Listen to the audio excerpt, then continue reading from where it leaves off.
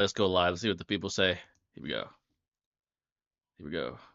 Oh, let me sure the audio's on for you guys real quick. Yeah, what's going on, everybody? Give me 1 second, folks. I'm gonna make sure that everyone could hear both me and Shinobi and Batman. We're all here.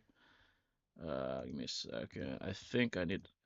Guys? Hola, hola. There we go, folks. Now you can Hey. hear us both. Cool. All right. live, Hope you see what guys the are people doing well, say. folks. Here we Sorry, I got an echo in the background.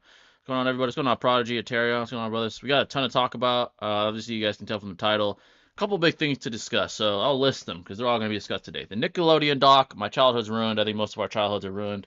Gojo might return. I don't know if it's true. I've seen speculation that there's a panel that Gege drew that it shows Gojo opening his eyes. Some interpret it as that's when he died, like before he died, and some are interpreting it as he's being revived. I don't know whether it's one or the other. I'm praying he comes back. Like I said, prayers up for Gojo. And there's a couple other things. It's just a crazy time. It's a crazy time to be in. What's going on, Steven? What's going on, brother? But before we go any further, folks, I should have had this already up. Make sure to hit the. Give me a second, folks. Gotta get it up and running. Make sure to hit the like button if you haven't already. It's greatly appreciated. I hope you folks are doing well. But feel free to ask about anything from the Nick stuff, Gojo, Crazy times, man. anime. Absolutely. Whatever you guys want to ask, feel free. P Diddy, LP Diddy, whatever you guys want to ask. Hey, it works for the name, you know. P Diddy, Pedo Diddy. Pedo Diddy, man. Gojo can rest in piss. He killed my goat Toji. Hey, shout out to Toji, bro. Toji agenda lives on. Shout out to Toji. But yeah, I had a video for Toji if you guys want to check that out. I dropped how powerful he really is. Let's just say this: he would take out Jogo. I'm sorry. He would take him out. Yeah, I know people don't like hearing that, but he would slam Jogo. Sorry. He would do it. Jogo's supposed to be like 6 or 7 fingers worth of yeah, exactly. Gojo. I mean, yeah. I mean, that's kind of... Kenjaku said like in general she's 8 or 9, and fucking Maki was doing okay against like 15 finger. She did better than Jogo did against 15 finger Sukuna because he got fucking slammed by Sukuna. Jogo died in like it was horrible, and Maki's a beast. She's a beast. I fuck with her. Yeah, it's stated blatantly she's equal to Toji now after her like awakening. Wow. So yeah, so everything she's doing, Toji could basically do. You could argue she's getting stronger, but you could argue that anything she's doing or has done, he can do as well. So Gojo gonna come back just to see a 5 Flash Sukuna mogging him. Yeah, if he does come back, like, what are they gonna make him beat Sukuna? I doubt that. Like, I doubt that, pimp. No, he's probably gonna be like way more calculated if he does come back. Yeah, and if anything, he might even work with Yuji. And some other guy, and then maybe that's what I'm thinking. And that's how they yeah. What happened with the Nick stuff? All right, so we'll break it down for the people who don't know. This shit is kind of it's fucked up. So there was a documentary called Quiet on Set. I think it's on Max. So if you guys have HBO Max or whatever it's called now, you guys can watch it there. On Prime too. On Prime, yeah, it's on Prime. It's about the Nickelodeon culture. It revolves around Dan Snyder. For you guys that don't know, he created all the W shows. We'll give him that. He created Drake and Josh. He created Zoe 101. He created iCarly, Victorious, all that. Like, he created all those shows. Yep. But apparently, he was like a fucking prick. He was treating his employees like shit. He was like implied to be a racist with how he treated like minority child actors and stuff. He just seemed like a fucking asshole. He would make like the older employees give him massages, and he was just a fucking prick. He would say weird shit. But the real bad shit that, give him credit, he didn't do was like the pedo shit. There was 2 guys. The first guy was like some weird dude who was sending like Brian Peck. Yeah. Oh, okay, yeah, I got you. I forgot the first guy's name, but yeah, the second guy's Brian Peck. The first guy was like sending like D-pics to like child actors up through email and shit. The worst one was Brian Peck. He fucking was graping Drake from Drake and Josh for like months on end. This is a fucking shit show, bro. It like ruined Nickelodeon for me personally. I'm sure a lot of people. I can't even watch those shows and look at them the same no more. I'm like, what, bro? I can't do it. Like, especially Drake and Josh. Yeah. Bro. After watching that shit, like I can't watch Drake and Josh. Like, that's gonna be hard to watch. Yeah, bro, like, knowing what he was going through while he was filming that shit, bro. Nah, bro. That's it's sad for kids. It's sad for kids because they're so impressionable at such a young age, and it's like they really can't disassociate reality from this like fantasy they are creating within their shows, right? And so Dan Schneider like really created this dynamic of like oh, these people in my shows don't have a father figure, they rely on someone else, and he tried to substitute that said role, right? He was like Yeah, the daddy. They made him call him daddy. There was like exactly. hella feet fetishes. There was like allegations of him like impregnating Zoe What from the Zoe fuck? 101, Yeah, there's that. things of that Yeah, nature. There's hush money being hush paid to money. all the actresses, like from Facts. iCarly, Jeanette, or whatever her name was. Yeah, And that first guy you mentioned, Jay, like when they raided his apartment, bro, there was like 1,800 pictures of bruh. child. Yeah, You know Oh exactly. what I'm saying? hell no, Yeah, That guy I'm was not like gonna a say it, but fucking bona fide fucking pedo, bruh. and Like, then bro! not only Like, that, but there's another guy on that set who was actually caught on How to Catch a Predator, dude. Like bruh. dead ass. wow. Yeah, literally, bro. So Like, it's what like the all fuck, these bro? guys were fucking like the guy who got caught had a journal who said he's a full blown pedophile, actually admitted it. And it's like Yeah, there's a literally. whole like gang of pedophiles and weirdos that like created this like chain of shows, Yeah, it's bro. Bro, really It's weird what was basically behind the you, scenes. you facts, want bro. to know It's what's just just crazy L though? Like what Hollywood. would just Uh, literally like bro, like this has been going on everywhere now with the whole yeah, Diddy shit, the rap, Diddy, game Nick. area, fucking Yeah. Nickelodeon. Like I'm telling you right now, if it ain't pedo shit, then it's literally fucking literally it just went out of my mind. What's the other fucking thing it normally is? There's that, Uh, and it's one. Oh, fuck, I can't. trafficking. It's like I can't remember. Yeah, literally, if it Yeah, ain't pedo shit, it's trafficking. yeah. Every Fucking Yeah. fucking LP Diddy. time. That's all this shit is now, Yeah, bro. bro. I don't know Dan what's Schneider's happening, bro. basically Harvey Weinstein, to be Facts, bro. honest, dude. They're He's they're literally, they're pretty much yeah, the same literally. people, He's Harvey you Weinstein. know. He looks like him too, which is ironic. Took So, advantage of their position, but on yeah. like minors of all Which is things, even dude. worse, to be honest. But Yeah, it's it does fucking, beg a yeah. question, and this is interesting to contemplate. Should there be an age requirement for actors? Yeah. Because when it Bruh. comes to the whole deception of things of understanding reality and then and then what they're doing for acting, whatever you name it, and obviously that kind of creates a certain space of temptation, so on and so whatever, or unfortunately to be exploited, yada yada, etc. Like should there be certain like parameters or like more strict regulations with that? Yeah, Because bro. It's so that's like impressionable. free reign for the weirdos. You know what I mean? Like when they're Yeah. doing fucking teenage shows or kid shows. It's like the, Well, when we're first of all, talking about Nickelodeon, like they're one of the most well-financed like networks on TV, and they yeah. should allocate that money towards professionals to handle these environments in a Literally, neutral and like safe how is Yeah, that way. bro. happening? How are you But allowing a band of pedos to orchestrate your shit, dude? I That's don't fucking understand. crazy. I do not understand that. And, Better yet, is Nickelodeon it? Like, are they actually the problem? Like, low key behind? Like, bruh, what is Amen. it? hey, bro. Amen. Like, fucking, this is another thing. And I'm not blaming the parents for all this shit, but some of these weird ass pictures that Dan is in, like, fucking, like, holding little kids in his lap, bro. If that was my kid, bro, I'd be like, what the Oh hell fuck, no! bitch? I'd walk in there and whip his ass, bro. Fuck no. I'm not gonna grab my kid like that. Like, he's weird as fuck. I'm not gonna say he's a That's pedo a because red innocent flag. until proven That's a guilty, red but flag. he's a fucking weirdo, Yeah. bro. Facts, and that's a fact. Like, you can't deny that. And he was But working with pedos, bro.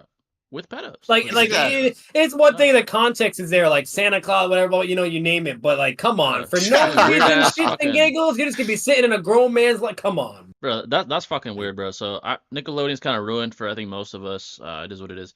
My man Kisame doesn't deserve to be compared to Snyder. Hey, folks, don't mind the little GIF I made. I just made it because it looks like like someone's crying. Kisame is Oh not yeah. comparable to fucking Dan Schneider. I just did that because he's like in the rain and it looks like he's sad and shit. So, yeah, I'm not comparing them to those goats to that loser. So don't worry about it. No. Wait, Drake got graped? Yeah, so no wonder he is the way he is. Yeah, bro, I think Drake's dealing. You could tell even on the doc, he's carrying a lot of like trauma with him. Like you could just tell, with His the shit that he face, went through. dude. His Like, face, bro. Like yeah. he can barely He looks talk like about he's it now. aged Yeah, so like Oh, much. and that's the yeah, sad part about it. The more time goes, the more it catches up with you. The more it like actually psychologically starts to manifest. Like if you don't deal with that shit from day one, kill you. Yeah. you're Yeah. you're fucked, bro. It's You Yeah, gonna wear and kill that like you. trauma on you I Yeah, think physically. yeah. You can yeah, I see think it. for him like like being a guy, I think the reason he didn't say anything is was a pride thing. He didn't want people knowing like, oh, this guy took And a advantage of man you. thing, Like, yeah, you yeah, it's a can't man show, thing. yeah, Like yeah. I think that's why he took so long to tell someone. I think he finally like he finally like he exploded at one point, and that's when he finally told his mom like he just can't take it anymore. After a certain point, Well, I like feel like, dude, Brian Peck, he was such a close like associate with like Dan Schneider, and I feel like it was so easy to manipulate them. Like, hey, like if you say something, you're off the show, right, or facts, something like facts. that. Yeah, And if he's 15 years old, bro, like the guy is like he doesn't know what to he's do, a bro. fucking So it's like I kid. can understand. Yeah, Yeah. bro, it's just not Yeah, cool, it's definitely not his fault at all. Like it's just he was in a shit situation with a powerful person taking advantage of him. It's fucking terrible, dude. Like it really It's Yeah. is. rough. Oh, $5 from Kedrick. Appreciate your brother. Kedrick the goat is back. The GOAT. Appreciate that. I put that on the screen right quick, my brother. Let's see what he said while we do that. If Rin didn't die, do you think Obito would have came to the same conclusion in the end? If not, what else would have broken him? I think that broke the camel's back for sure. I think he was leading towards that, like ideology. I think that broke the Yeah. camel's back, so to speak. And I think Madara knew that, which is why he told Zetsu to do that. Do I think Yeah. it could have came anyway? Rin was kind of like a sort of like a filter for him, like sort Yeah. of the individual that really kept that The goodness in him. goalposts.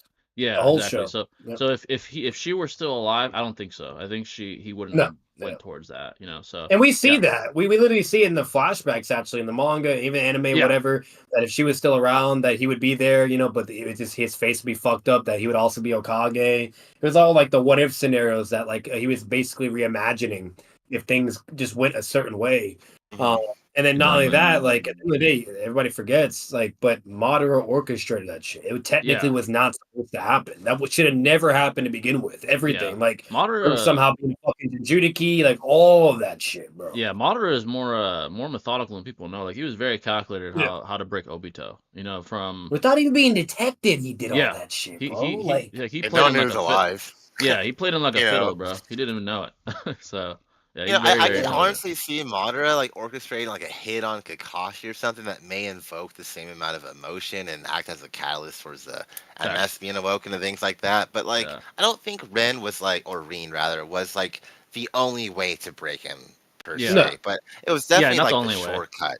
Like Yeah. if he You know, lost, like Yeah, definitely. Kakashi or Minato, you know what I mean, things like that, that might maybe have been able to do it to give enough of a push, but obviously Ren's like the lot, like that's a no go, right? Yeah, That's like his his love. yeah. love, You like the don't fuck person with her, he was literally in yeah, love with. Yeah, definitely. That was yeah, definitely the best literally. way. So it's like.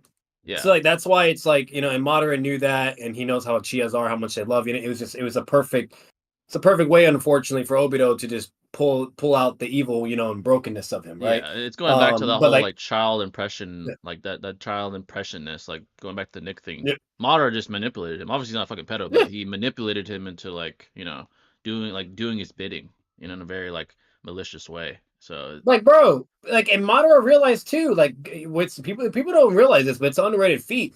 Obito didn't awaken a one Tomo. He awakened two Tomo in both eyes the first time just because he wanted to protect Kakashi. You know yeah, what I mean? And he got injured. So, like, imagine if one of his loved ones were killed. You know what I yeah, mean? Or exactly. especially if it's somehow like where is his best friend even killing the person he's in love with. Like, what do you think's gonna happen? He ain't getting a 3-ton. Nah, that motherfucker getting an MS right off the whip. Like Madara knew his capabilities and his potential, and so on and so forth. You name it, and he just easily exploited it. It's very the similar dichotomy of what Jay just said with the whole Nickelodeon shit, but obviously different vastly to Yeah, certain extremes. But so like and that's just kind of what you're working with. And even if like that stuff didn't happen, I will say this: I do think Obito would have still grew very strongly. What's it called? But he would be more reserved. He'd kind of be like similar to Sasuke, or maybe better yet, or maybe even Itachi, to where he's not going to have like nowhere near as like ridiculous stamina and chakra reserves and shit.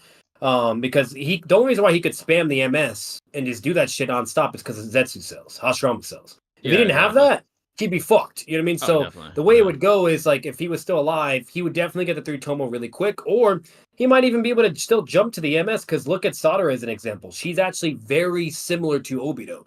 The way yeah, she awakens her stuff is through love and wanting to protect, while Sasuke and all the other Uchihas is through trauma and loss and pain. yeah. So Kendrick. that's the thing about Obito. He has the ability to grow not just from loss and trauma, but also from wanting to protect and love. And the rate of that power of growing is very large, which is weird. Yeah, You know? especially the Uchiha, which are So, like they're known for that, So, yeah. $2 from Kedrick. Appreciate that, brother. How would you debate someone like Kabuki? That's a good question. So, someone that just screams, like he tries to win by being loud. I would say my strategy, if I had to debate someone with that sort of like archetype as far as a debater, I would be very calm and collected, and I think it would just make me seem more dominant. Because clearly, someone that has that sort of Yeah. tactic isn't very knowledgeable in the first place. But if you also have that like psychological warfare advantage over them, you just seem even more dominant. Like you let them have their little spat, and then you just that you eviscerate them with some more debate, claims or argumentation. Just that's the way I would approach it. I wouldn't yell at all. I wouldn't even throw out a homonyms. I'd be like, "Are you done?" all right, my turn. It makes you look actually way better technically too, because they're all riled up and emotional. And it's like, wait, who's actually winning here now? While you're still calm and collective, and then still controlling it in your favor, if we're able to do that too, and then you just look more dominant. Exactly. Yeah, So you just that's look how a it lot more approach. mature. Yeah, It's like, exactly. you look at a 5-year-old child, right? They're like hitting a dog or like drawing on the wall to like get like the parents' attention, doing this stupid shit, right? Yeah. But it's like if you give them a reaction, they feed off that. That's what they're That's what looking they want. Yeah, So that's what to they want. remain stoic, like he's saying, and not like be provoked so easily is a way to like usher your dominance, essentially. So yeah, well, exactly. if you establish that and then just keep objective, I mean, like you just look like the more dominant one in anyone's mind, right? Yeah, So it's it's like, just very apparent, like you're the superior in that debate. So, and obviously there could be like different contexts too. Like if you want it to be entertaining and you therefore now you want to replicate or reciprocate, then yeah, whatever, that's another thing. But yeah.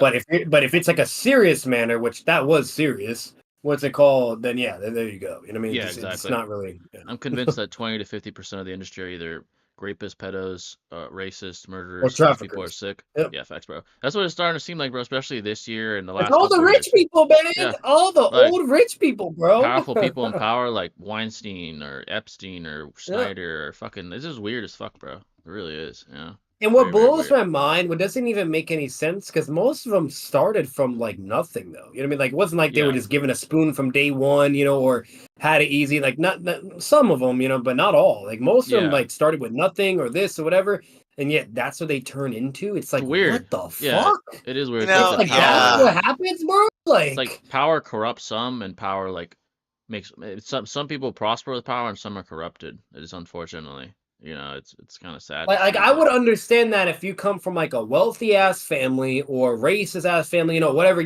those type of parameters are variables. But like, it blows my mind especially if you came from nothing or if you were just an average Joe, and like, and that's it, whatever, and that's what you come out to. Like, that's just crazy to me, bro. It is disgusting, right? Absolutely. But like, I find it fascinating because like people who have such eclectic or eccentric minds, they do make good stuff sometimes. Like I think all of us can agree, Jake and Josh was a good show. Like it was.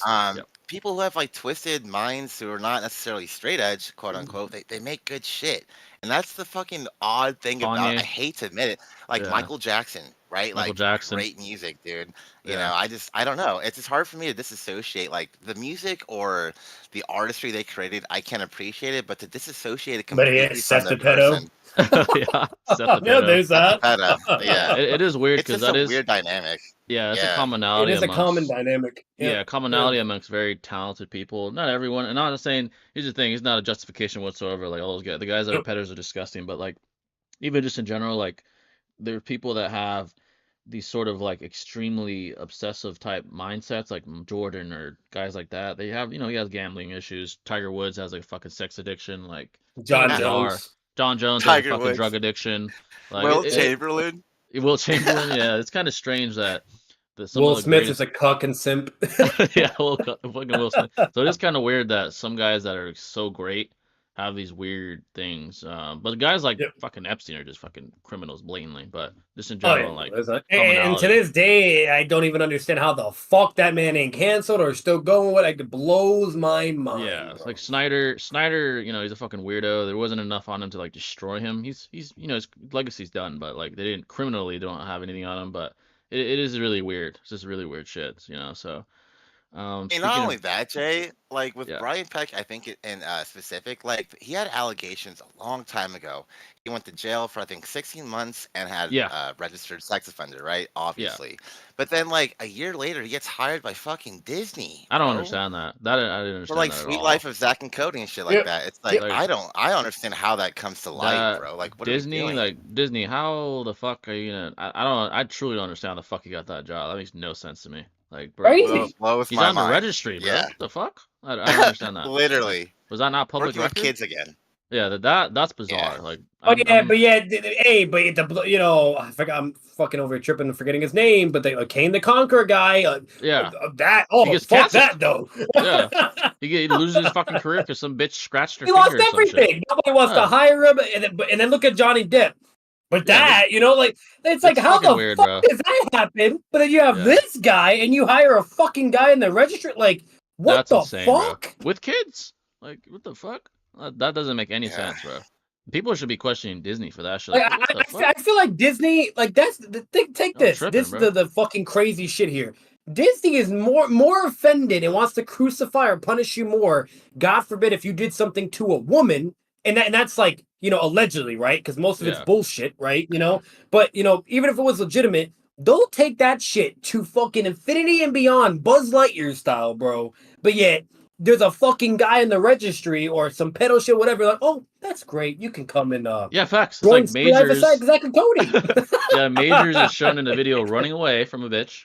His career's over, but this fucking pedo gets a job, but with fucking children after fucking raping after being in jail, bro. Literally, after being in jail. Literally, like, what is that? What is Disney? that? Like... Disney? Yeah, Disney has some explaining to do, bro. What the fuck is that shit? After me was like, what the fuck, dude? Like when we just learned this simple, equation.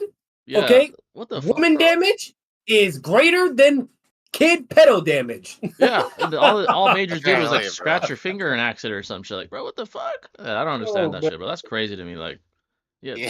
Disney, fuck Disney, bro. That's all I gotta say. Speaking of Rin, one of the coolest and most underrated things Storm 4 did was integrate the Three Tails into her ultimate jutsu. That was pretty cool, yeah. That's pretty cool. That is pretty cool, yeah. Kabuki spent his entire debate with Seth and Six going, do you really believe that? Do you need more patience to deal with that? Oh, fuck, yeah. You need a lot of patience to deal with that, bro. Yeah. Oh, of course. If Sasuke constant circular reasoning and constant ad hominems, constant fucking talking to a wall vibes, you know. He's like Noodles, but not as intelligent, basically. Like Noodles is intelligent. Basically, the dumb version. He's like a dumb version of Noodles. Yeah. If Sasuke was in CM2 when he used Kirin, would he have nuked Itachi right there? Kirin would have been 10 times stronger. Me and Shinobi actually talked about this in our Sasuke versus Gaara video. Yeah, we would assume it'd probably be 10 times stronger. Yeah. Would he have nuked him?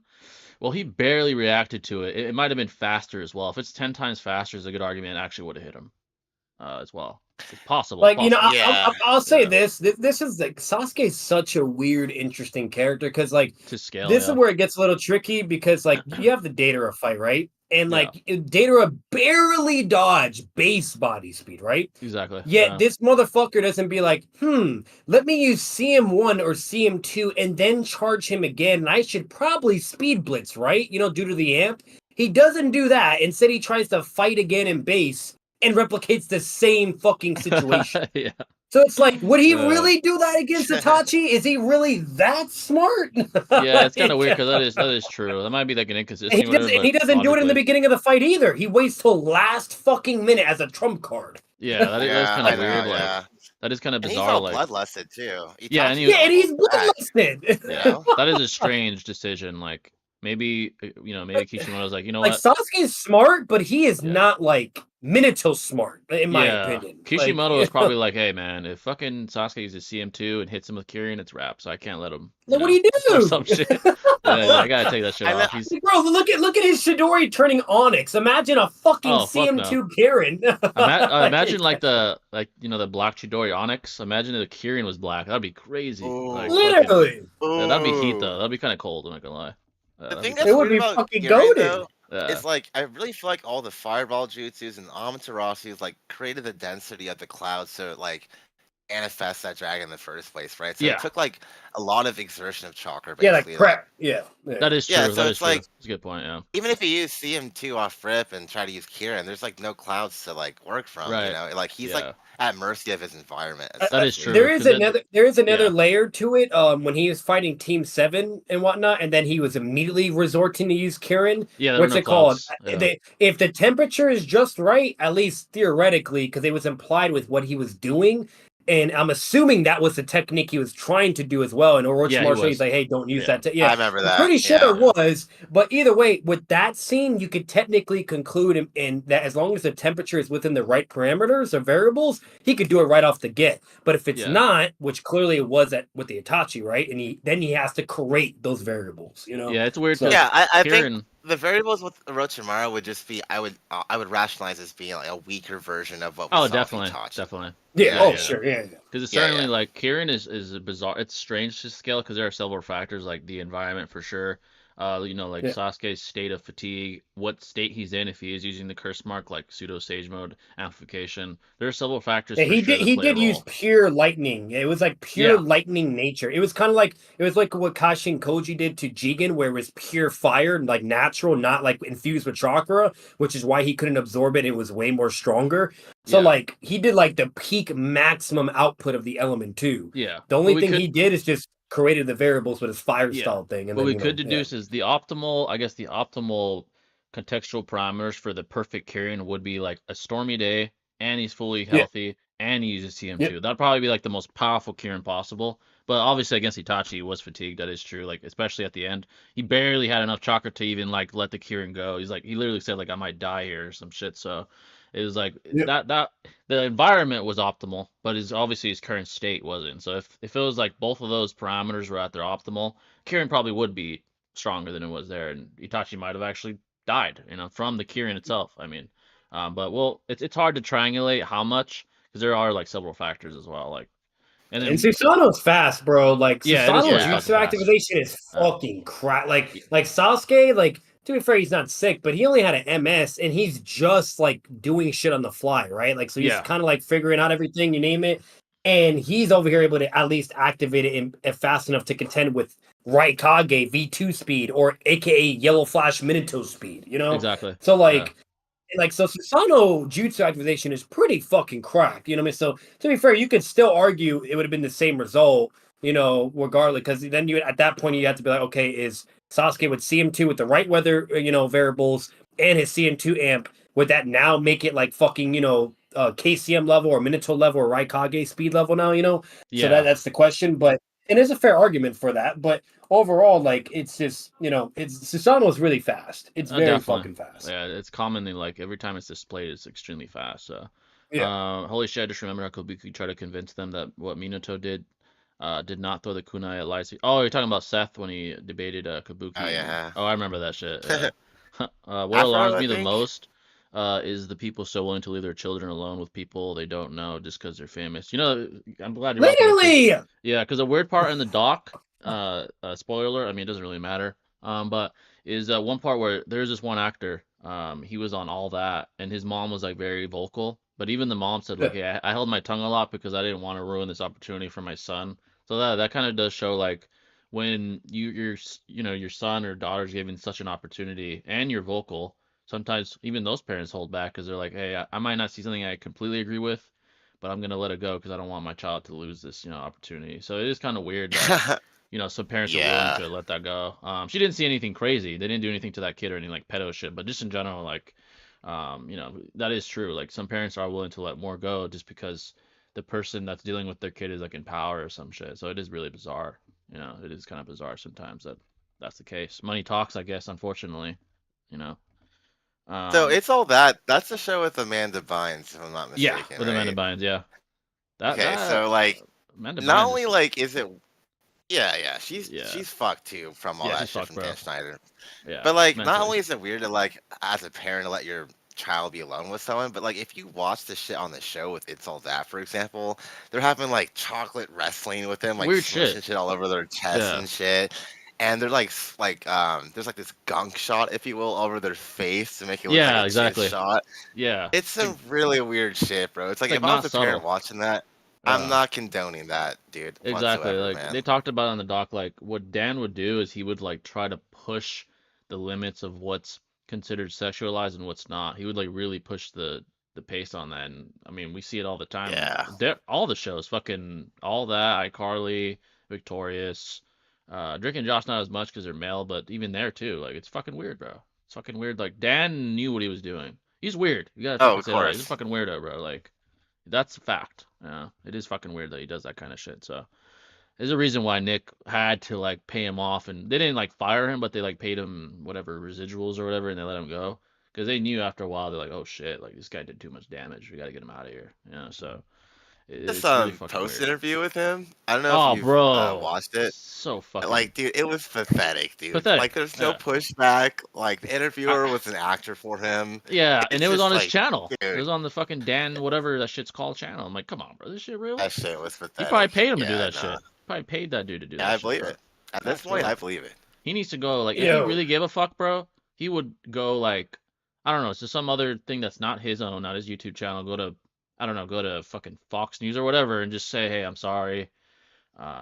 Say, I'm sorry, Drake. I'm sorry, everybody, you know. But he didn't give a fuck, bro. He just on his fucking own channel saying, I'm sorry. Interviewer disappointed me, bro. Yeah. He was the guy from just allowed him. Harley.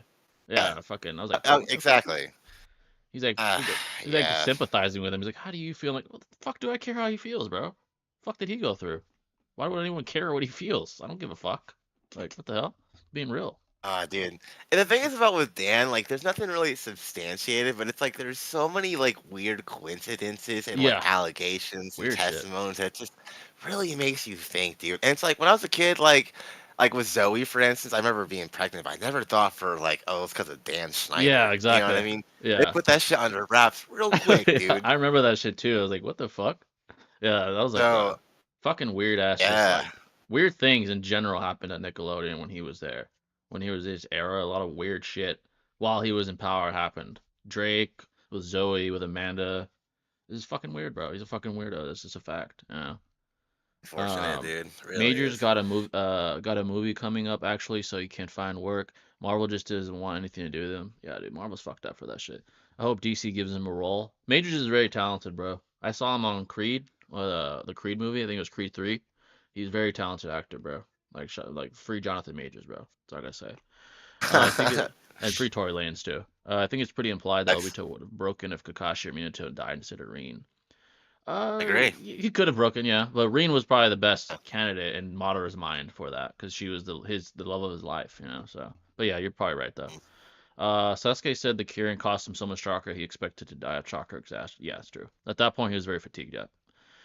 Jay, do you think that Jora's identity being Isshiki or Jigen would have a plot hole because Jigen and Isshiki have entered Konoha before, but they couldn't recognize Jora's chakra?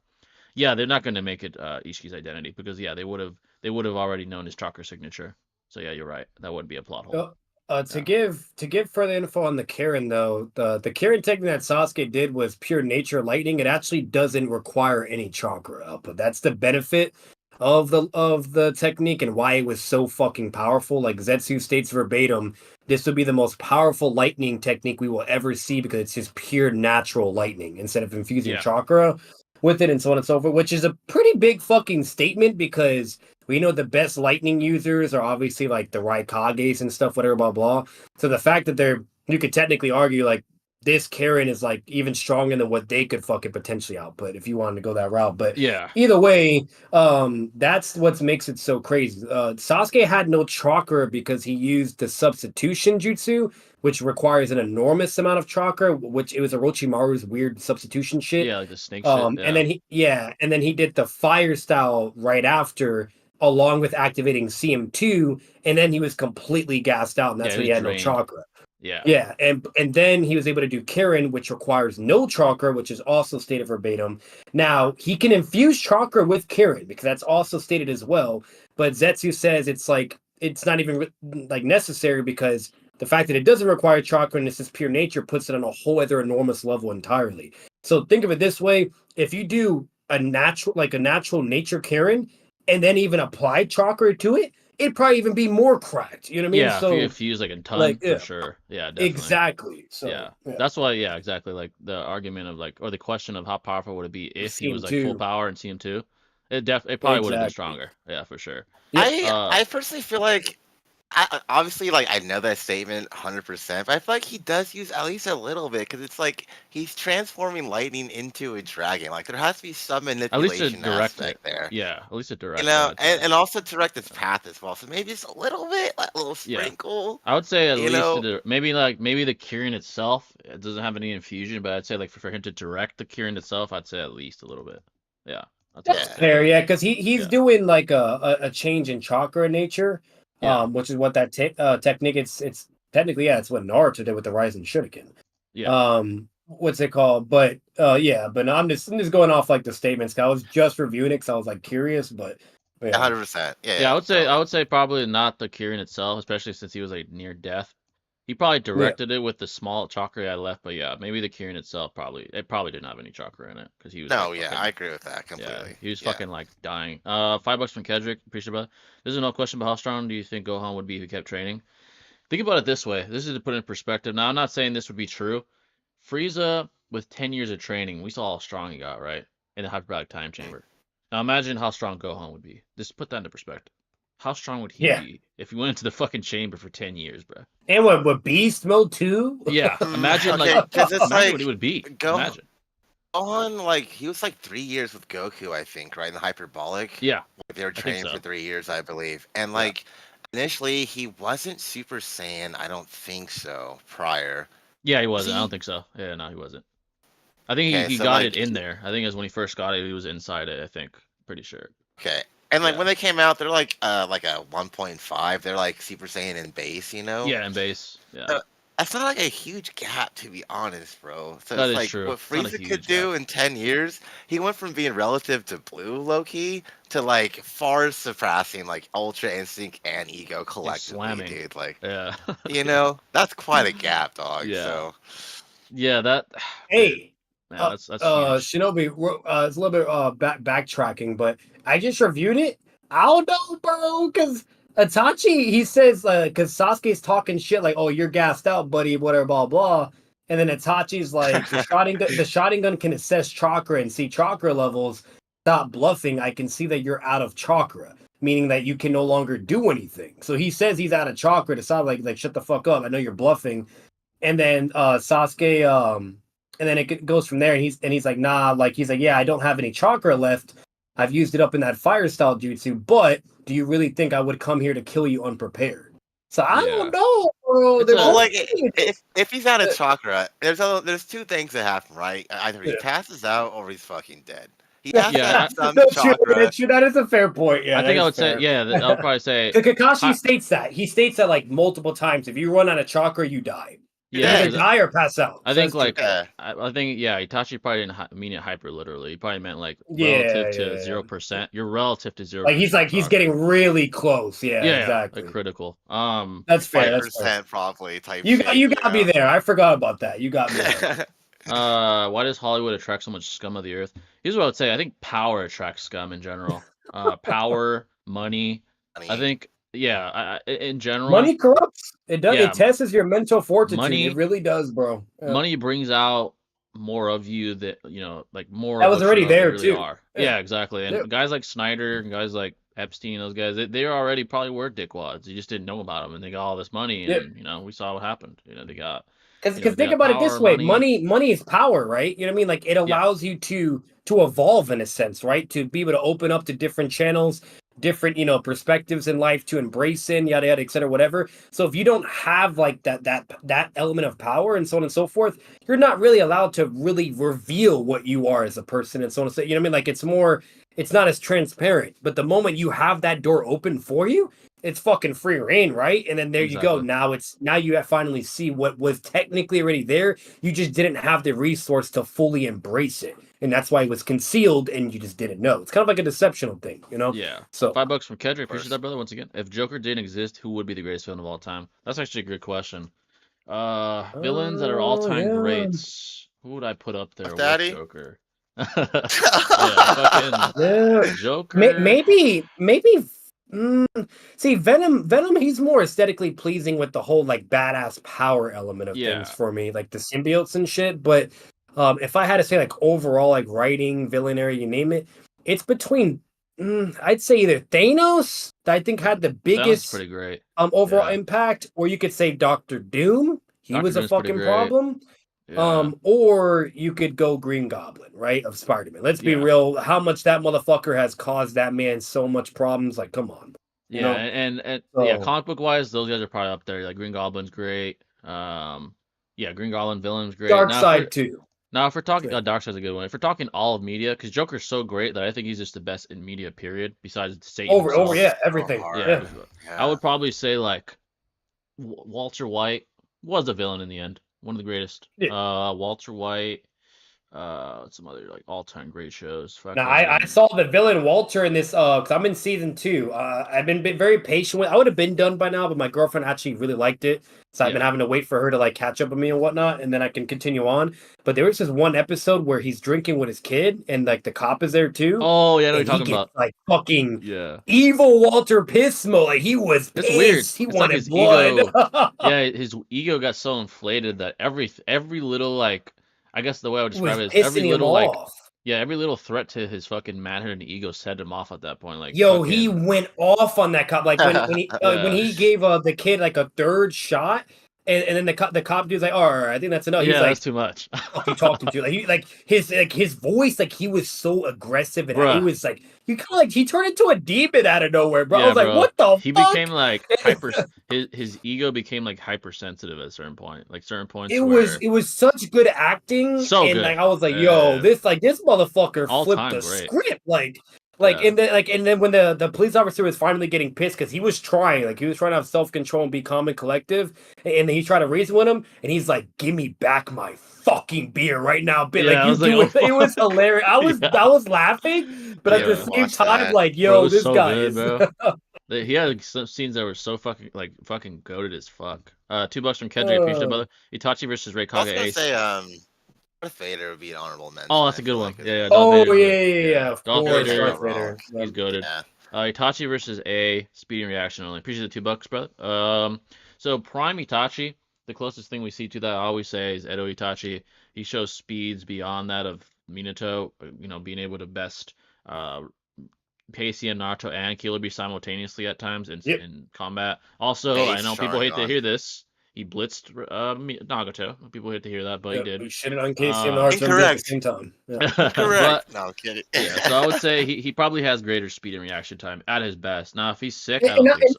I don't think so. not only that, Jay, like even if we like like low like whether if you count this a low ball or not, if you like even say bare minimum, at least bare minimum, he is showing to be equal to Casey and Naruto at that one moment where they're going blow for blow, whatever, and talking, yada yada. And regardless of whatever, all the fucking shit you want to get into of whether if you deem that a feat or not, whatever, blah blah. Bottom line is, objectively speaking, bare minimum, he's that level, which we know at least that level was also above the Raikage because Naruto body flickered out of his fastest punch, which is what Minato did with the Flying Raijin as well, which obviously Flying Raijin is way above all that shit, but you get what I'm saying. You know what I mean? Like, Yeah. so like bare minimum, he would still be above the Raikage, even if he wasn't like blatantly above, like with the whole Nagato shit and Speed Blitz and whatever, blah, blah, you name it. So it's like, it's either he's like tiers above or he's still above A, where A just wouldn't be able to hit him and he just fuck him up, Yeah, exactly. I know that people So there's like two things I find interesting with that is like the Raikage, like with Naruto dodging as fast as attack. I do kind of recall the Raikage like using that as like a test per se, Yeah, he maybe does say not that. going all out. Yeah. And then there's also the matter of like Itachi was in base Sharingan, mind you, when he was like evading Casey and one Naruto. But like that Naruto was a clone, and I don't know 100% if that's like equivalent to like just Naruto by himself without clones, of course, and also Full giving power. chakra to the Shinobi Alliance as well. Yeah. You know what I mean? That is true. So there's context there that I think is worth consideration. Yeah, exactly. Yeah, for I sure. agree. You could definitely question like the specific Naruto iteration question for sure. Like he definitely was aiding like the entire fucking alliance. Because the Naruto, because the problem with Casey of Naruto, he's never at full power the whole time. Like he's never ever at full power. The only time we actually see him at full power technically is like when he first acquires the power, but he can't even fucking control it right. Like it's really like to where like he literally speed blitz Kasame. But then he moves so quick, like he got stuck in the fucking rocks, and like Yamcha's like, okay, he has the speed, but he doesn't have the finesse, yada yada, whatever, blah blah. So it's like that's the closest we ever see. While in the war, like he's literally turning the fucking cloak on, using it as like a fucking lamp, okay? And even turning it on drains his chakra. And even Killer Bee says that verbatim. He's like, hey, are you sure you should be using the form just to get there quicker? Because it's using whatever blah blah and the whole like nine tails and all that bullshit, whatever blah blah. But either way, like so the whole time we see him, you know what I mean? He's not even ever at full power, but the closest we see him at full power is technically when he's against Raikage, and we see that whole interaction. Yeah, 100%. Yeah, definitely. And then after that interaction, Then this motherfucker like starts spamming like all these fucking shadow clones, rising gons, you name it, and all his shadow clones are fucking mid Kage level, by the way. Every single fucking one of them, to where they can literally low diff Inoki's fucking the second Shizukage, and then eventually even beat the third Raikage. Like the clones are fucking cracked, but either way, that's besides the point. He's doing all that chalk or whatever, you name it. So it is really interesting when you analyze that whole spectrum of stuff. But the problem with the KCM form, which this is where it gets really contentious, is eventually, especially if it's off screen, right? We're not watching Naruto the whole time. His ability works as like a refilling mechanism. So it's like once the tank is low, he can't use it, but once the chakra is back, now he can use it again. You see where I'm getting at? Yeah. So it's like when he gets to the whole Itachi thing in Nagato, it's like, where is he at? You know what I mean? Is he like still like fatigued, or did he replenish a certain amount? Yeah, like is he back at full? So that's where it gets really, really interesting overall. But you know, it is a little more vague. Yeah, that is true because KCM 1 is like the prerequisite for it is to tame Corolla, not befriend him. So that is true. It's like an arbitrary amount of chakra being seeped into him. Once it's KCM 2, he blatantly is using like all fucking Kurama's shit. But it's he's using it. It's not even without question. Yeah, they're like best friends at that point. But that is true though. Yeah, there is that vague like arbitrary. And even the whole Obito fight, like the problem with that is like when he leaves, like, or better yet, like we see it after the whole fight concludes, when after Itachi speed blitzes Nagato, you name it. Yeah, it's all pissed off all the Pain fans. By the way, I'm a Pain fan. I actually advocate for Nagato Pain because he's just my favorite, whatever. So regardless, I'm just putting that out there, but I'm just going with the whole Itachi check out the video, guys. Yeah. I'm just going out with the whole Itachi shit deal because it is hilarious, and I know it pisses off people. But either way, when that whole event concluded, Naruto finally like gasses out. And he's like huffing and puffing, like, or at least blatantly objective at that point in time. And then Itachi's like, "Hey, bro, don't be trying to do everything on your own. Like, you know what I mean? Like, otherwise you're gonna end up like Madara. Yada." He has like the whole fucking talk, and he tries to pull like the whole teamwork card. You name it. He's like, "Look at us before. Like, it took me, you, Killer B, whatever, blah blah, all that shit." So like, we see that where that happens, and then as it goes on from there, eventually he's able to activate the form again at some point, right? And then he headbutts Obito, and that whole fucking shenanigan happens. So like, with all this into consideration, it's really hard to scale KCM Naruto. He's really weird. Yeah, but overall, like even while fighting Obito, he's not even at full power. That's the problem. And the more he's using the power, the more weaker he's getting. You know, so it's like that's the problem. People don't really think about that either. You know? Yeah. $2 from BT. Appreciate it, brother. Hardest carry in an anime fight you've ever seen. In a single anime fight? KCM Naruto or yeah, if it's a whole war, definitely Naruto. If it's a single fight, what's a single fight where someone fucking carried? Sasuke versus Killer B, bro, for sure. That was quite a carry. What's another good one? DMS Kakashi against Kaguya. I don't know. That was a carry. He fucking like they were getting slammed by her. DMS Kakashi for sure. What about Minato? Like Minato with the right Kage? I guess that is kind of a carry. He was like literally backpacking. Yeah, his whole platoon was there. Yeah. What about Dragon Ball? What about Frieza? Like when he fought Broly, he was like holding him off for like 5 minutes. Goku and Vegeta went so fused. He's like carrying the whole planet on his ass, dude. You know. I'm sorry, that shit was hilarious when Broly was beating the fuck out of Frieza, and he was getting so mad. I guess another one would be this is pre Gohan. Too. Yeah, I mean, you could say even Gohan, fucking Goku against Cell. Like everyone was getting their fucking asses spanked except Goku. And but even Gohan carried too, though. When he went Super Saiyan 2, like Rage, he fucking carried, bro. Fucking carried. Bleach. Let's see. Ichigo at the end against Aizen for sure. I'm gonna be honest. He literally carried. If it's 1v1, you know, like the most carry. If we really, really think of that for Naruto, I'm actually trying to. Okay. The most carry, because I was thinking of part 1 Kakashi with Team 7, but then it's like, yeah, they helped a little bit. Yeah, they helped a little bit. So fucking I guess I'd say probably because even with the Killer B shit, Sasuke contributed just as much as well. You know, I guess at the end he Sasuke wasn't there when they would have died. Yeah. Yeah. I guess Naruto versus Pain, because he carried like the fucking all of Konoha would have been fucked. Yeah, I'd say Naruto. I say he carried the most. It was against that was like the whole. He literally sold the whole village, and Naruto had to carry. Yeah. And it was by himself 1v1. It wasn't like a war, so it's not different. You know. Yeah, it's not. It's not. Yeah, exactly. The hardest But now carrying if it's war, anime. then it's KCM Naruto. Oh yeah, easily. He literally carried the whole. Minato like, would be second place, Yeah. but Naruto be first. Yeah. Also, Kakashi in part 1 versus Zabuza, like he that was quite a carried carry. that shit, dude. Yeah, You he know, had that let's like be little honest. part with Naruto help, but yeah. Oh yeah, he that, did. Yeah. Yeah. Hardest carry in anime that- is L yeah, versus Light. yeah. L carried the fuck out of the task force. Oh, facts, bro. He was the smart. He was the Oh only one yeah, that could for like contend sure. with Light like intellectually. That's definitely true. Let's see. Not gonna lie, just sent Loco a bunch of stuff. Might have to join the Gamma hype. Oh, shout out Bunta, bro.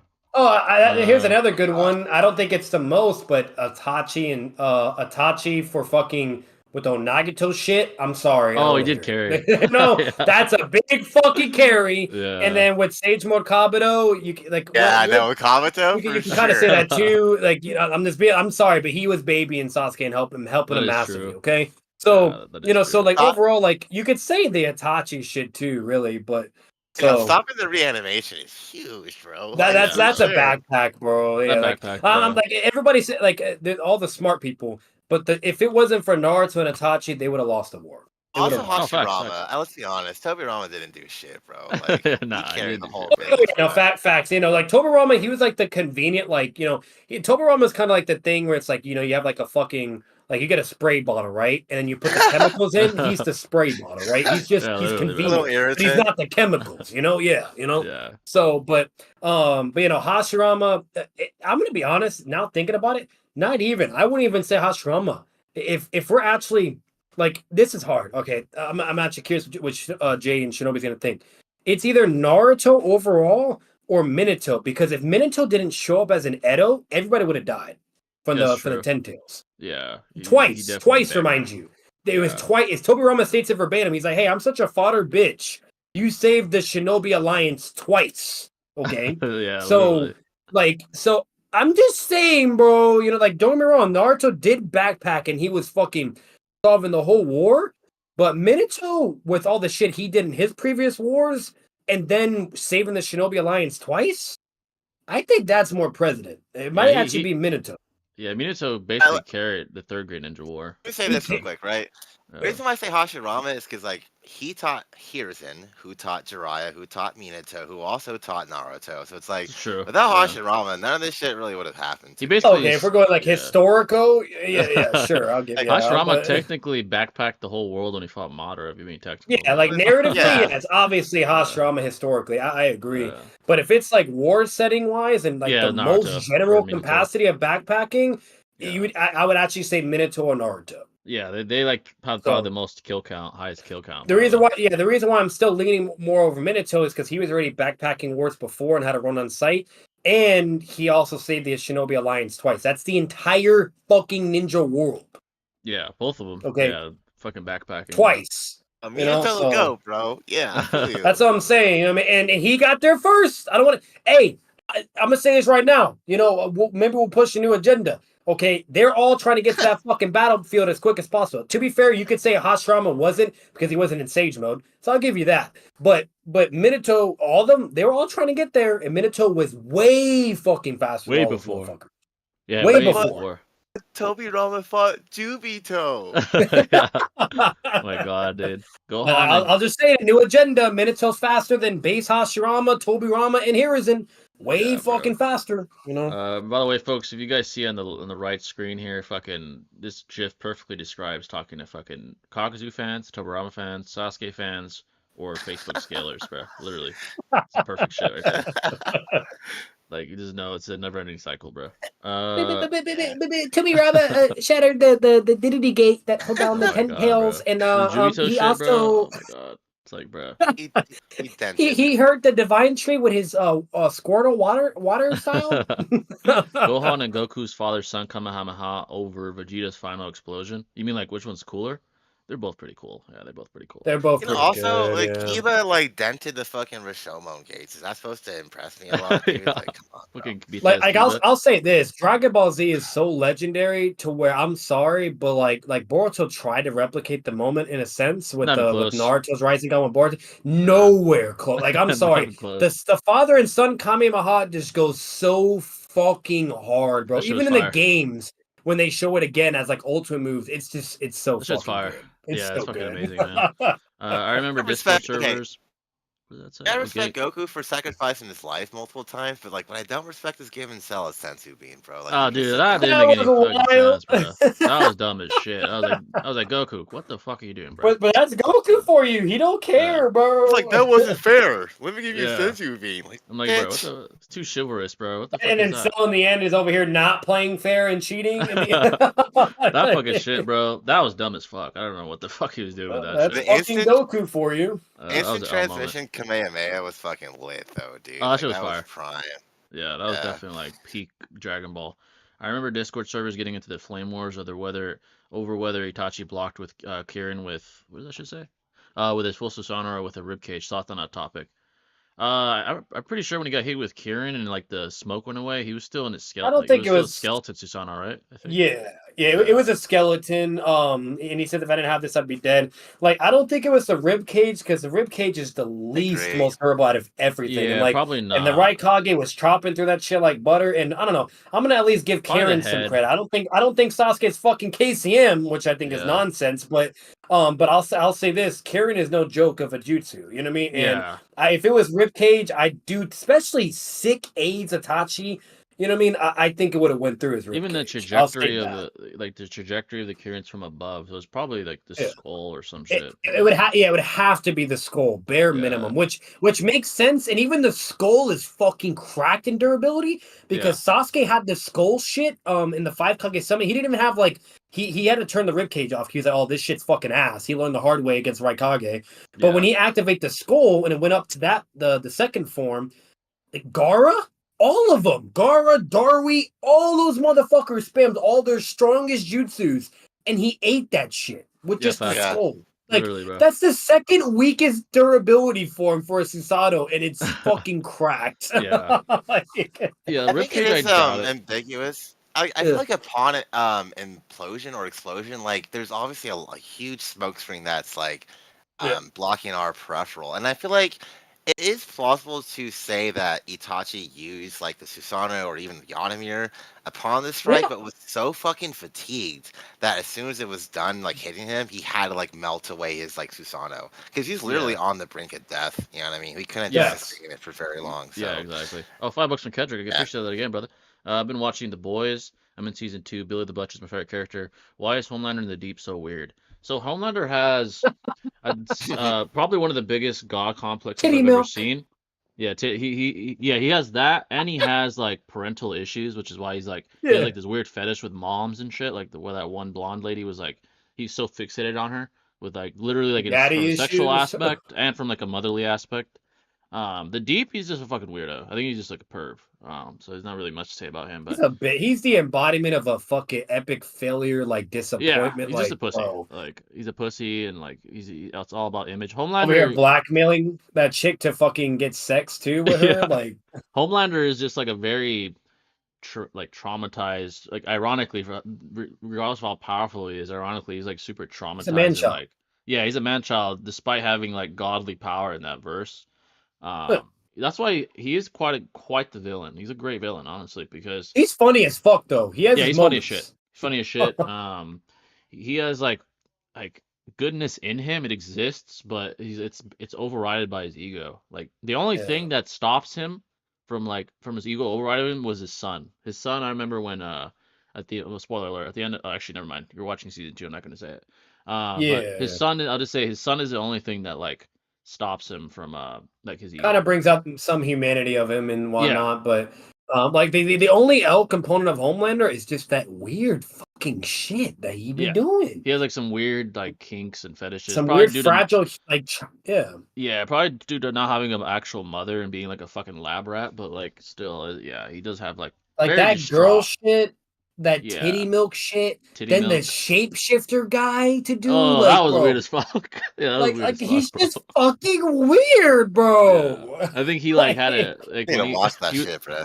Dude, that shit is so good, but like with the shapeshifter when he's crying as a girl, like all the time, or like fucking crying. Like he's just, I'm sorry, but like you know how me and JR, me and Jay are gonna fight the motherfucker. He's just sad. That's why I focus Soldier Boy so heavy. He's my favorite character. Yeah, like he's that guy for sure. Soldier Boy, tell if Homelander wasn't a fucking bitch and a weirdo, You know what I mean? Then I would have loved him because everything else is great. But that everything shit, is great. I can't. Soldier Boy is the coldest in the show. Like when he tells, I mean, there's no context, but when he tells Homelander like you're a fucking pussy, I was like, damn, bro, that's cold. Yeah. Like he's like, or he tells him he's a disappointment. Yeah, he's like, you're a fucking.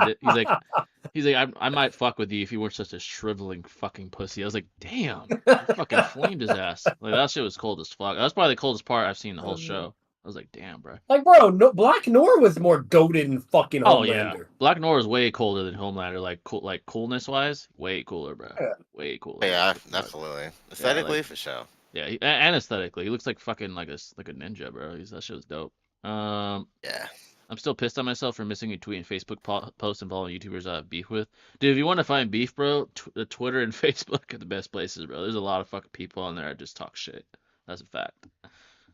Before Baron Sasuke, yeah, it's enjoyable if you're into that. Like sometimes I go on Facebook and just fucking debate fucking old people on politics. Look at the scan I just sent you. That was the shit he had. Yeah, we're right. The second weakest. Oh yeah. I knew it. I know. He's blind too. Yes, look at his eyes. You can barely fucking see, bro. He's almost going fucking blind, dude. Yeah, that's impressive. Invincible fans preying on Mark and Amber's downfall is some elite level hating. That is kind of weird, but I don't understand that. Speaking of Invincible, part 2, I haven't watched the newest episode yet. Like the last episode, I should say. It's fire though. Fire as fuck. Yeah, it's fucking fire. Before Baron Mode Sasuke was backpacking Naruto during the Jigen fight. You're right, he was because of his ability. I wouldn't even call it backpacking. It's just surviving because he was using that teleporting shit. Yeah, he was kind of like backpacking. They were both getting their asses whooped, but he was just like avoiding Jigen better. So. That ability reminds me so much of like Toto's and JJK as well. Facts, it's like literally the same shit. Yeah, literally the same shit. Damn. It's just like annoying. Yeah. It's like a nuisance to like the opponent. Would anything change if Shino was a part of the Sasuke retrieval squad? Not really. They'd still survive, and no one would fuck with Kimimaro regardless. Shino wouldn't do anything either to him. No. Really Shino wouldn't fucking change anything. Yeah, bro, still, like the only difference that would have happened is fucking Shino would have just went with either Shino would have been eventually had a 1v1 as well, or he would have left with Naruto. Naruto was gonna go no matter what, So it's either Shino fights the Blue Girl or Shikamaru still fights her, but then Shino goes to Naruto. And what the fuck does Shino do against Kimimaro? Come on, bro. Nothing. Kimimaro for sure. I think out of this round 4, like Kitamaro would just be like a perfect literally for him. Like his amount of bugs would just destroy Shino. The bugs can't even bite through him, bro. We did see Shino be quite relative to Kankuro, who did end up helping out Shiba against Sakon and Ukon. Yeah, Sakon was fatigued and in the wrong body and couldn't even control it right. He still struggled with that motherfucker. Kankuro's ass. And also with Tayuya, like his bugs may prove helpful with Shikamaru as well. I think that would be a good. Yeah, he would help though. He would help, but like the overall outcome, I wouldn't really change him. But he would definitely. How about this? What do you guys think? Do you think Shikamaru would have thought it's good for Shino to help him with the Flu Girl, or do you think he would be like help Naruto? What do you think? Probably help Naruto. Right? I think it'd be Naruto. Say Naruto because like to me, it's more smarter to help Shikamaru, but with how the narrative, he wanted just to keep more people pushing forward, but one person staying behind the whole time. Even from a logical standpoint. Even from a logical standpoint, I feel like Shikamaru would deduce like, oh, that guy's stronger, so maybe you should go help Naruto. Like, bro, he speed blitzed Shikamaru and Naruto. Like, when he first came, he like showed up from behind. He could have killed him right there. Takes the barrel. They couldn't do shit. They were like couldn't even move. And then so he probably would tell Shino like, hey, like that guy's way stronger than the rest of these guys. Go help out fucking Naruto. Like, give him some fucking backup. Absolutely, that's the only chance they would have. Nothing against Kimimaro, and he still wouldn't do nothing. Let's be real. Whenever Naruto powers up to Kyuubi, it's because he knows his base would get destroyed. by fucking. You know what I mean? That's always the consistency. So like he does Kyuubi, mental amp. 2,000 plus shadow clones, a Kyuubi cloak on top of it, and still can't touch him. Still gets slammed. Yeah, he was just on another level. He was still pretty healthy. He wasn't like like when he fought Gar, he was like fucking dying at that point, you know. So it's the same. It's the same aspect of like where people want to have the audacity to say that Naruto or Sasuke could shit on Kakashi. It's like, are you fucking kidding me? no, tripping. And it's like that's literally what Jonings would do to fucking Naruto and Sasuke. It could be 2,000 plus of them, bro, and they'd be just fuck shit them all up. Yeah, literally. Yeah. Do y'all think Eight-Tails Naruto would have packed up Tendo if Minato hadn't restored the seal or nah? I think the Tailed Beast would have ended up destroying it would have ended up destroying the Tendo Pain. It was super fatigued. Yeah, probably. It wouldn't matter anyway. He was super. Yeah, because like Pain does say he would enlarge the planetary devastation when it was crawling out, and at that point he would capture it if the bullshit didn't happen, the plot armor, or whatever you want to fucking call it. But the problem though is like fucking if like the whole seal shit, like if that like failed somehow, then like at that point like it would just transform further, and then Pain would have just been fucked. Yeah, but while it was in the ball, Pain probably could have got away with it because it wasn't full 9 tails yet. It was like I think it was like 8, and it was like, and it looked all weird and shit. It was like an ugly ass, crusty ass rat looking creature. Yeah, it was like a rat thing with 8 tails. Like it had like a body almost. Like it was fucking weird. Yeah. So it's like so it's just that, and Nagato, like it was weird, but a lot of people just underestimate Nagato, but like he was really gassed out, like getting to the Itachi point. But that motherfucker could still have chakra. He could still spam Shinra Tenseis, fighting all the clones, Sage Naruto. Yeah, he's fucking tough. Then Naruto gets to him. He's even more fatigued. He can still shoot a fucking chakra rod and can control Sage Naruto, but he had to go QB to take it out. You know what I mean? Like then he had enough to do Rina Rebirth. Like that motherfucker is cracked, bro. Yeah, way more cracked. He's Uzumaki, so yeah, it literally makes sense. Rank who's the worst person between Light, Homelander, Ozai, and Orochimaru. Between those 4, who's the worst? The worst. Light, Homelander, Ozai. Oh yeah, go ahead. Yeah. I just find it fascinating that the Uzumakis, I believe, and the Hyuga are descendants of Hamura, while the Uchiyas and the Senjus are from Hagoromo. You know, that's a good theory of why you think they have so much life force and chakra. So it's like that is interesting. Yeah. My bad, Jay. What were you saying with the light stuff? Light, Homelander, Ozai, and Orochimaru. Who's the worst out of those? Ozai's pretty bad, dude. Taking over the 5 nations pretty fucked up. Disregard. Yeah, right. Like probably would be Ozai. He was like the most cruel. Homelander. Ozai. I feel like it might surpass because the show was building up to like his evil peak, right? I think that's what it's kind of like, like an injustice Superman. Yeah, literally. Like Light was becoming worse and worse. I don't think he passed Ozai. Ozai was like a worldwide tyrant type, like fucking eliminating nation type shit. So Ozai was probably the worst. Then it would probably be Light. Really? Because I feel like Orochimaru experimenting with hella people, killing people, taking over people's He did it to kids. Yeah, he even did it to kids. He didn't get probably Orochimaru. Because Light wasn't a sadist. He was just very competitive. Yeah, probably Orochimaru. Orochimaru is probably the most evil. Yeah, and then Homelander, and then Light, and then Homelander. Honestly, I think Homelander is like, there's some good in him.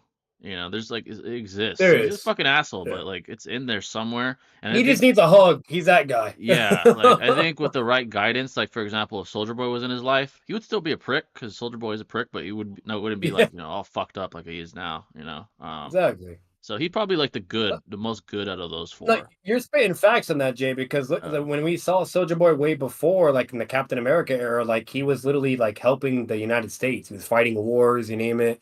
Yeah. Yeah, exactly. So there's good in him. He's selfish and shit, and you know he has his bad characteristics, but he's not as bad as like fucking Ozai and shit. He's not that bad. He could be though. I think if he's pushed enough, like when Maeve was like threatening him, he was like, "I'll fucking destroy all of fucking Los Angeles" or some shit. Like he can be pushed to that, but he hasn't like actually went out and did it. So that's why he's like once if he snaps and gets to his breaking point, which I think is gonna happen eventually. Yeah. But I haven't seen the comics. I can't really, in the show they're probably gonna do something different because they already are doing something drastically different with Black Noir. So like for the show we don't really know what to expect, but I feel like with the whole narrative what we've seen so far, it's building up to that shit, and to where if he snaps and breaks, then he might maybe be past that, you know? Yeah, he'll be literally like fucking Injustice Superman, basically, if that shit happens. He'll be like fucking and worse, the earth. because at least Injustice Superman had some like morality and standards, you know? Like Homelander doesn't give a fuck. Homelander doesn't give a shit. Like he just slaughters people. Like if he were pushed to that point, he would just start slaughtering everybody. Like fucking. I remember when he envisioned a laser vision all the fucking. I thought that was real. At first I thought that was real. I was like, holy fuck, bro! Like fucking took out a whole city. I know damn well me and you had the same reaction, Joel. Like what? Like I was like, what the fuck? And then he's like, he dreamed it. I was like, oh shit. Imagine if they decided to do that legitimately, though. That would be like, he'd be like fucking. Yeah, he would be worse than all these guys probably. That's fucked up. The coldest one-liners in movies or TV shows. Coldest one-liners. Soldier Boys is up there when you call him a shriveling pussy. That's pretty good. What's another good one? Oh, Walter White. Yeah, Madara was pretty. Oh, you know what's another one is Obito when he was fighting Kakashi and Guy. He's like, "Am I sweating?" He's like, "Oh no, it's just." Yeah, I was like, "Oh shit, bro." Yeah, that was cold as fuck. Another one was Walter White when he's going up, when he's flying up in the sky. Pain. Oh, yeah, that was pretty cool. You know, Walter White when he was spoiler alert, but when he was dealing like towards the end of the show with like a high profile drug dealer, and he was trying to convince him, he's like, "Bitch, I'm the New York Yankees. You're fucking with these little leaguers." I was like, "Damn, bro." He didn't say it like that, but it was like, he's like, "What you're dealing with now is a little league. I'm the New York Yankees." I was like, "Oh shit!" Like that shit was cold as fuck. Because he makes like the best meth in the fucking country, so in the world actually. Man is peak when making meth. Yeah, he fucking peaked. So that was cold. Yeah, that was cold as fuck. Like, bro. Jay, when he fucking lied to that kid and he said, "Hey, it's a do or die. We're getting low on our shit. We gotta like do all this whatever," and that man made so much shit. The amount of money he got from just all like that was crazy. He had like a fucking storage unit of money. I was like, "What the fuck, bro?" Yeah, he had a fuck ton of money. Like he didn't even have to do that, but he said, "Just fuck it. I'm just gonna work my ass off for like a couple of days." It was so brilliantly written because for life and have this money. Yeah. Yeah, like that's why I fuck with that one character, Mike, because Mike told. Oh yeah, Ermintrout. Ermintrout. He told Walter like, "Bruh, you had the money, you were set, but you couldn't let your ego go. You had to fucking kill Gus. You had to fucking take over his shit, and now you're up shit's creek." He's like, he summarized Walter's flaw perfectly in that scene. Yeah. He's like, he told him straight up like, "Bruh, you were set for life, bro. You're making 10 mil like every 2 weeks, and now you want more? Like, what the fuck's wrong with you?" And who does that? Yeah, and Walter was just so selfish at that point. He killed Mike, and like I fuck with Mike. He was probably my favorite character besides Walter in the show. Yeah, me too, dude. I hate that they killed him off, bro. There's no reason to. Even he went out cold though. Like he was sitting in like in the bushes and shit. Walter came up to him trying to like bullshit him. He's like, "Shut the fuck up." It's like whatever. Yeah.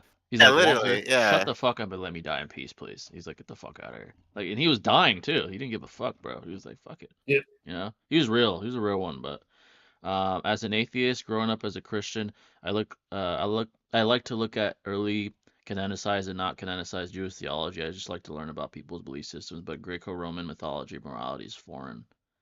Religion, man, yeah, religion is just as old as human history. I mean, as long as human history's been around and we've had the ability to like actually rationalize religion, it's always been there. I think humans' curiosity, a byproduct of our curiosity is finding answers, and obviously, you know, some of the most accepted answers are religious scriptures, you know, Christianity, Islam, Buddhism, you know. So it's just one of those things that has always existed, you know. It's as old as time. So I would say learning, not obviously, I'm not saying follow all religions, but learning about them is nothing wrong with that, you know. Definitely being like curious, like seeing other religions out there that you might not even be aware of, you know. So definitely something to.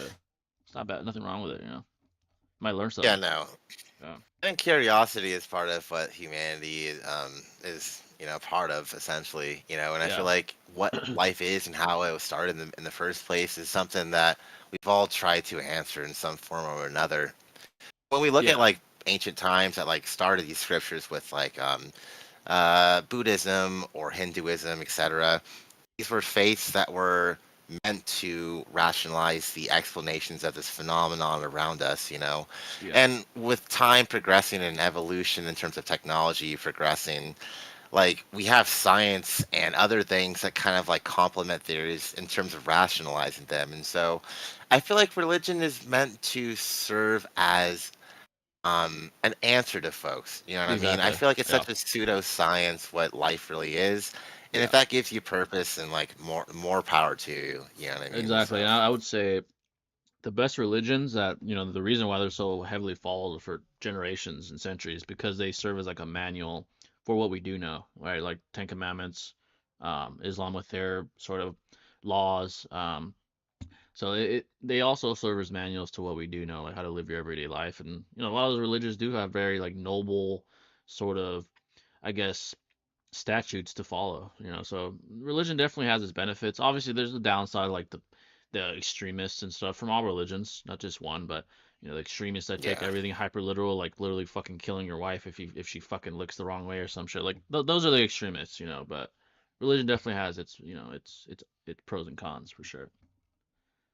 The thing about it is like it really doesn't like um evolve with how humanity does in some ways because like I think of things like abolishing like homosexuality completely or not having sex till marriage seems kind of like obsolete ideologies in today's Yeah, culture. obsolete. And I Yeah, mean, yeah, I it's definitely like agree. it's not like the Constitution that's meant to like evolve a society. I think it's like something that represents an era. You know? Exactly. Yeah, it's not a living document, especially to Yeah, extremists. thank Like you. extremists, it's like a stamp, solidified scripture that has to be followed and interpreted like hyper literal. Like if it says stone them, then stone them. Like that's the most hyper literal like fundamentalist interpretation possible. But many like modern religious advocates or people that follow religion, they interpret it in like a symbolic, more metaphorical sense. They're not like, oh, I'm gonna stone my wife because she fucking cheated on me. Like they more so interpret it as, oh, okay, she was unfaithful, so I gotta leave her, stuff like something like that. So yeah, definitely when reading those scriptures, I try to have a level head and not take it hyper literal. Obviously, that creates problems, as we know. So, what's going on, I feel Nayo? What's like going on, brother? the Bible is it's a very interesting phenomenon because it Yeah, has a lot of things. Like there's so much information to the point where people can construe it and utilize it in whatever way they to fit their narratives and lifestyles and morality and philosophy. That's yeah, what's really interesting about the Bible. And there's many contradictions, especially between the Old Testament and New Testament, which is what makes even further problems. exactly. Yeah, And once again, which is why people like are just all over the place with the religion, whether if they're using it for bad intentions or good or not.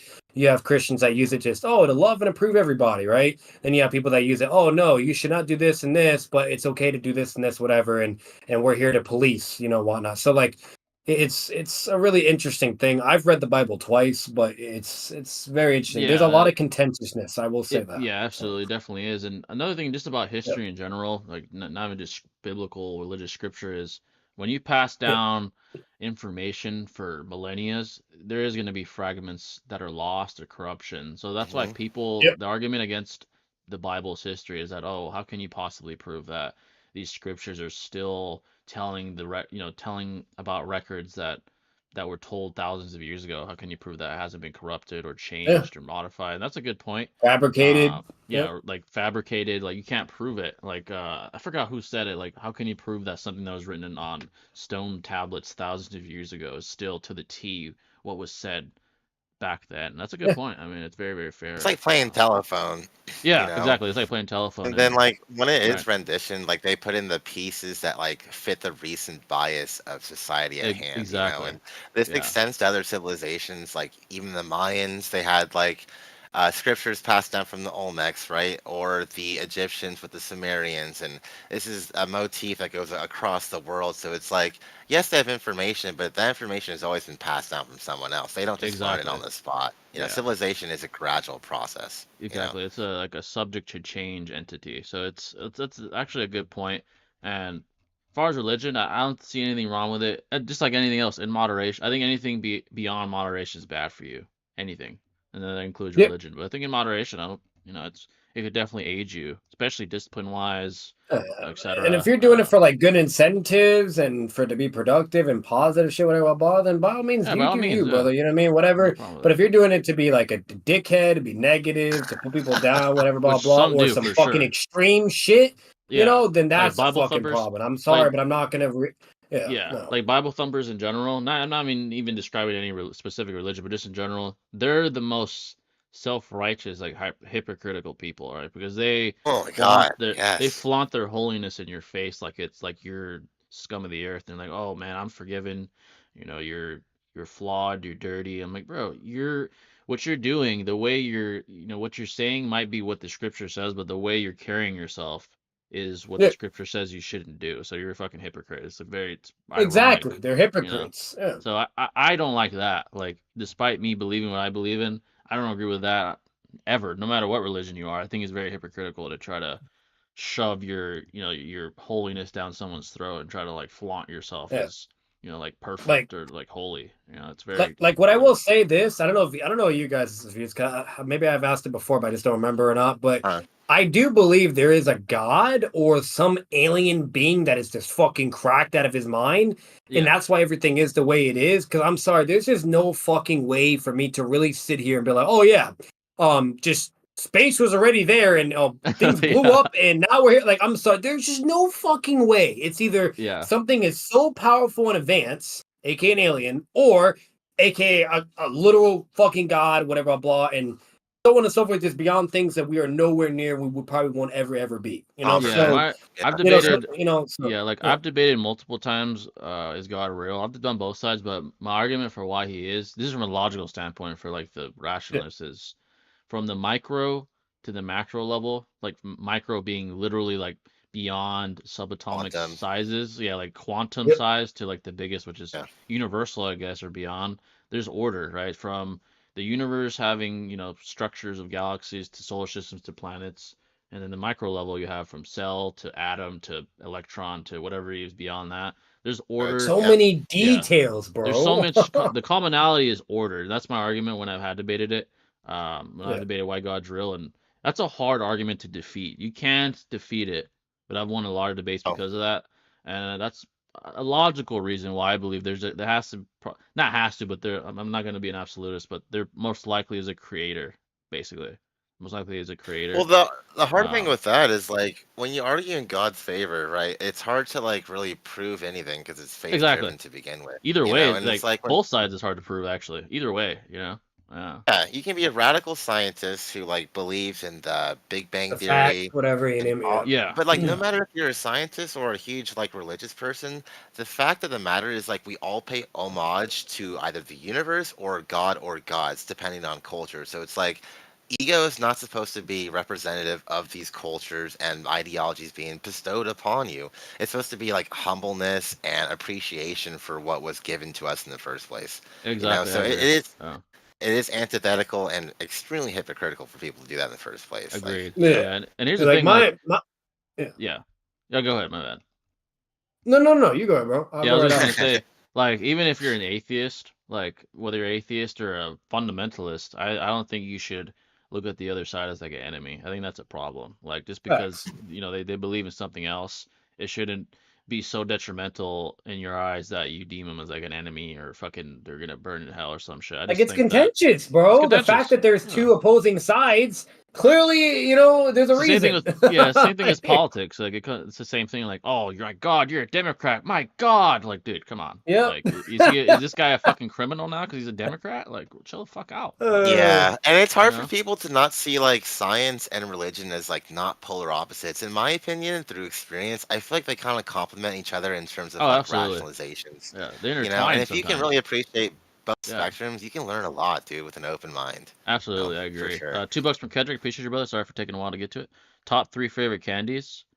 Top 3 favorite candies. I've always a chocolate person. Growing up. Top 3 chocolate candies for me. Number 1. So top 3. Okay. Yeah, but the most that I probably liked growing up was probably Hershey's, Reese's, and fucking Snickers for saying probably chocolate. Hershey's for me. I like Twix a lot, bro. Twix is dope. Cat, cat Twix. Kit Kat is dope as fuck. Hershey's. Yeah, those are good too. Yeah, Hershey's was number 1 probably. I probably ate that the most growing up. Number 2 growing up. Cream, bro. Oh, that was fire.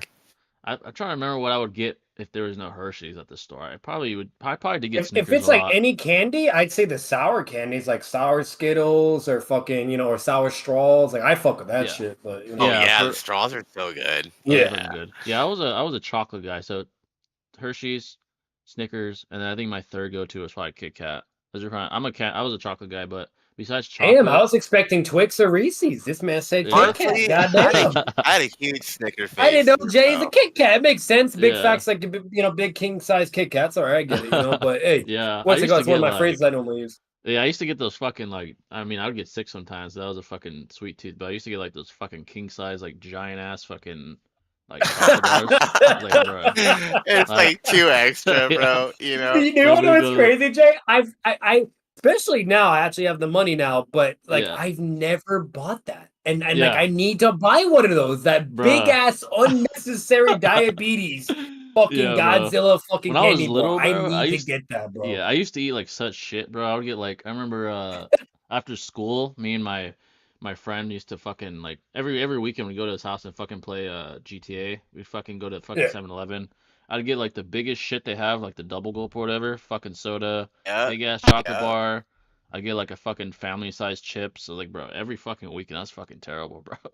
Like, my God, I Bro, fucking like shit, that but that that it's funny about that fucking like that's fucking hilarious. But like I literally need to get that big ass yeah, candy bro. one day, I bro. haven't ate one of those in That probably like, I mean, I was a Hey, kid. but we Probably got last fast time. metabolism. Let's be real. Yeah, Teen Oh and yeah, all of that course. time, we had fucking 100%. crack yeah, bro. I never metabolism got because fat, me and bro, you, which is crazy. Yeah, yeah, I never got exactly. fat. Like, I was Yeah, competing, bro, I but ate like shit. yeah, I was in the amateurs and shit, and my coach would be like, "What'd you eat today?" I was like, "A fucking chocolate bar." I was like, "What the fuck, bro? What the fuck are you eating?" I was I like, think I was "Bro." going through sports and Uh, shit too, bro. So it didn't really make matter to me, to be honest, yeah, bro. bro. I probably even eaten a chocolate bar like that since I was like 18, probably, bro. It's been a long ass fucking Yeah, time. like once I got into my 20s, what's it called and so on and Ah, so like at that point, like that's when I knew like my body was like slightly changing, my metabolism was starting to decrease. Yeah, yeah, But yeah. teens, like yeah, by all fucking means, bro. Oh, Like, oh bro. my god, like Yeah, fucking it now it's was free like, reign. I could eat whatever the fuck I wanted. It didn't dude, even I used to matter. eat like fucking shit, bro. Now, yeah, I'm definitely more like, it doesn't even appeal. Not that I don't like candy now as much, but now it's like not as exactly. appealing. I don't know why. It's It's not not the like, same. It does. yeah, It changes. It's Same weird. with ice I'm the cream same in a way. way too. yeah. Like I It's just like don't really crave I it can, ever, you yeah, like know? Same. I can eat it, but I'm like, I mean, it's whatever. But when you're a kid, it's like, It's holy like a shit. route, Like Yeah, the moment has to be right. Like for instance, like if I go to a restaurant, right? You know what I mean? yeah, Like and I restaurant. eat good, whatever, then I'll get a dessert, right? Because I want Yeah, something cracked. Like yeah, if I have literally, enough yeah, room, sometimes I'm just so full I can't even do it. But yeah, at that point I'll fucking do it. But like randomly, it's like like I'm gonna be honest, it's been a long fucking time of me just oh yeah, I want to go get a fucking chocolate bar or just get some dude, it's been Hey, a or a while, bag. long Like yeah. time, I bro. just don't do it, bro. Yeah. Nah, So. yeah, I think that shit like dies out. When you're a kid, it's all you want, like fucking every day if you can. Like, But I think yeah, exactly, and that's what it uh, is. Like, but I'll tell you what, it's good because it hits different. Because when you go out without it for so long and you finally do want it, it's great. You know what I mean? Like, yeah, so exactly. Like, yeah, now when it comes to diet, all I crave is like fucking like foods, like actual food, like fucking whether it's a burrito or whatever. That's what I crave now, like when I'm as an adult. But when you're oh a yeah, no, yeah. kid, Oh, me is it's just good foods. Yeah, yeah, Real yeah, good fucking foods. food. yeah. Yeah, when you're a kid, you Yeah. want to fucking eat like shit. I mean, I think that's what those type of foods appeal to the Makes most sense. anyway. It's Yeah, fucking kids, yeah. Like that's why, kids are incentivized to buy fucking candy and shit. So Yeah, yeah, it makes donuts sense. and but like, shit. Donuts, yeah. yeah. Yeah, when I But was to a kid, bro. backtrack a little bit, like one thing before I forget, fucking with the whole science thing, God real, whatever, blah blah. Yeah. Like what I will say this overall, I'm like both sides in a sense, where Mhm. what Shinobi's reasoning, you name it, whatever, and then like obviously I'm always gonna be facts, right? Like that's just how I am as a person. Facts Yeah, are me always too gonna in a be my way. priority, you name it. Yeah. But what I also understand is our intelligence is limited. That's the problem. Our ignorance is very severe to what we actually know. We're still learning. Fucking hypotheses are changing all the time. Theories, whatever you name it, the whole fucking Yeah. nine. Eventually finding out that there is things even beyond the Big Bang, like things that are way fucking older that we're just, you know what I mean? Like there's so much to the point where because our intelligence is limited, it's to the point where it's still technically logical and reasonable to conclude that there is either some alien being that is cracked or a god, right? You know what I mean? Yeah, exactly. Whatever, because it just makes sense. Because once again, we're so behind in certain, barriers and areas of intelligence. It's if you go along that substantiation and with other variables on top of it, the logic is there basically to conclude that Exactly. there might actually be some higher being. Because I'm sorry, with everything that we have, you name it, it just I just don't see how the fuck that's just magically there, right? And poof, just like natural science, right? Like I just don't see it, you know. Like despite all our advancements in every aspect of reality, we still are very limited in our understanding of reality. So like science could be a category, right, Jay? Like I feel like that could be its own category of things too. Like I know I'm going to fiction now, but just how like you have Marvel and DC where you have science and you have magic and then you have this, you know what I mean? Like that might be a thing in our world, you know, or universe or whatever. Yeah, like, in a way you could argue that because, you know, something you believe in fundamentally is kind of like a religion in a way, if you want to go semantic route. You could argue that like the most extremist scientists are religious in that aspect in a way. I know like religion and science are typically held as like antonyms, but you could argue like, hey, you're in a way you're a fundamentalist in science in a way. You believe that fucking the universe blew up out of like, you know, random event and here we are. Like, you know, so in a way like black holes and shit. Like there's so much like I'm telling you, bro, if you guys there's some YouTube channels you can go to. There's some really goated science YouTube channels or space and shit, whatever, blah blah, or even like dark science, whatever. There's some crazy shit out there, bro. Unfortunately, I don't have the time to go over it. I wish I could, but there's some things I've seen where it's like, what the fuck? You know what I mean? Like it's just crazy. So like with the whole like science and religion thing, like I think of like brilliant minds like Einstein and Newton who were huge into alchemy and religious and things like that, and combined they're like known as generational talents, legends, if you will, right? Legend, yeah. And with like the whole beginning of that universe, the whole reason like we speculate the Big Bang Theory is because since the like implementation of the Hubble telescope, we have now known that the universe expands at a certain rate, right? So if we backtrack that, now we have like a reference of time as to when things were created. But like you were saying, Batman, like there are things that we're limited to in terms of knowledge. Like we think we're technological, but we're super primitive. Like when we think about quantum theories and stuff, we try to like rationalize how an electron works, how it moves, like almost like in and out of space. And it's because when it is observed, it does this, but that is because light is shined upon it to observe it, right? So it's like there will never be a way to actually observe what happens without light. Yeah, like actual fact, like there's no way to be perfect in the factual and objective spectrum of things. Exactly. And so physics teachers and people of that like principality, they have to accept these things, right? And just like and that's where subjective value comes into play. It's just inevitable, you know. Yeah, it's weird because even like at the highest levels of academia and fields of discipline, there are disagreements amongst the best of minds on certain things, even like mathematical concepts. I think there's something called the axiom of truth within like high level mathematics once you get to that level. And there's mathematicians that either agree or disagree on it. Like there's disagreements at the highest levels of intellect or academia. That just further proves that we are limited. There is no like absolute answer to anything really. Not to say that you shouldn't follow like obvious practical rules that you see every day in everyday reality. Obviously, like 1 + 1 = fucking 2. Deal with it. But you know, at the highest of levels, there is tons of like ambiguity still exists to this day. You know, so because that's where it gets really fucking complex. Like, and it's just like because it's like huh, like how the fuck, like bro, like just one example. The whole concept of black holes is just ridiculous. Like that shit is a thing we still don't fully understand. And it's like it's just a whole other level of like what the fuck type weapons out there. Like that that is a scary weapon that's out there, you know? Yeah, so, it's like there's some things that we know exist, but we just can't explain them. It's like still there's tons of things. Einstein discovered black holes and fucking like who knows how long ago, bro. That's like, crazy. Imagine if he was still here, Shinobi, with the resources and stuff he has now. This motherfucker would be finding out. Oh my god, that's crazy why things. Theory of relativity is a theory and not a theorem. It is constantly being expanded upon, dude. And that's why science is limited, dude. We're just theorizing. Yeah, the very the very term we've described this a long time ago, but the very term theory implies falsibility. Like it is falsifiable and it's not absolute. Like theories are theories because they are very likely, but they're not absolute. You know, they it's not concrete. It's not like, oh, this is absolute, like or like lava. Yeah, you go near it, you'll burn, or you touch it, you know what I mean? Like it's not like that type of fucking evidence. You know? Especially when when there's no visual representation of something, it's a theory. You know, it might be a very damn good one, but doesn't mean it's absolute. In So theory, and the problem is theories are changing all the fucking time. all the Not time. the main hardcore ones. Like Yeah. there's some that are foolproof, right? That's just how it goes, right? You know what I mean? And then there's ones where it's contentious enough to where they're changing all the fucking time. You know? Yeah, The absolutely. Big Bang Theory Like, it took a long time, but that is now finally getting to question to certain XYZ things, whatever, blah blah. And so or better yet, we found more things to branch off and substantiate with the Big Bang Theory. People go that route too. To where now it's like, hey, there was things way fucking before the Big Bang, like fucking really old shit beyond, So exactly. So it's just crazy. yeah, that's why we spoke about this a long time ago about absolutism being something you should try to avoid for the most part.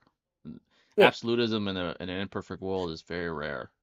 It makes you look like a dick too, and why hinder and limit your intelligence and understanding of things and whatnot when because that's just, in my opinion, that's unproductive. That's more harm than good. Definitely. So, yeah. But the reason why the theory of relativity still like lives to this day is because like even though it was theorized in like the 1860s and 70s with Einstein, we have tangible evidence of black holes in like the 1970s and stuff, right? So it's like it does give it validity, and it still like remains relevant even in our modern society. But there are still holes that need to be filled, and they can't be because of our limitations in education. So yeah, some theories hold for generations, some die quickly, and some, Einstein was just brilliant a long time ago. I posted in our chat, but those two YouTube vids, only two that I really put, but they're just crazy. Like they have all kinds of crazy cracked fucking things I didn't even know were a thing.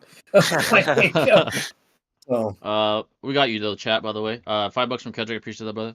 As a Christian, I don't even like how some Chris force their beliefs on other people, and it's cringe, to be honest. It gives Christians a bad rep. I agree. Yeah, certainly a Bible thumping thing that I don't like either. But nobody does, bro. Like... Yeah, and any religion, or even science or whatever, it doesn't matter. Yeah, it's annoying in general. I'm the I don't care if it's Christianity or Catholicism or like if you're like into Greek mythology, whatever. Like your god or gods are not telling you to act like that. I guarantee you that. That we can't guarantee. You know what I mean? Yeah, exactly. It's like, why are you doing it in the first place? You're obviously misinterpreting what you've read, and I'm sure that's happened through generations as it's been renditioned. You know what I mean? So it's like that's just a very blatant attempt at virtue signal. It's not even about like trying to iterate the religion. You're just virtue signaling, trying to like present yourself as holier than the person you're speaking to. It's very obvious, So, but we'll just see what you guys are saying. Do you think Sukuna is getting to Madara level, as in he's getting too strong for anyone to physically defeat him? Yeah, I think he might be beyond Madara, dude. No one's even having a fucking chance against him. Like he's fucking slamming everybody. I think it might be worse than Madara. Like Madara, at least Mike Guy made some leeway. Like no one's done shit to him. Like I don't know what's gonna happen. It seems Sakuna's domain expansion was so cold, bro. I was like, dude, holy shit, his shit is fucking cold as hell. Like he probably has the besides Infinite Void, which is my favorite. I think he has the coolest probably. Well, actually, Hakari has a dope ass one with the jackpot shit. That's pretty cool. But Gumi's is kind of like not that great in my opinion. It's kind of lackluster considering like. So I don't know why Sukuna like reveres him so much quite yet. Like, Megumi, based off what I've seen with his domain, it was kind of like, it was alright. lackluster. Yeah, it's nothing special. Cool. There's a couple that are better, like Hikari's, the Jackpot. Obviously, Sukuna's is dope as hell. Does Mahorga have a domain expansion? Cause if so, that's fucking goddamn, dude. Does he have a? I don't think Do you imagine? Oh my god. Yeah, that fucking shit is fucking cracked, bro. He's already Could you cracked. Imagine that? Yeah, what if it was like he's like Doomsday, bro. I don't even know what they would call that shit, like automatic adaptation or some shit, like fucking I don't know. Literally, dude. Like he already adapts like crazy. It's fucking cracked. God was low-key an asshole in the Old Testament. He killed a man's wife and child, both of them were completely innocent, solely to try to teach them out a lesson. I think I know what book you're talking about, actually. The Odyssey literally has a scene to make Aphrodite just to be love god because the author disagreed with her being a war god and love god in Sparta. Atheist community has pseudo-intellectualism all over the place, trying their best to bring people's religion down. On both sides, bro. There's definitely pseudo-intellectuals on both sides. I agree, for sure. Uchiha drip ranking. Number 1, Obito. Number 2, Sasuke. 3, Itachi. 4, Madara. 5, Danzo. Danzo's bitch. Drip? Oh, you mean Shisui. Oh, okay. So who has the most drip in the Uchiha? Number 1, he said Obito. Obito with the white mask is pretty dope, but Sasuke I think got Anbu Itachi, bro. That's kind of like Anbu, cold yeah, right there, Itachi got bro. some fucking drip, bro. Sasuke had a couple iterations where he had drip. As a shooting exam with the black like attire shit was fire. That's Um, cool. when he had like the Yeah. white robe as a heavy Sasuke, that shit was cold. Um, what else? Katsuki robes didn't fit him, I feel like, Yeah, to be that honest. wasn't his thing. I didn't fit him for sure. Fucking No. even Boruto, when he fucking destroyed that meteor in the movie, that he looked fucking cold, Blast, bro. yeah. That Yeah, was cold. that was some Yeah. cold ass fucking attire, bro. That's probably the coldest shit he's ever wore, to be honest. Um, who else? We said Madara. Madara's yeah, he was drip. He was like the typical like Uchiha like war attire. Yeah, she And didn't then really have drip, dude, to Sisri, be honest. yeah, not really. I think Sukuna revered the potential of the Ten Shadows technique more than Megumi himself. Yeah, that's Mm. what I was thinking too. Yeah, it's more so the technique and Mahoraga, you know. Got you. Makes Yeah, sense. I agree with that. Yeah, people who think the Bible literally happened are dumb. The amount of logistical issues with Noah's Ark makes that impossible. Oh, Noah's Ark. Yeah, people that take it hyper literal in general are obviously way too radical. Yeah. So, I am not so against cataclysmic events transpiring in human history. Like, I think there is some credibility to it. We've Yeah. even seen like the Sahara Desert being a lush valley at one time, and there was Pangea, and what else? Fucking also the concentric circles that people theorize have to do with like what was called Atlantis at one time. But I do think cataclysmic events may have transpired because there is like evidence towards like mass communication with like ancient maps depicting Antarctica, Yeah. or like symbols like sacred geometry symbols being transcribed from the pyramids in Egypt to like in Peru, for example, and even in Japan too. So I think there's like these really uncanny um, communication things that happen that really can't be explained I nowadays agree. because Yeah. it's history, right? And it's like, Yeah. how the fuck are we going to know what happened all the way back then? So Exactly. I do believe there are probably like monumental cataclysmic events and monumental events that we still can't explain. Like, for example, we always talk about the fucking pyramids is another example. Like, how the hell did he get there? Like,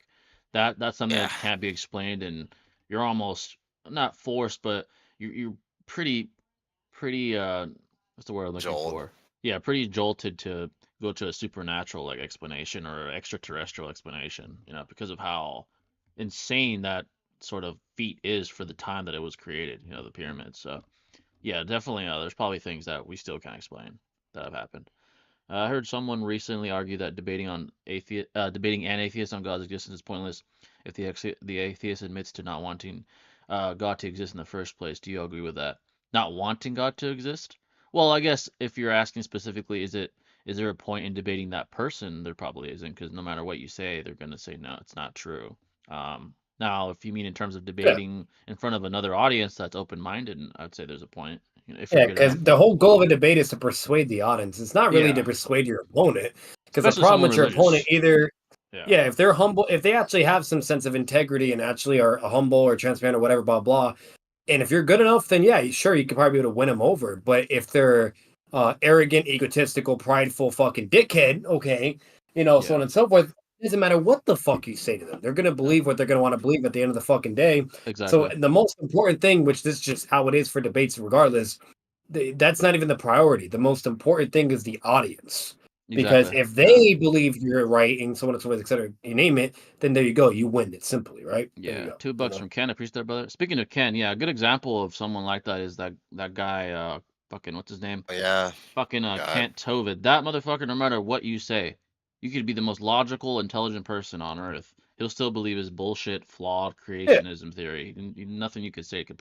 So that's why, as far as debating him and convincing him, that's pointless. But obviously, in the audience, you might, open some people's minds. There'd be So a point because one, it's yeah, entertainment value. You could probably give some people laughs and whatnot. And then if you're slamming, you know what I mean? There you go.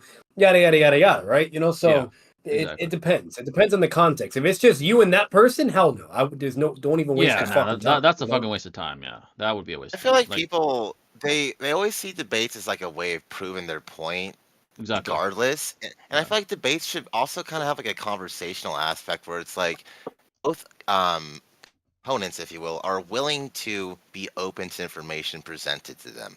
you know. I mean, if the person is Discord community don't initially, fuck with that at all. yeah, I Yeah, know. exactly. It's like if off rip you're just going to dismiss things. It's like, what's even the point in engaging in a conversation or debate? Because immaturity. That's the Yeah, it's just problem. like a It's purely, immaturity. yeah, especially in this community, it's a purely competitive sport to most people. But Yeah, a debate could that too. really be, yeah, it could really be a conversation like where you both learn. Like even if you are right, you still learn something, you know. So that is definitely a flaw in this community and many others, where it is like a sport type of thing. Like, oh, I'm gonna fucking beat your ass and shit, you know. So basically, Calm that down, kind of dude. It's thing. fiction. Yeah, like relax, buddy. It's anime. $2 from Kendrick. I appreciate that, brother. Sage Kabuto versus Edo Nagato. I think we just talked about this before. This is kind of close Good because of one. who they go against. Sage Yeah. Kabuto has the ability to blind his opponent, and if he's able to land that, Nagato would be fucked. Because he has no path of pain or anything. Or paths of pain rather. It's just him. So if he loses his vision, he's fucked, and Kabuto would take him. But if that's besides that win con, which I think honestly I think that's the most probable. Nagato and Kabuto's speed, that's something to discuss. That's interesting because if you presuppose Nagato got blitzed, I know some people hate hearing that, then Kabuto probably is faster than Nagato. If you presuppose that there are other factors that, you know, that prove that Nagato's speed isn't as inferior as, I'm claiming, then you can make the argument that their speed is relative, or even, who knows, maybe even argue that Nagato's above Kabuto. So it really comes down to speed. That's really what it comes down to. And that's if like Kabuto actually really does scale to Itachi in that regard too, because it's where it gets really hard to gauge things is we don't know how far Itachi's not really, you know what I mean? Like we know he's obviously holding back and he can't kill the guy, Yeah, you know? can't kill him. And it doesn't matter how fucking fast Itachi moves or whatever. If he can't kill Kabuto, it's redundant, right? Doesn't basically there's no incentive for him to be moving at fucking max prime speeds if he can't kill the guy and he's trying to figure out a way to just subdue him, right? Exactly. You know? So because the problem is he can't knock him out either, because if he just knocks him out or incapacitates him, then he can't cancel the fucking, the Edo. He has to genjutsu him. So that's it's the a hard only one. focus Itachi had was genjutsu and then keeping Sasuke alive, you know? Yeah. So I personally lean towards Kabuto because of his hacks like blind and like affect your senses. But you could argue Nagato very well as well. You could argue Nagato. You could potentially argue Nagato to be like way more faster and yada yada, right? Yeah. You name it. Or another thing, like to be fair, like I'm pretty sure Itachi did, but Itachi was still able to use Susanoo while he was in that. So if he could use Susanoo, maybe Nagato could still use his Rinnegan abilities. I don't know, but then again, it's like Rinnegan abilities. Does that even operate the same sense as Mingekyo ability? You get what I'm getting at? So yeah. It was auditorial nonetheless, though. I feel like it's like the whole Nagato thing, dude. It's fucking weird. Obviously, we've already talked about it. We know the drill, but it's like you guys know the drill, okay? But it's just like, let's just presuppose that like at least Itachi and Nagato are relative. I think that's fair to ascertain, right? And like because Itachi wasn't going all out, and if Nagato were to be, then I think he would have the adequate speed to like contend with Kabuto. But it really comes down to like the reanimation jutsu, like how much chakra can like Nagato expend. Maybe a Chibaku Tensei would take that out outright. I mean, he has like the soul jutsu to like seal people, if you will. Yeah. So I think he does have adequate like chakra and abilities to like contend with Kabuto. And it also does like be contingent upon the terrain as well, because like Kabuto does have an edge in the Ryuki environment cave, certainly matters. obviously. So it's like all that is contextual, but even if he is in the cave, I don't see Nagato having a problem like breaking out of that shit, dude. Oh no, he can do it. Like, bro, we've seen the Shinra Tenseis of like going anchors across the fucking land, you name it. Like, bro, he could just blast that shit through the park, or better yet, just open it up, and now it's not a cave anymore. And he's Edo, so it's like a massive Shinra Tensei would like take chakra away, but he's fucking Edo, so it's like who cares, dude? But he'd be fucking set. So like it's really interesting to think about. There's many ways you can dissect it. And it's literally what Shinobi said. It's either you think they're in a similar ballpark where they can interact with each other, and then it just boils down who do you think's hacks is better, right? And who do you think wins and why, right? Or it's Nagato just outright is way faster and fucking soul and kills him, right? Speed blitz and kills him. there's that. But other than that, or it's once again with Kabuto does the blind shit, and if Nagato can't do anything, then bam, he's dead. So yeah, it's a there's very that. that's one of the most contentious topics, I'd say. That's a good one though. Good one. It's a good one. It's a good Yeah. one. It's a good Where one. do It's a good Walt one. and Jesse rank in best duos in fiction? Ooh, best duos in fiction. They're up there, man, for sure. I can't say that. Man, in fiction, trying to think of some of the other greats. Batman and Robin, obviously. Yeah, Yeah, yeah, exactly. Yeah.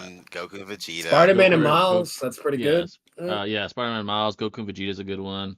Uh, let's see, what other SpongeBob and fiction? Oh, Patrick. speaking of Yeah, Spider-Man, SpongeBob and bro, Patrick. hey, That's a good one, hey, yeah. speaking of Spider-Man, bro, that game has been so fucking good, Bro, bro. I'm I not started done with playing it yet. yeah, it's so fire because they dropped that update on the 7th. I started playing the what's it called? The Ultimate Game Plus fucking thing where you have all your upgrades and Nice. shit. Dude, it's so fucking Yeah. sick, bro. The game is just it's fucking Dude, amazing like playing it again, bro. it's like, bro, like I started playing it. I'm finally to the point where I finally got the symbiote suit. But what Oh, blew bro. my mind Yeah. was, bro, when Craven came and he caught Spider-Man's punch like it was nothing. Like, Oh and my mind you, like to be fair, Spider-Man's holding back. I mean, he's not yeah, yeah. bloodlusted, so maybe I will say this: I'm pretty sure if he was not holding back, he probably could have sent Craven flying or something, Oh, facts. or Yeah, maybe facts. would have even punched through his arm. I don't know, but either way. A holding back, he fucking no diff. That was insane. Bro, A he whipped holding his back fucking ass. Spider-Man. Yeah. He grabbed his shit, Yeah. looked at it, he's like, bitch. And even Peter was so like blown away that he did that shit effortlessly that he paused for a moment. So you could technically argue is like more of an off-guard hit, but the problem is he has a spider sense, and we know Yeah, he's dude. very agile and really quick, and he's still got speed blitz and stab Dude, and that by a fucking Tutska knife, yeah, basically. Craven, bro, Okay. that motherfucker was on all the roids for sure, bro. Like he Yeah. fucking like I remember when you're with fucking Spidey and you see like all the shit, like all the people like Craven's taking out, like Scorpion and all that shit. I know as a fact that He's dude was killing roided. them. Yeah, He's killing them, he was bro. roided. So when he fought Spidey, I didn't think it was gonna be that bad though. He beat the fuck out of Spider-Man. I was like, what the fuck, bro? He's not wearing Effortlessly. pants. I was like, what Yeah. the Like fuck? they And made so, Craven like, like he was cracked, bro. They made him cracked in that game. I was like, what the fuck? Like and what was really crazy is when he no-diff Spider-Man like that, and he's literally dying immediately. right away. Then Yeah, Harry, fucking like yeah, killed him. right away, and then Harry gets like his rage amp with the symbiote, and Harry's actually doing good. He's Yeah, he's actually doing work. finally giving Craven a run for his money. They're going like Yeah. blow for blow,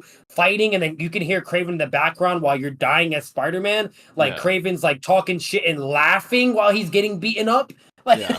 Yeah, that was fun. He doesn't give a fuck. They're going back and forth. It's like a fair fight, and then eventually Harry gets more of the edge, and he technically did beat him. Like he Yeah, put he him on did. his ass. Yeah. So symbiote Harry was over Craven at least. So meaning obviously symbiote Spider-Man would be over. Yeah, facts. But Yeah. like at least from what I've seen so far. But overall, like the game has just been absolutely incredible. Like from beginning It's fucking all the way sick, to bro. that point, the intro, and this is a tough pill to swallow because I'm a huge Batman fan, and let's be real, even objectively and subjectively as well, high subjectiveness. The Batman Arkham games were always considered one of the best superhero games ever, right? So Yeah. Yeah. so this is hard for me to swallow, but at least bare minimum so far, the intro for Spider-Man 2 blows away any of the Arkham games. Yeah, Like you dude. can make some Honestly, arguments yeah. for Arkham Knight or maybe even Arkham City especially, but Yeah. the intro for Spider-Man 2 was insane. That Sandman shit was crazy, Yeah. bro. I gotta agree, like that fucking intro, bro. Like you get right into it. Like, yeah, you go with fucking Flint Marco and Sandman, like Yeah. heading towards him with fucking Miles. I'm like, holy shit, bro. this is Miles fire. gets hit once and he's like sent Yeah. all across the fucking city of New York. He went across all of like, New York, bro. He sent his ass like across the fucking bridge and shit. Like across. that. It wasn't like, oh, a little bit. No, all Yeah. the way down, bro. That just shows that's kind of a speed feat because Miles got back quick. He like fucking slingshot his ass back over the side. I was like, yeah, damn, he's literally fast as like fuck, bro. they're so fucking strong. They're straight have to go- insane. That kind of speed, bro. Yeah. Like if you did a calc, that's like fucking jet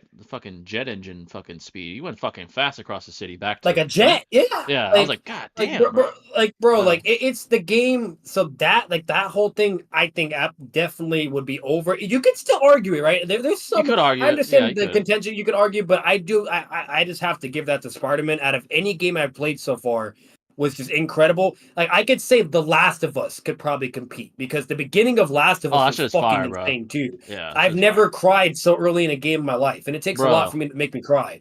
You know, so like, the way they set that shit up was literally, perfect. like when I played that game originally, I was like, bro, and that shit happened. I'm like, bro, the game just fucking started. Why are you making me cry? Fuck you, bro. Yeah. Like, bro, like overall, like it was just so good. And then when I played the rest of the game, I'm like, bro, I'm like, you know, it's kind of getting up there. I don't know. It might be so bad, you know. So it's really good so far. The only one that you could argue is better than Spider-Man is Arkham City, but even then, dude, Spider-Man is just City was cracked. Yeah, Spider-Man. It's just everything. The graphics, the fucking all of it, bro. It's just it's fucking cracked, bro. Like anyone who hasn't played that shit, play it immediately, bro. It's worth the money. I know games are expensive as fuck now, but that game's worth it. Sorry, that game's amazing. The only gripe I do have, I will say this: the only gripe I do have, if I'm nitpicking, because it just didn't make any logical sense. It was kind of like some suicide, a squad kill the Justice League bullshit all over again, but nowhere near to that extreme extent. Because Spider-Man 2 is goated. Yeah. When Spider-Man has the symbiote suit and he's fighting against Kraven again in the bell tower, okay, what didn't make any sense is how, for one, like, well, to be fair, Spider-Man's holding back, so there's that. So that would actually explain it. But what didn't still make sense is when Kraven found out his weakness, which was sound, okay? Yeah. Peter fucking left. Like, why would you leave when this motherfucker knows your weakness now, bro? You finish him right there. That is kind of weird. Like, logically, like the symbiote, like that didn't make any sense logically. I'm like, bro, like this is a technician. He's clearly really intelligent, preps, hunts his victims, whatever, and also very powerful to no diff holding back normal Spider-Man version of you. Only a symbiote holding back version of you is able to be equal with him. Okay, so it's like, bro, why the fuck would you leave? that was kind of weird. Like especially the symbiote. And he got rid of the bell. The bell couldn't be used either, so that was an excuse. You know, the symbiote for sure. The symbiote would have, if it was like bloodlust, they would have just fucking taken Kraven out. Like, that was weird as fuck. So that was kind of like weird. Harry was bloodlusted, but he couldn't kill Kraven. He was struggling because he was saying over and over, like, I'm gonna kill you, whatever, blah blah. What did you do? Yada yada. But yeah, no, if it's Spider-Man, he'd be dead instantly. But he's obviously holding back still, and so like, and they were fighting, and you were beating him up to a degree. But Kraven got the upper hand with the bell shit, but then you get rid of the bell and then you just leave? Like, what? That's kind of odd. Yeah, that is kind of weird. But how many people is Hedon packing in JJK? Hedon? Hedon would fuck up a lot of people. I don't think he would probably fuck up most of the verse. He's low Kage level. He would struggle though with guys with insane. He might struggle with Gojo just because he can't hit him. Like, he's very like taijutsu based. I don't know what the fuck he do to Gojo. Yeah, if his infinity's on. He scales over everybody though. He scales like he would kill everybody else except for Gojo. Yeah, for Gojo. He just scales over everybody. Unless you crack the JJK scaling and use like light speed shit with Kashimo and all kinds of shit like that, which is like the most highball. Yeah, the problem with JJK, what I've heard so many times, is their speed. That's the discrepancy. And I'm sorry, but hit on is at least, you know, whether if you think is equal or relative, he's equal to Kakasu arc fucking Kakashi. And Kakashi's pretty cracked. You know what I mean? Yeah. And whether if you think how that corresponds eventually to the pain arc, whatever, you do you, but either way, like, that's pretty high level of speed. Kakashi's really fucking fast, you know. Yeah. I was looking at like guy Choso. Remember, he's like the older brother of those the blood guys. Yeah. So it's like his blood Pearson thing is like stated to be faster than sound. Whoa! Yeah, I'm like, oh my god! It's like Naruto, bro. Part of the characters are reacting to sound right away. That's not impressive. I'm sorry. It's like, oh, Mach 3, holy shit! Like, that's fucking fast. Wow! Come on, bro. Literally the forest of death. We got these motherfuckers dodging sound attacks and shit, bro. Like, and that's a special grade. It's like no joke. Exactly. He's special grade. So it's special grade. Yeah, bro. So it's fucking weird, bro. Like, yeah, no, you gotta have to wank the JJK verse to like beat up Hedon. If you wank the JJK verse, then obviously a fuckload of people would fuck up Hedon. But like, nah, it's not. Like, I will say this: if you want to like rat in a sense, like if let's say if I'm advocating for JJK, obviously you go the whole highball route, or you go whatever, like their max speed, right, or whatever. and then you can pull like the whole Karen weird bullshit where it's like, oh yeah, Karen moves faster than the speed of sound. Therefore, so meaning Naruto Shippuden characters like even Itachi and Nekatsu, whatever, blah blah, like they're all like they're not even faster than sound because Karen's faster than, and Karen can't miss, right? And it'll just hit you automatically. Like you could go that route, and and there you go. But yeah, JJK, like the light speed shit I've heard, like Kashima's lightning makes him like fucking speed of light or some shit. Like that's the most crack you can make them. I definitely don't agree with that shit because it contradicted it's contradicted by the speed of sound being fast to these people. So yeah, no, it's contradicted. That was more impressive to me than the blood manipulation was like when Maki was able to like slice through a bullet, which is at least I don't know twice the speed of sound, which isn't like that pretty crazy, fast. Of course, compared to Naruto. The only problem with that feat. The only problem with that feat is like I thought that was great too because I saw it and everything, but next thing you know, the fucking creator of JJK, he was asked about that moment, and he gave a statement. He said, "Oh, I only did that just to make it look cool." He said the characters are actually not that fast to be able to cut the hoop. And I'm like, there you go, folks. I'm like, huh? Like, so you made the fucking character have the feat, but you're saying they're not that fast, but you only did it just for the aesthetic of the scene to make it like a badass moment, basically. I'm like, okay, so that's the only problem. And Six brought that up in one of his JJK videos too. But yeah, the creator himself said they're not that fast. They're not. Yeah, no, definitely not like upper fucking shinobi level. So the fact that they're not even faster than bullets, that's kind of a fucking problem. Yeah, you know what I mean, being over the speed of sound is impressive in JJK. Dude. Yeah, in JJK, that's like the fucking like that's impressive. That's like special grade plus, like fucking. Now Gojo, like when he did his Infinity Run shit and like killed all those people while dodging the civilians. Oh, that was sick. That was a crazy speed shit. That was really cool. That was fucking sick. That was dope. The way they animated and it gave a quantification. It gave a quantification of how long it took him to do that as well, and how fast he was moving. I forgot what it was. It stated like verbatim. 3 seconds or 3 minutes in the domain expansion time. Yeah, I think literally, and it was pretty fucking cool. That was cool. That was fucking cracked. Yeah, the way animated that such shit, a good arc, dude. Yeah, bro, it's fucking it's amazing. Crazy how I've seen vegans believe animals are sentient as humans. Like even if they are, survival goes first. Facts, bro. What the fuck? I agree. The vegan shit is annoying. I'm not gonna lie. I'm not gonna lie to you. I feel you on that. I think radical vegans are. It's kind of like the whole religion radical again. Exactly. You know? Yeah, like fundamentalist vegans. Like you can contradict them. I'm like, plants are living too, buddy. You know that, right? Yeah.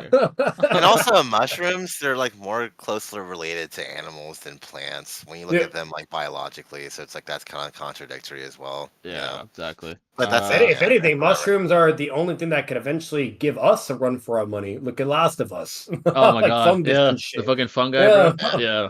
I remember seeing a video, this is real life, where that sort of fungi cordyceps virus exists with ants, like the ants get taken over. Yeah, ants like, and deer, zombie deer and shit. And it showed like the fucking ant having like fungi come out of his fucking head. I was like, what the fuck? I saw that. Yeah, I was like, if that shit happened to humans, bro? Fuck no. We're fucked. We're cooked. Yeah. Bro, like fucking when it's done it to deer, so it can even do it to really big ass fucking mammals too. That's fucking crazy, bro. Are pretty close to us. So it's like the fact that they can start to do it with those animals too, and little fucking bugs. Like, bro, just imagine. Like, this is the way I see it, and I've actually seen some interviews with scientists, and there's even like the one scientist that was in The Last of Us, which what he was saying is actually true as well. The reason why it would be so fucking problematic and we just can't really deal with it, it's because there's no cure for that. That's the fucking problem. It's literally impossible due to certain variables that I just don't remember on the top of my head, but it's so complex of how they do it and they wire your system, whatever, blah, blah. The only way you can get rid of that is just eradicating them. Like basically like some nuclear, or bombing. Yeah, you have to destroy it. You can't cure it. And that's the fucking problem. Because it's not like a virus. It's like a fungal. It's like a fungal thing. Yeah. Fucking crazy. Exactly. Like if it's like the flood in a sense too, like if basically if it's affecting humans and can affect animals, you're fucked. You're having to fight against bugs, animals, and humans. What the fuck do you do? Oh, you're definitely you'll definitely get sick then. You'll get fucking bit by like a fucking spider. Or but like that's actually an extinction level threat. Like if it evolves, if it does, and it's possible that it can, fucking mutates. We're fucked. Yeah, that'd be fucking terrible, bro. I insulted a guy I debunked towards the end because I got angry at the stupid shit he was saying. Should I cut those insults out? Depends. If it's like a real debate, yeah, I probably would. If it's just like this guy's like you're fucking around, doesn't matter. Yeah. Jesse and Walt versus Naruto and Sasuke in terms of writing as a duo. Their dynamics are much different. Naruto and Sasuke were like rivals trying to like one up each other and trying to reach like the pinnacle of shinobihood. But Jesse and Walt were just That's like a tough yeah, question. yeah, Jesse and Walt were more like father and son type dynamic, and Walt eventually began to exploit him when he went like in his darkest moments, he was exploiting Jesse, like when he lied to him about the fucking kid he killed and shit. That was really fucked up. I think towards the end, Walt was sort of remorseful. I'm not gonna spoil how he went out, but towards the end, you could tell he was remorseful, and obviously the way he went out kind of indicated that. In terms of writing, I mean, dude. Dude, honestly, Jay, like I have to go with Walt and Jesse Yeah, just that shit because, is like, so well written. Yeah, it's when I think about Naruto as a character, like it's kind of like a replicate or duplicate of like Goku in a lot of ways, right. and Yeah, like his yeah, story, it is kind of like polarizing, but like not really. Like he himself is a kind of basic character, to be honest. There's not much yeah. complexity or layers to Not him. He's like yeah, he is definitely who he not. is, Yeah, not in comparison to fucking Walt. Like, yeah, he doesn't have and any like. Yeah, Kishimoto like drew a lot of like inspiration from like Shinto mythology and like ancient Japanese mythology, for example, to incorporate into the story. Whereas like Breaking Bad was like completely just made up, dude. Like this oh, whole dude. like Yeah, universe, if you will, like this whole like situations and how they came out, it was all like unique, to be honest. yeah. And In I terms of don't know. I think in writing, terms of complexity, yeah, oh yeah, they I have it. agree. In terms of writing, Walt, man, I mean, Breaking Bad is prolific. I mean, I'm not to say Naruto and Sasuke, they're not like amazing characters, but Breaking Bad writing is like fucking the pinnacle of writing. It really is. And Walt Yeah, is like prolifically great character, like in fiction, period. Like beyond just the type of show he's in. He's fucking like one of the greatest characters ever to ever fucking grace the screen. So, yeah, Jesse and Walt are better. I'd say. Would Pain beat the five Kage? Uh, Yes. yes, and the biggest question would be the Raikage amped by Onuki's speed. If you think he's above that, he Yeah. definitely would. Yeah, definitely would. You could argue he wouldn't even allow that. He'd fucking just whip all their asses before they could do yeah. that. But I'm uh, sorry, I doubt it, dude. yeah, I don't Yeah, think he would allow that. like especially if he's fighting all five, he would have to get serious. Like that's just Yeah, not something. they gotta play It's not that. even in character for him to underestimate it. He's not like Madara. He's not like Obito. Like Yeah, he he's gets more down to cutthroat. business and he does what he has to do, and he demonstrates that in the village. Like he's just like, hey, you know what I mean? Like if you don't tell me what I want, I'm just gonna kill you. You know what I mean? Like Yeah, so, exactly. so like overall, like there's that, and even if like if like he for some reason it somehow happened, the Inoki like in Raikage amp whatever, like once again I'm just gonna say this: Nagato completely destroyed Naruto. You know what I mean? In Killer Bee. Yeah, he beat the So shit out like of him. it's like how far do you even think that Inoki Raikage amp goes? Like, do you even think it even reaches to that point where Nagato was at, where he was already cliffing over, that level of speed? The It's like animal summoning, dude, with the exactly, like chameleon. yeah, the animal summoning. So it's like it gets to a question like whether if it's equal or if it's still below Nagato or if it's whether if it's relative equal. I highly doubt that fucking amp would make him beyond of him just no diffing like full power KCM, well not full power, but close to full power KCM Naruto, or like I guess middle power Naruto. Like it's like come on, bro. Plus, What what I if mean? he Yeah, just like I agree. floats in the sky, dude? What is Anoki gonna do? Yeah, they're Like not doing lifts shit at him that up to point. pain? You're not. Yeah, But like, No. yeah, he could also fly in the sky. He could fucking do universal. He could actually. That's another thing. Even like with the whole speed discrepancy, he could do universal pull. Like they're trying to go at him, he does the pull, and he just fucking sends them flying. You know what I mean? He's like, "Fuck you, get out of here." Like yeah, it's just overall like with all the hacks he has, and Too I much. still don't see it. The summoning yeah. is I it's I agree. like Yeah, exactly. people are really weird. Like there's the community exists. I'm not gonna call it names to be respectful, but there's people that really believe like the fight card just slam pain, like just Yeah, no no, diff, no, and it's definitely no. Well, you crazy. you like how we only mention Anoki and Raikage. The other three are useless, Fodder, dude. bro. Fodder. Like, They're not fucking doing you know what I shit. mean? Like that's we don't even put them in the conversation. That's how bad they are, dude. Like The Like, only bro, thing that they have Sonati is speed. playing, she's going 100 healings with her fucking slug and shit. He does and one May. shot at Shinra Tensei while already fatigued, not even at full power. and she's already done. Like she's gassed out. Like she's fuck done. no. You know what I mean? Like They wouldn't even be able to, the other one, nobody besides the Red Kage would probably be able to fucking touch him. Like what do they do against a chaotic shooter Tensei? What do they do? If you use that shit, what do they do? They're like, fucked, bro. That'd probably kill all of them, to be honest. You know, or chaotic Chibaku Tensei. What do they do? Yeah, they're fucked at that point. Tsunade is a top 3 Hokage. Without her coming into office, it's doubtful that Konoha would have recovered. Oh, you mean in terms of like how good she was, Hokage? They were struggling, but I wouldn't say top 3, but she was important. But yeah, she's not over Minato, Hashirama, and Naruto though. Those no, you know, even Kakashi. I'm sorry, no. Yeah. Like Naruto, Kakashi, and Minato were definitely the best. Yeah, they're definitely over her. One of the best things about Spider-Man 2 is how much better the swinging is. The swinging is fucking great, bro. The traversal, it's amazing. Oh, it's great. Yeah, that was it's one of those games where you actually don't want to fast travel. Yeah, like I never fast travel. I just swing. I never like even used it. I just fucking swing everywhere, bro. Like the only reason why I'd be fast traveling here and there is because I'm trying to. I only do like an hour long max episodes like for my Let's Play. So like once it hits like that hour mark, I'm stopping it right there. You know, whatever. What's it called? So like I'll try to do fast travel just to limit, you know, like and make everything a lot more quicker. But for the most part, I'll just fucking swing, or I just still won't give a fuck, and I'll just edit it to the points. You know, like that shit is effortless too. It's so good. Swinging is so like seamless. It's fucking great, man. It really is. Like it took for Batman Arkham Knight to feel really enjoyable to not fast travel, where I can drive a Batmobile. You know what I mean? Yeah, that was like, cool. Will be really quick. Like Arkham City's travel mechanics weren't really that great. It was alright, but the gliding, the main highlights of Arkham City was just the story, the fighting, and the combat mechanics. That's what was so good. Yeah, the gliding was kind of boring. Like, oh fuck, I have to like fucking glide across the city and shit. Yeah, that shit was kind of boring. I'm not gonna lie. You have to fucking glide. But Spider-Man, that travel shit is peak, bro. Fucking fun, bro. It actually is fun. Yeah, fucking travel. But Arkham made up for the travel stuff. I will say that. That Batmobile was kind of cool. Yeah.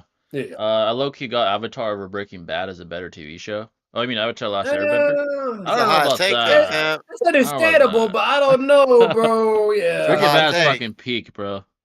I'm sorry. I'd rather watch Breaking Bad than Avatar every time if I had to choose. I'm just saying. You know, but that's. If I was a kid, probably Avatar. Yeah. Yeah, if I'm a kid, Avatar. Yeah, because at that age you don't really understand Breaking Bad yet. Like you don't know what's going on yet. Like meth.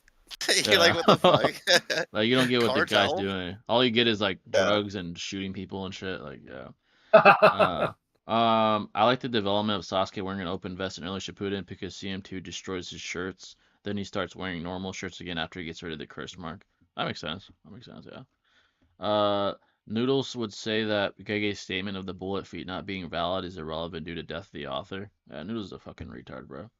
Cares what he says. I don't give a fuck what that loser says. How would y'all rank the Insomniac games? Spider-Man games? Spider-Man 2 easily Spider-Man 2, yep. Honestly, I think Spider-Man 1's above Miles Morales. Not that Miles Morales is a bad game, but I still think Spider-Man 1's better than Miles. Same. It was good. Miles was good, but it was good. It wasn't definitely not over Spider-Man 1. Like if I'm really comparing, like, and I'm being brutally honest, I'd say it's mid in comparison. Yeah, it doesn't hit the same way as Spider-Man 1 does. Like the story, like it was not bad, but the one Spider-Man 1 hit though, man. Like when you play that shit, it's fucking. Not I will say this: I think Miles has better suits than Peter. Oh yeah, and from Spider-Man 1 in the Miles Morales game, his suits are fucking goated. Like definitely I'm sorry, black and red is my weakness for colors. Yeah. Like that's a given for me, but he had some pretty crazy suits in that game. And Spider-Man 1 had some awesome suits too, but I just thought the suits were way better in Miles. Yeah. Oh yeah, for sure. Yeah, Miles definitely had better suits than Spider-Man 1. Now Spider-Man 2, that has the best suits. That shit has a fucking. They even added more with the update. They have like a bunch of fire shit. Literally. It's fucking fire. That's crazy. Me and my friend are planning to debate Yuji and Toto versus Part 1 Naruto and Sasuke. The side I'm taking. I thought it would be originally close, but it's looking like Naruto's solo so far. Thoughts? Yuji and Toto versus Part 1 Naruto. Yeah. They're just slow. They're slow as fuck. Final Valley Naruto and Sasuke. Like I'll say this: the clap speed, that is obviously really fun. That's like instant, like like fucking it's transportation. Yeah, literally. So like, there's that, but the problem is, guess what? His combat speed and reaction speed, that they would react to everything. Yeah, he wouldn't even be able to clap, but before he could clap, he's dead in Blitz. Yeah, they would get speed Blitz. Genjutsu, maybe? And Genjutsu, yeah. Naruto. Here's the thing. Naruto has QB. Like, unless you guys are taking out of the debate, if he has QB, he fucking slams. Like, it's horrible. And the Night Tales is way over Sakura, so I don't want to hear it, bro. Oh, yeah. It's not even a fight at that point. Yeah, that's not close. Thoughts on the Arkham Knight criticism that the Batmobile is overused? You could argue it is, but I don't think it was in my opinion. It's a staple, dude. Yeah, I thought it was a staple. It was cool. It was cool. Yeah, I thought it was good. You could argue it's overused, but I don't think it was. I like it though. Yeah. That's the thing. I like the Batmobile. Yeah, I liked using it. Yeah. Like slamming all those fucking like Arkham Knight bots. I didn't like the race Riddler shit, but that shit was so annoying, bro. Yeah, I fucking hated that. But I love the combat Batmobile shit. Yeah, the combat was dope. Like the fucking races, bro. I get so pissed because you have to fucking start over. That shit pissed me. Yeah, like the stupid ass traps that the fucking Riddler would have, like where it slams your shit if you miss and shit. Like, bro, the way Jada said, "Fuck," he's like, "Oh, the memories are painful." Yeah, I used to rage, bro. I used to rage playing that shit. I'd be like, no, I got so mad at it. Yeah. That I literally gave up and just watched the YouTube shit. Yeah. All I wanted to see was what happens with Riddler, right? You know, and how it affects the story. Fuck, man. Yeah, that shit was fucking. Yeah, fast, no, and eventually, it was way further in time when I like beat it for like the third or fourth fucking time. I don't remember. Yeah. Then I finally was like, all right, fuck it, I'm gonna do it. I found all the trophies. I painfully went through the Batmobile. It's not recorded. I haven't recorded that game yet, but it was like when I was, I think it was like when I was in Colorado in like 2017. But that's when I was doing it, and I did it then, and I did a full 100% completion on it. But oh my god, that was the only thing I fucking hated. Dude, Riddler in general and Arkham, I fucking hated it. The ending, it was the ending and the Riddler shit. I fucking hated the Riddler. I was so like every time I beat his ass, I'd be so happy. I'm like, fuck the Riddler, bro. Yeah, fuck yeah, dude. Yeah, he's a bitch. He's a bitch. All the trophies, the fucking riddles everywhere. Like, literally, you gotta do like, bro. It's like being in college and you gotta write all these unnecessary ass essays. You know what I mean? Dude, it's like Arkham for City. What, I remember I had like fucking 300 fucking things to do for the Riddler. I'm like, god, fucking damn, bro. Like, literally, bro. Like that shit was annoying as fuck, man. I'm not gonna lie. Let's see. Baki versus Teen Goku. I haven't seen Baki, so I don't know too much about him. But I heard he like Goku. His power level was like 240, something like that, and Roshi blew up the moon at 280. Yeah, he's already over like small. He's like planetary already. So yeah. Kakashi didn't do shit. Not doing that. Yeah, Kakashi didn't do shit as Hokage. He was carried by Naruto's efforts. I mean, we didn't see what he did because it was like not really like told in the manga, but he definitely kept shit together. Like no wars happened. He remodeled the whole village. Yeah, the novels. He was somehow able to get fucking Sasuke's like verdict out away and allow him to help. They helped. He helped modernize. He did a lot, bro. He basically like helped during the modernizing era, I guess you could say. He came up with the Gate Formation military group as well, with all these random people doing the gates. Yeah. You know what I mean? Like, which that is pretty crazy because the gates is extremely hard to fucking do, Like, yeah, exactly. How would y'all rank the main suits from each Arkham game? Dude, my favorite, I think overall, was the fucking Batman Beyond suit, bro. This fucking shit is fire. Yeah, it was so good. So fucking clean, bro. Like Arkham City. Arkham Knight was my favorite Batman Beyond suit. That shit was fire, dude. Shit was clean. Yeah, that shit was clean. I used it the whole time as soon as I fucking got it, bro. I just fucking. Yeah, that shit was fucking fire. Arkham City looked pretty clean too. It looked more like the comic book version. It looked fucking fire. It was a comic version. And I liked it. I fucked with it, but I didn't use it the whole time because like there were certain moments where it just felt kind of goofy, but it was good. It was peak. It was peak. But no, the Arkham Knight one, that shit was just that shit was fucking fire. That shit was fucking clean as fuck. Besides that one was I forgot what the fuck it was called. You got the Batman 3000, the other red and black one. Was clean. And there's a lot of good ones on there. What I did hear is they added the Robert Pattinson Batman. Oh, that's right. Yeah, and that's gonna make me play it again and record on YouTube. I gotta use that suit, bro. I gotta use that shit. I gotta use it. If a new suit comes out, I gotta use it now. Beat some ass. Yeah, I've seen some gameplay. It looks pretty clean. Like it looks like they did a good job. I'm still gonna use the Batman Beyond. I'm sorry, that suit just fire, bro. Always. If you're playing Batman Arkham Knight, there's no way you can resist to not use that. Yeah, that's the peak of fucking. That's the peak of the Arkham's fucking world, bro. There's another one that's like fucking blue, like light blue. I forgot the fuck it was called though. That shit was pretty clean. What is that name? Yeah, I know what you're talking about. I forgot what it was called, but it was clean as fuck. Like pretty clean. Yeah. I forgot what it's called. And then there's the animated Batman. I guess that would be the most ass, probably. Like I thought it was ass. I mean, I know like it looks cool like in the cartoons, but on there it looks like shit. I'm not gonna lie. Hey, how about this? Rate the drip from all the Avengers, like best to worst. Dude. Oh shit! The most drip. Wait, is Avengers. it the classic blue suit that you're talking about, Jay? I think so. I think that's the one I'm talking about. Like he has like the light bluish. Yeah. Avengers drip. Yeah. The most drip. Avengers drip, dude. Fucking let's see. Honestly, probably Iron Man, bro. The most drip with his fucking suits.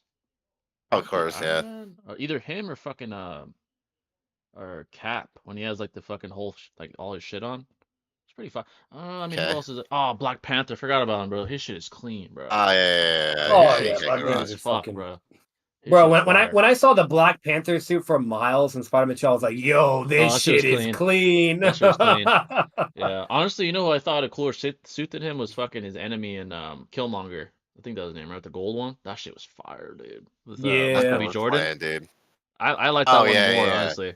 That shit was so clean. It was clean. Like the gold. Yeah, that was fucking fire. And Miles has that too. He has gold, black, and red and black for the honestly, Black if he was an Avenger, he'd have the most drip, but he's not. He's a villain, so. But Black Panther or Iron Man, I might say Black Panther because that shit is just sleek. It's just fire. Yeah, you really can't go wrong with that. Hulk got no drip, obviously. Oh fuck no, he probably has the least, bro. The problem with Iron Man is like if we're comparing like the same generic Black Panther all day every day. Like the only way Iron Man could triumph if it's like one of his special grade suits that he makes like clean ass. Which way could probably look more badass or something. Yeah. He has like one of those clean ass suits on. If they would have bought more suits, like Captain or Thor, who do you guys like more? Probably Cap. Who? Probably Cap. Cap. Oh yeah, Captain America, absolutely. Yeah, his shit is slick. Thor has drip. Thor, he's cool, but I don't know. There's something about him where he's just it's a little corny. He's corny, bro. Yeah, it's a little basic. And then who else is left? Black Widow. Hawkeye sucks. Hawkeye, yeah, this is basic ass Archer shit that he has on. Black Widow is she's a bad bitch. She just has like the tight ass leather shit. She looks bad as fuck. I'm not gonna lie, but it's kind of basic. Scarlett Johansson, isn't that Scarlett? Yeah, Scarlett Johansson. She's bad as fuck, but she's yeah, bad as hell, dude. It's just leather. All she's wearing is leather. And then who else is left? Spider-Man. I mean, Spider-Man's drip for sure. Yeah, the one with the least probably is Hulk. Hulk probably has the least amount. He's just fucking wearing those fucking ripped ass like pants he wears, and that's it. So, I mean, literally, dude. Yeah, Black Panther probably has the most drip. His shit is clean. Zuko and Ira over Walt and Jesse is a dynamic. Zuko and Ira are pretty great, bro. They might stack up to Walt and Jesse, but it's tough though. It's tough. Zuko and Ira are pretty great though. I'm not gonna lie to you. They were, man. Yeah, they learned a lot from each other for sure. And they're both like individually really, really good characters too. So yeah, they're pretty fun. I don't. It's a hard one. I don't blame you for that take because I understand it. Like I don't know who I'd choose. It's a tough one, but I understand. Does Batman not like the Arkham Knight ending? The ending to the game? Yeah, I wasn't a fan of it. It wasn't like horrible, but I just didn't like how Scarecrow beat him in the end with some weird it felt like a very weird rushed ending.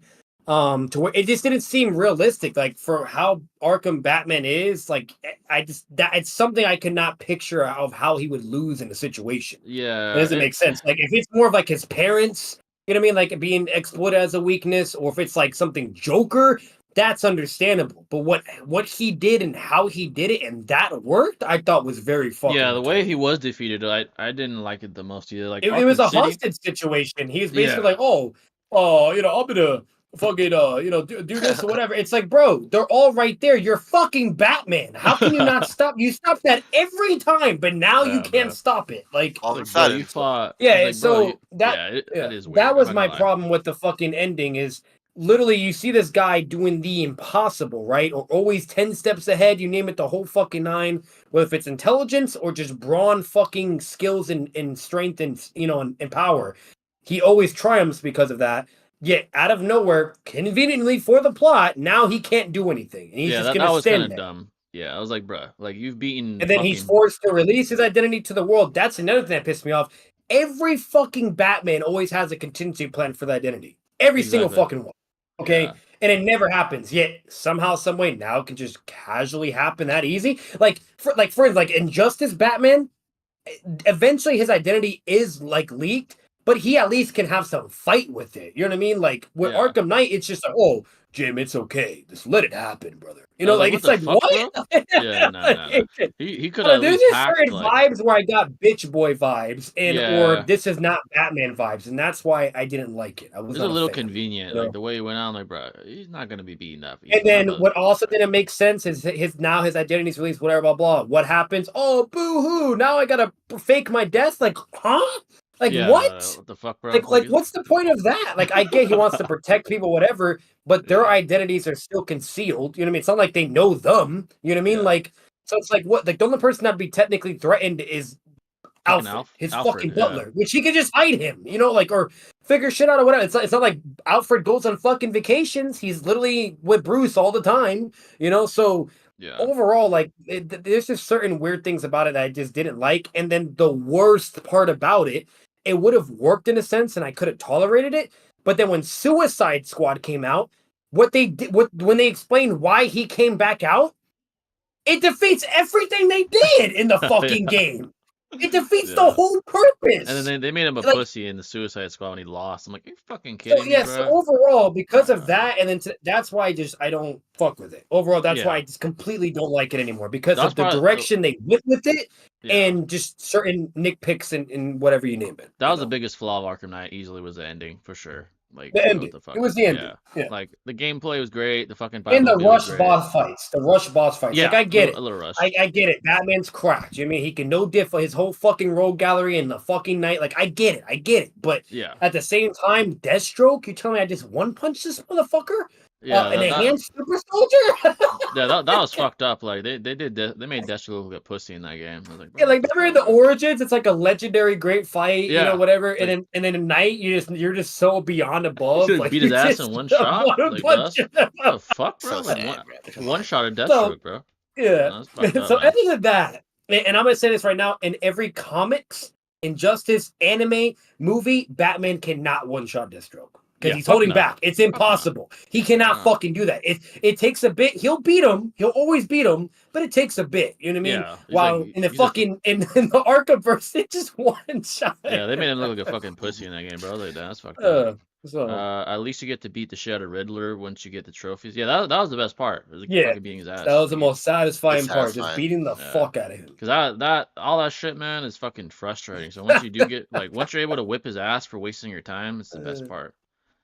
Should I try to convince my friend to have Sukuna part of Yuji's arsenal? He doesn't want to use him, mostly because he thinks he doesn't need it, but honestly, I don't know what he could use besides him. Sukuna? Oh, like Yuji's like still part of the arsenal. I guess, I guess it'd make it a little more interesting, like if Yuji could be controlled by Sukuna, but I mean, that's another thing I forgot too, and what his contingency plan was to, after faking his death, he then releases Scarecrow's fear toxin that he manipulated himself to make the fucking criminals not want to do crime because they're scared and seeing hallucinations of Batman.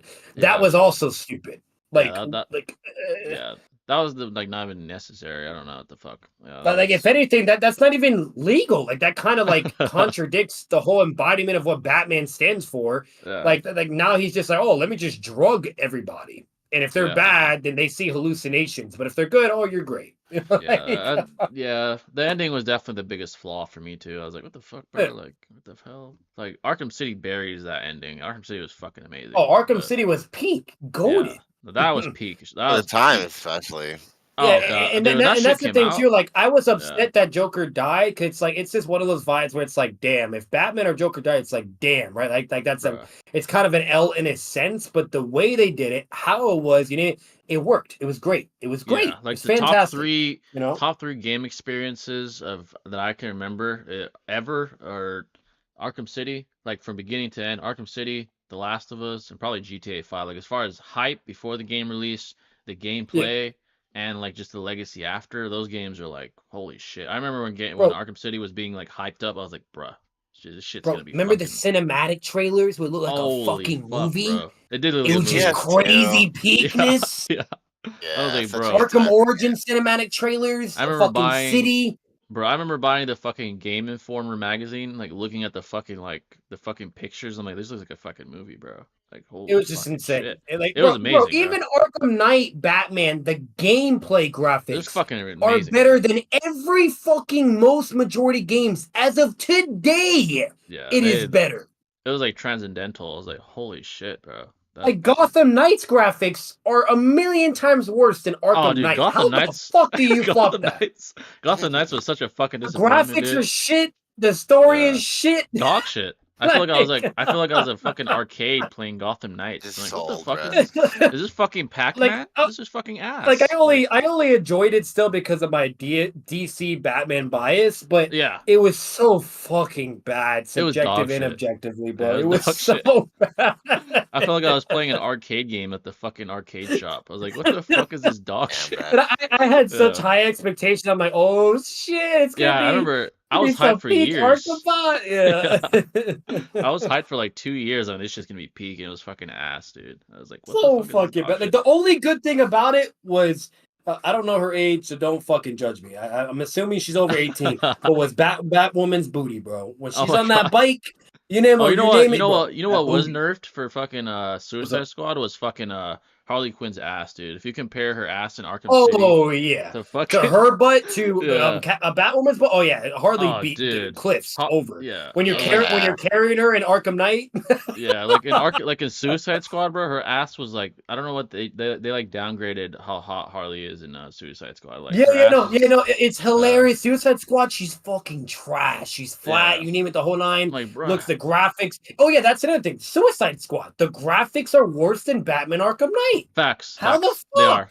Yeah. They and then you compare Harley Quinn's body and that, and then to that, bro. It's like, dude, what happened to you, girl? Yeah, Harley Quinn in City. Probably pretty bad, bro. Bro.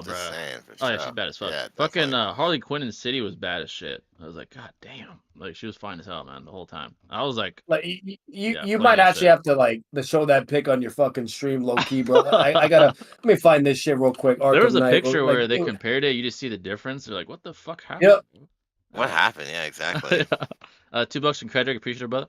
Hot take: Garo has the best character development. I feel like his character development is very underrated. Like it is really, really good, to be honest. Like it went from you might like the peak suit and the peak butt. Look, this is from Arkham Knight. Look at that. I just said in chat. Look at that, bro. Look at that. Way better in the fucking Arkham games, bro. I don't know what happened, dude. They even had jiggle physics, bro. Like yeah, they did. Jiggle physics. Fucking what's her name? Catwoman was bad as shit too in the game. And now let me pull Suicide Squad. The same Harley Quinn, remind you, but they fold that too. They folded everything, bro. Nah, they just dropped the ball, bro. With Gotham Knights and Suicide Squad, I'm not gonna lie. How do you think Genjutsu would work on Aang? Could his past lives break him out of it? That's a good question. Genjutsu. Honestly, it's in his avatar state, to be honest. Yeah, and you could also argue that it's so fast that it's beyond the speed scaling of any avatar ever, and they wouldn't even notice that he got hit. If it's Tsukuyomi, for example, he would just get one-shotted, and they would all get perception blitzed. You could argue that. Yeah, that's true too. Yeah. Like in order for Aang to even go in the avatar state, he has to be like provoked by like an immense emotion or some like tragic event, you know? So it's like if he's not and he gets Genjutsu, he's done. You know, and even if he you can't kill him. Like I remember or almost kill him when fucking I always forget her name. Zuko's sister. Azula. Yeah, Azula when she hit him with the lightning in the back and like it took him out of the avatar state. So you can like kill him with a potent enough attack as well.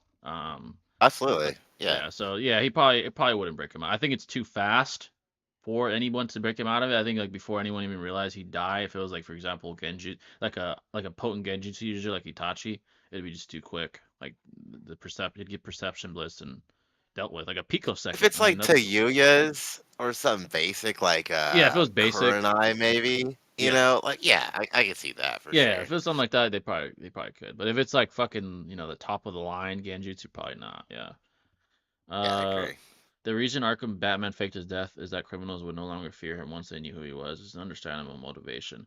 I mean, once he was out there whipping ass again, I'm pretty sure they'd be scared of him. But yeah, he didn't. When the end, he did it because his identity was released. It was part of his contingency plan. He's trying to like protect. It was to like protect certain like his loved ones, whatnot, whatever. And that's the main reason. He did it because of his identity being leaked, and so he then therefore fakes his death and so on. Like it had nothing to do with the criminals not knowing whatever. Though what he did with the criminals was the fear toxin fucking shit. Yeah, that shit. That was also like what what the fuck. So I don't know where you're getting that from, but I'll say this: regardless of whether they know who he is, the vast majority of them are scared shitless of him. That is a fact. Like he's whipping all their asses. Not even like, bro, like fucking when after his identity is released, before you even do that whole event, and when everyone knows you're Bruce Wayne, the criminals are still fucking scared, bro. Like there's a certain element of it to where they're like, oh, well, it's Bruce Wayne, and it boosts up their confidence, right? Because but overall, they're still fucking scared shitless. You name it the whole nine. Like it's hilarious if you actually play the game.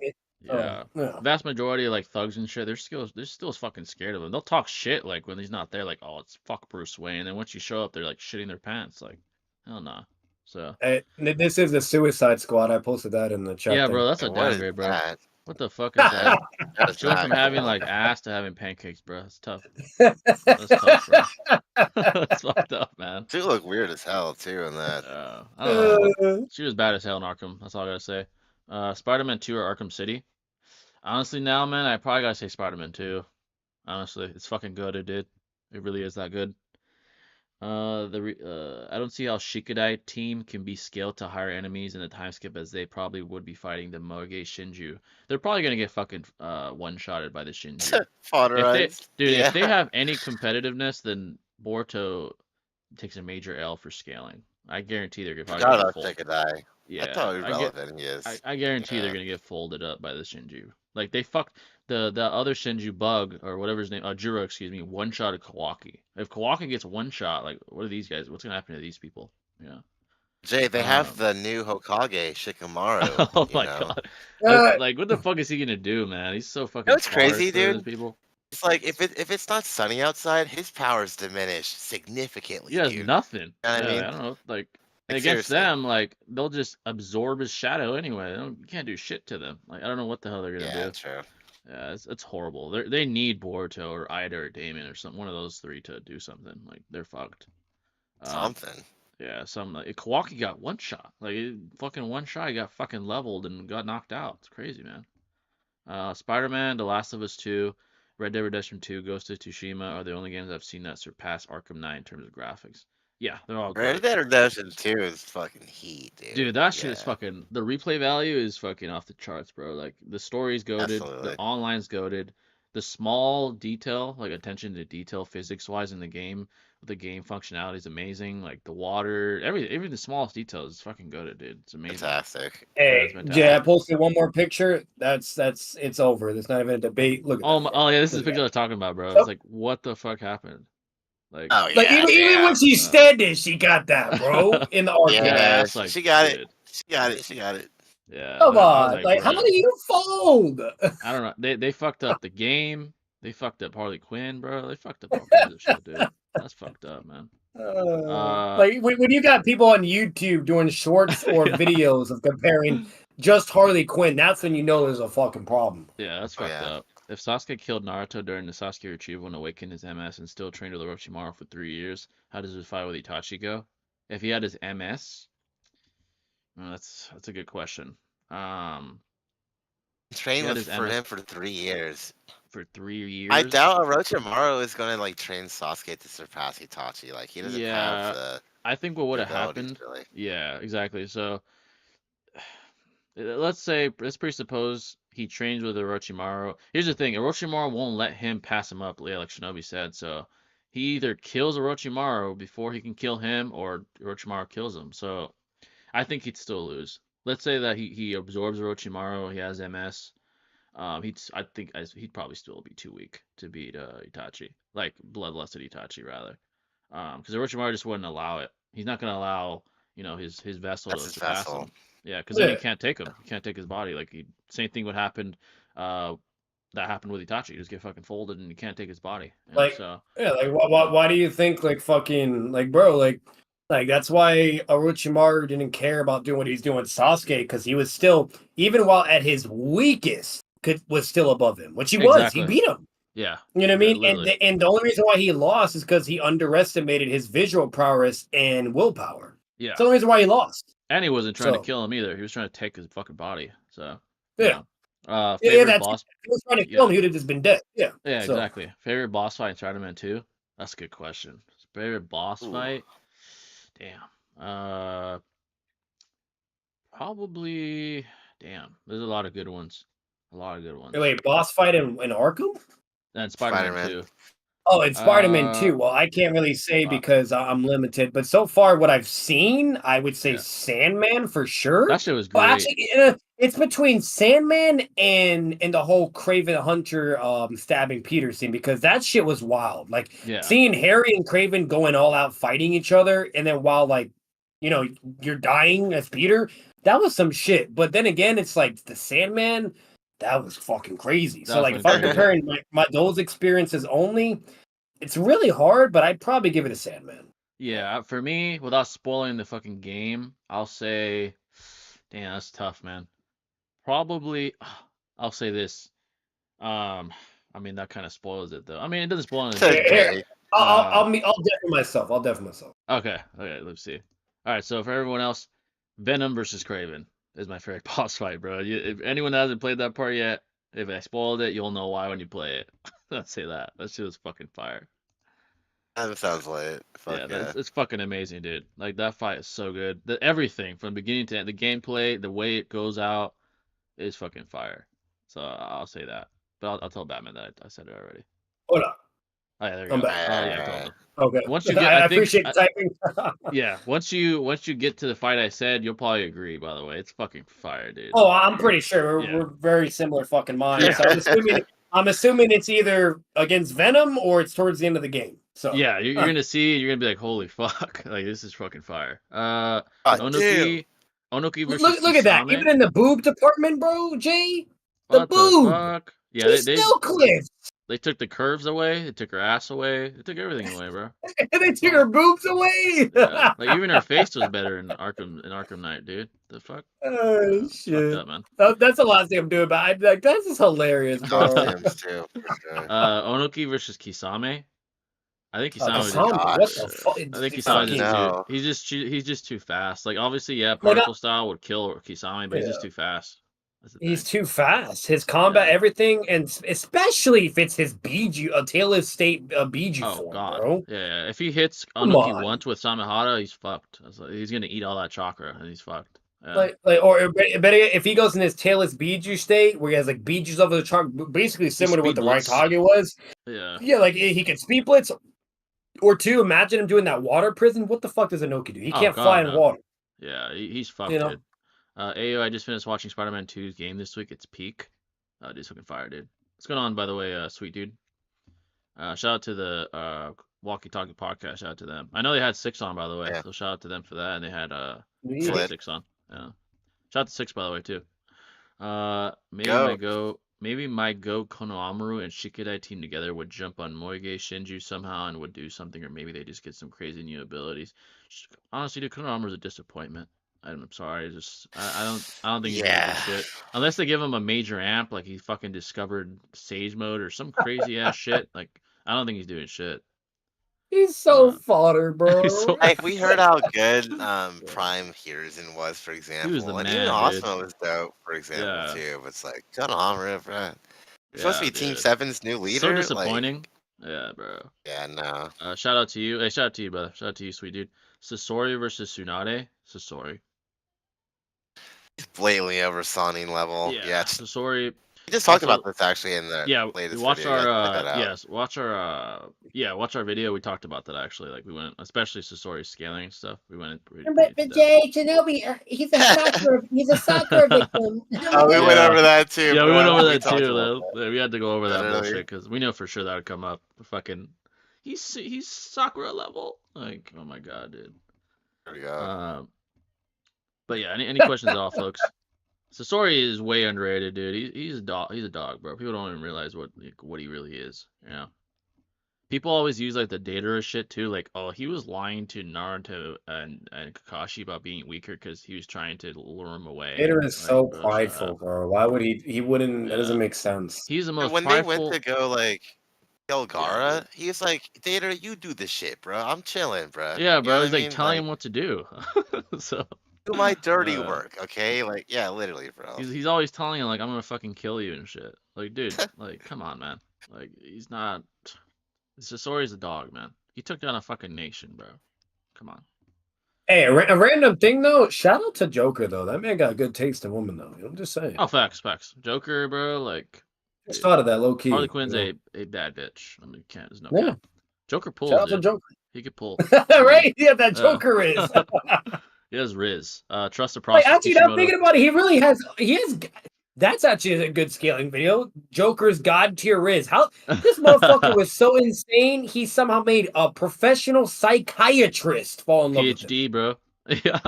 PhD. That's some next level shit, bro. Dude, how do you Riz that? Imagine making a PhD psych ward level psychiatrist go crazy. That's crazy. Yeah, let it get fall in love with you, and she's bad too. And she's bad. Like, what the fuck, bro? He's fucking. He's gifted, bro. He should be a psychiatrist, dude. Fucking crazy. That's upset. Oh yeah, he fucking shit. he probably solved so many. He probably solved so many problems, but then in the end, he'd be like, "This is too boring. I'm just gonna make them lose their fucking minds now." That's what I like. Yeah, exactly. Trust the process. Kishimoto's cooking something for Konohamaru. Hey man, you know what? I actually hope so because he's. I hope so, bro. He's beyond cold level L. He only had 2 peak moments for me, to be honest. It was his Rising God moment to flex and like that one fodder fucking joning dude. Oh, and yeah. When he did the Rising God, he didn't even do full power, but like he did like, just a little bit, and it like did some crazy fucking damage like in the background. It was really badass. There's that, and then the second when he activated like his staff moment, like heroism, but it was a baby monkey. It was technically lame because it's like, what the fuck is this? Why am I seeing a baby monkey? But it was still cool. Like I did fuck with it. I fuck with Enma. I loved Enma. Dude, exactly, and because I love Enma so much, when I saw his fucking L version of it, I was like, hey, okay, I fuck with it, but still an L. But all right, you know what I mean? So like, but other than that, that's it. And like, there's I guess a third moment was when he pulled a Batman moment, and Kashin Kojin like did his ceiling shit, and all of them were fucked, and then he reversed it. And he's like, I came prepared just in case, motherfucker. I thought that was pretty smooth too. Yeah, that was thoughts on Jiraiya versus Itachi. Loco was streaming the topic earlier. I got a video on it dropping. Thoughts on Jiraiya versus Itachi. This is what I'll say. There are many ways to prove why Itachi's above. One of the most obviously blatant ways is what he did to another fellow Sani member in Itachi, and Orochimaru. He effortlessly sodomized, fodderized, just completely fucked up Orochimaru without even looking at him. Then you could argue, while blind, damn near dead, he reacted to the greatest jutsu stronger Orochimaru possesses. Yeah, a stronger Orochimaru with Sannin Plus ability with Hydra Snakes, while Jiraiya, conversely, is Sannin Plus. Couldn't even stop Orochimaru back then when they were young. He's inferior. He couldn't be, he got fucked up by pain that was holding back. The only reason he even had any sort of success was because of the auditory genjutsu. So blatantly, it's just very obvious that Itachi's above Jiraiya. Obviously, people use the statement of Kisame when he's like, "Oh my God, it's a Sannin," and Itachi's like lying. Yeah.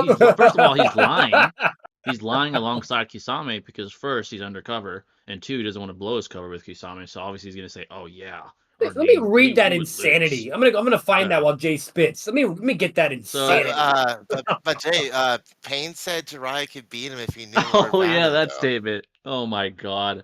As far as that statement, you could easily refute it by saying this. You could easily interpret it as, if he knew of Payne's secret, then he would have went after Nagato directly and he would have brought help on top of that, which is rational. It doesn't mean that fucking Jiraiya would have beat him right there and then. Like, come on, man.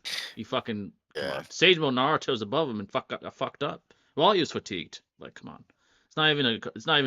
It's slightly debatable if you rat to the most extreme extent, but Itachi blatantly is above Jiraiya. Like the argument. Yeah, and mind you, that was sick Itachi doing work on Orochimaru. Sick Itachi. Man.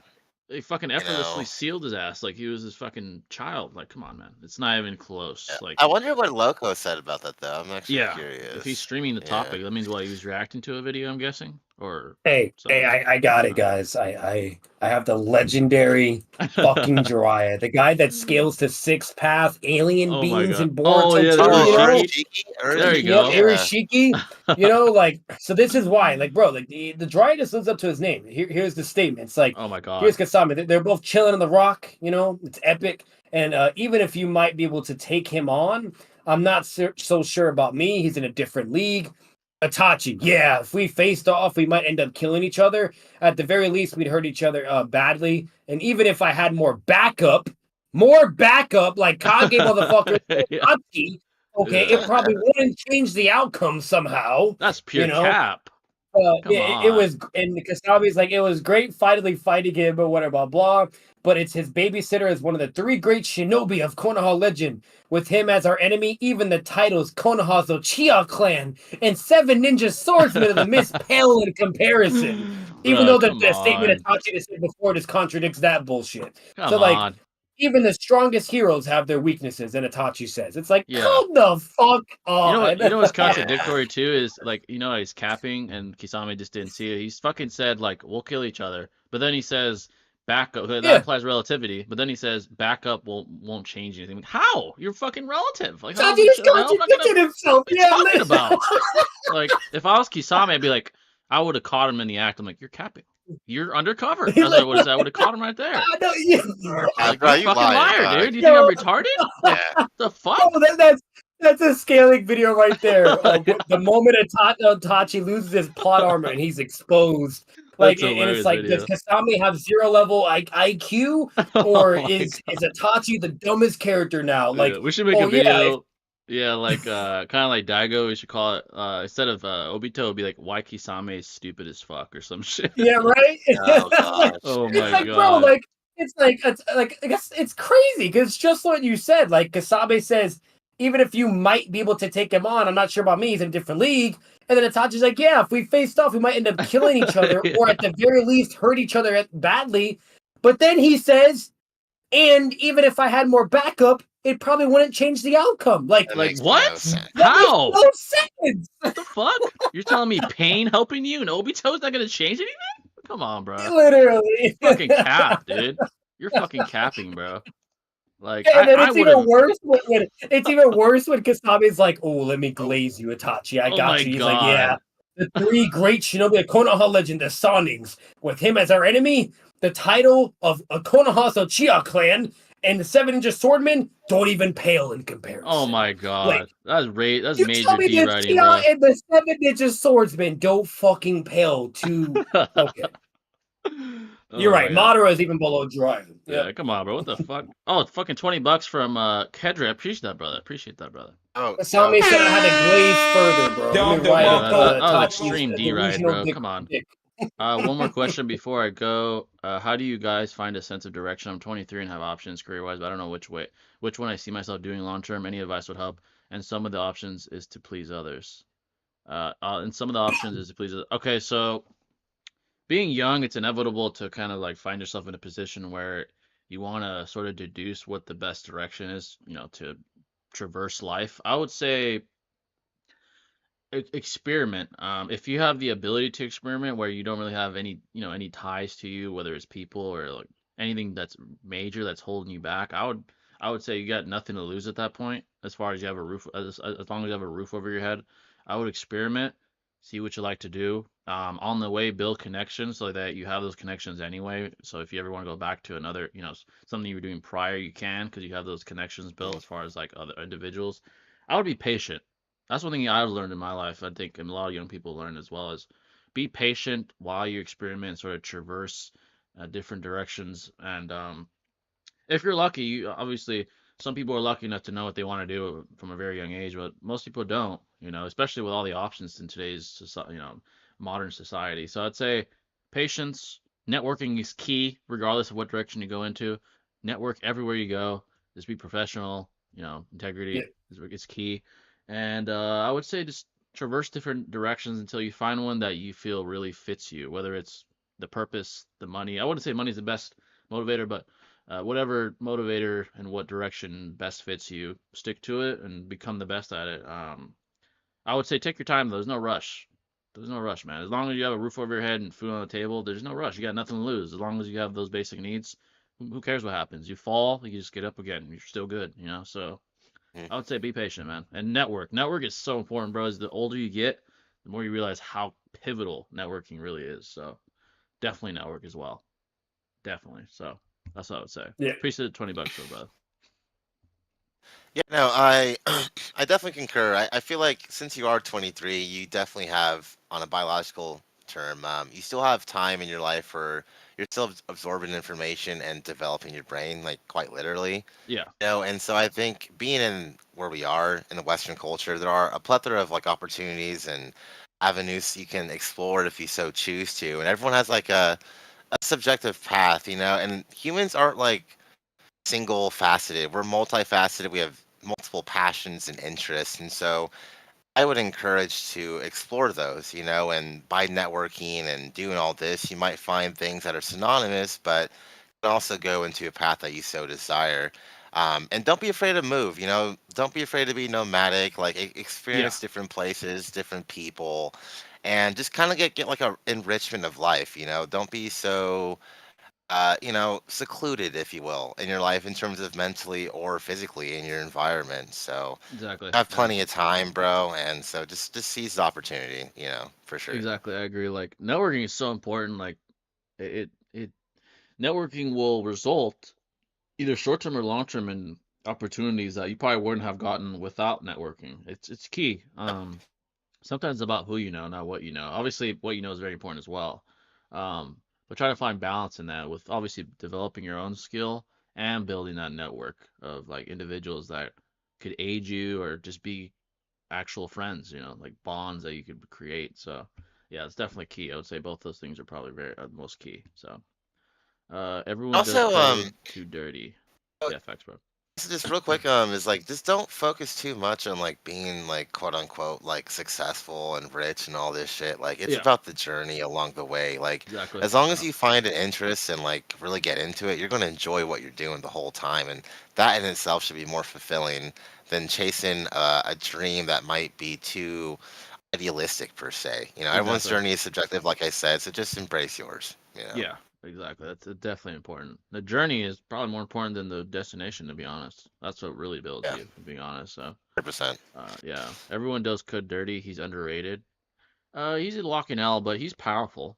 He's definitely powerful though. But he's a Oh walking L, fuck bro. He yeah. get fucking slammed by Boruto, getting fucked up by like just looking like an L, bro. He just looks like an L.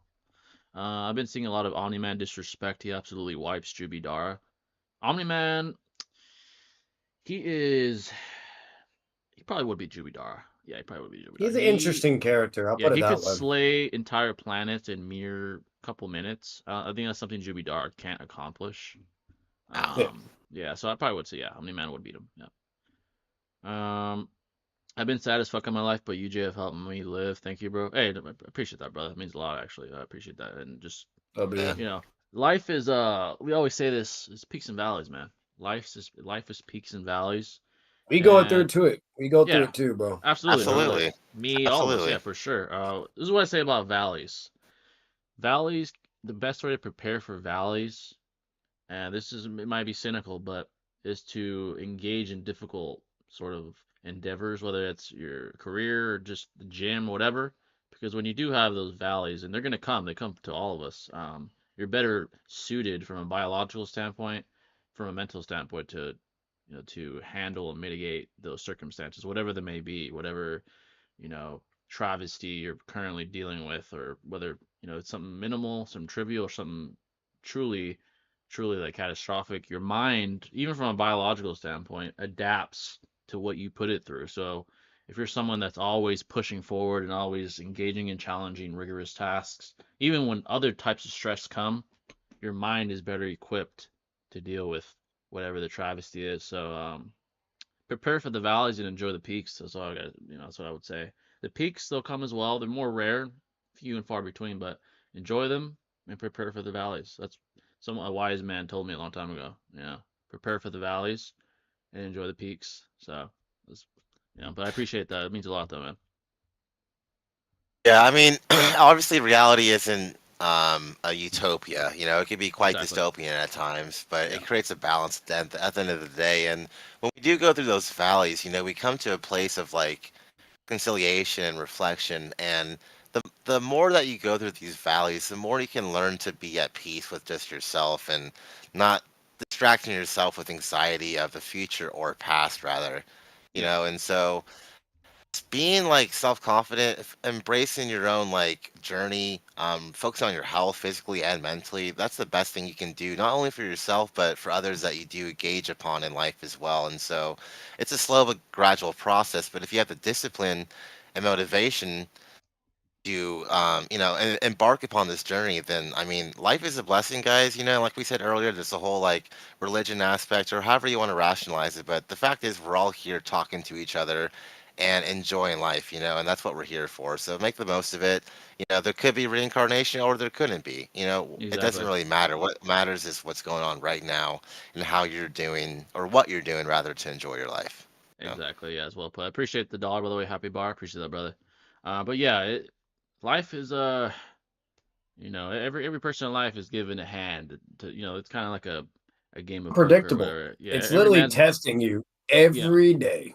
Every person has a chess match ahead of them, and sometimes you make the wrong move on the chessboard, but you got to learn to with time and experience, you learn how to best traverse in life with your, I would say, specific set of circumstances. Everyone has different hand dealt. Some people have the best hand, they're fucking trust fund babies, and others have the worst in fucking third world countries where they could fucking get barely a slice of bread a day, so just do what you can with the hand you're dealt with. That's what I gotta say. And for young people, which is most of us in this community, think of it this way: if you have internet, you're in a first world country. If you're watching this, you probably have a roof over your head. That means you probably have food on the table. That means that you, as far as basic needs, you're set, right? So you have nothing to lose as far as like, oh, if I fail, whatever, I still got this stuff anyway. So as far as career, which is where we're all at, even myself, you got nothing to fucking lose. You fail, so what? You get up again, do it the next day, and the next day, and if you're, before you know it, you'll be at another level, financially, mentally, intellectually. That's the way I look at it. Because getting, I guess, personal, since you guys have, when I was job hunting, it stung not getting shit. I was like, fuck, man, it is what it is. But to me, the way I look at failure is just, as we were talking about this before the podcast, it's just a forceful indication that adjustment is needed every time you fail. I don't really complain. I just adjust to, according to the failure. That's the way I look at failure. I don't really look at it as like, oh my God, this is the end of the fucking world. To me, it's okay. I gotta adjust. That's the way you should look at it. And harder said than done. We're all emotional creatures, but 100%. Your mind adapts to that, though. It adapts to failure. You're like, it's gonna fucking sting.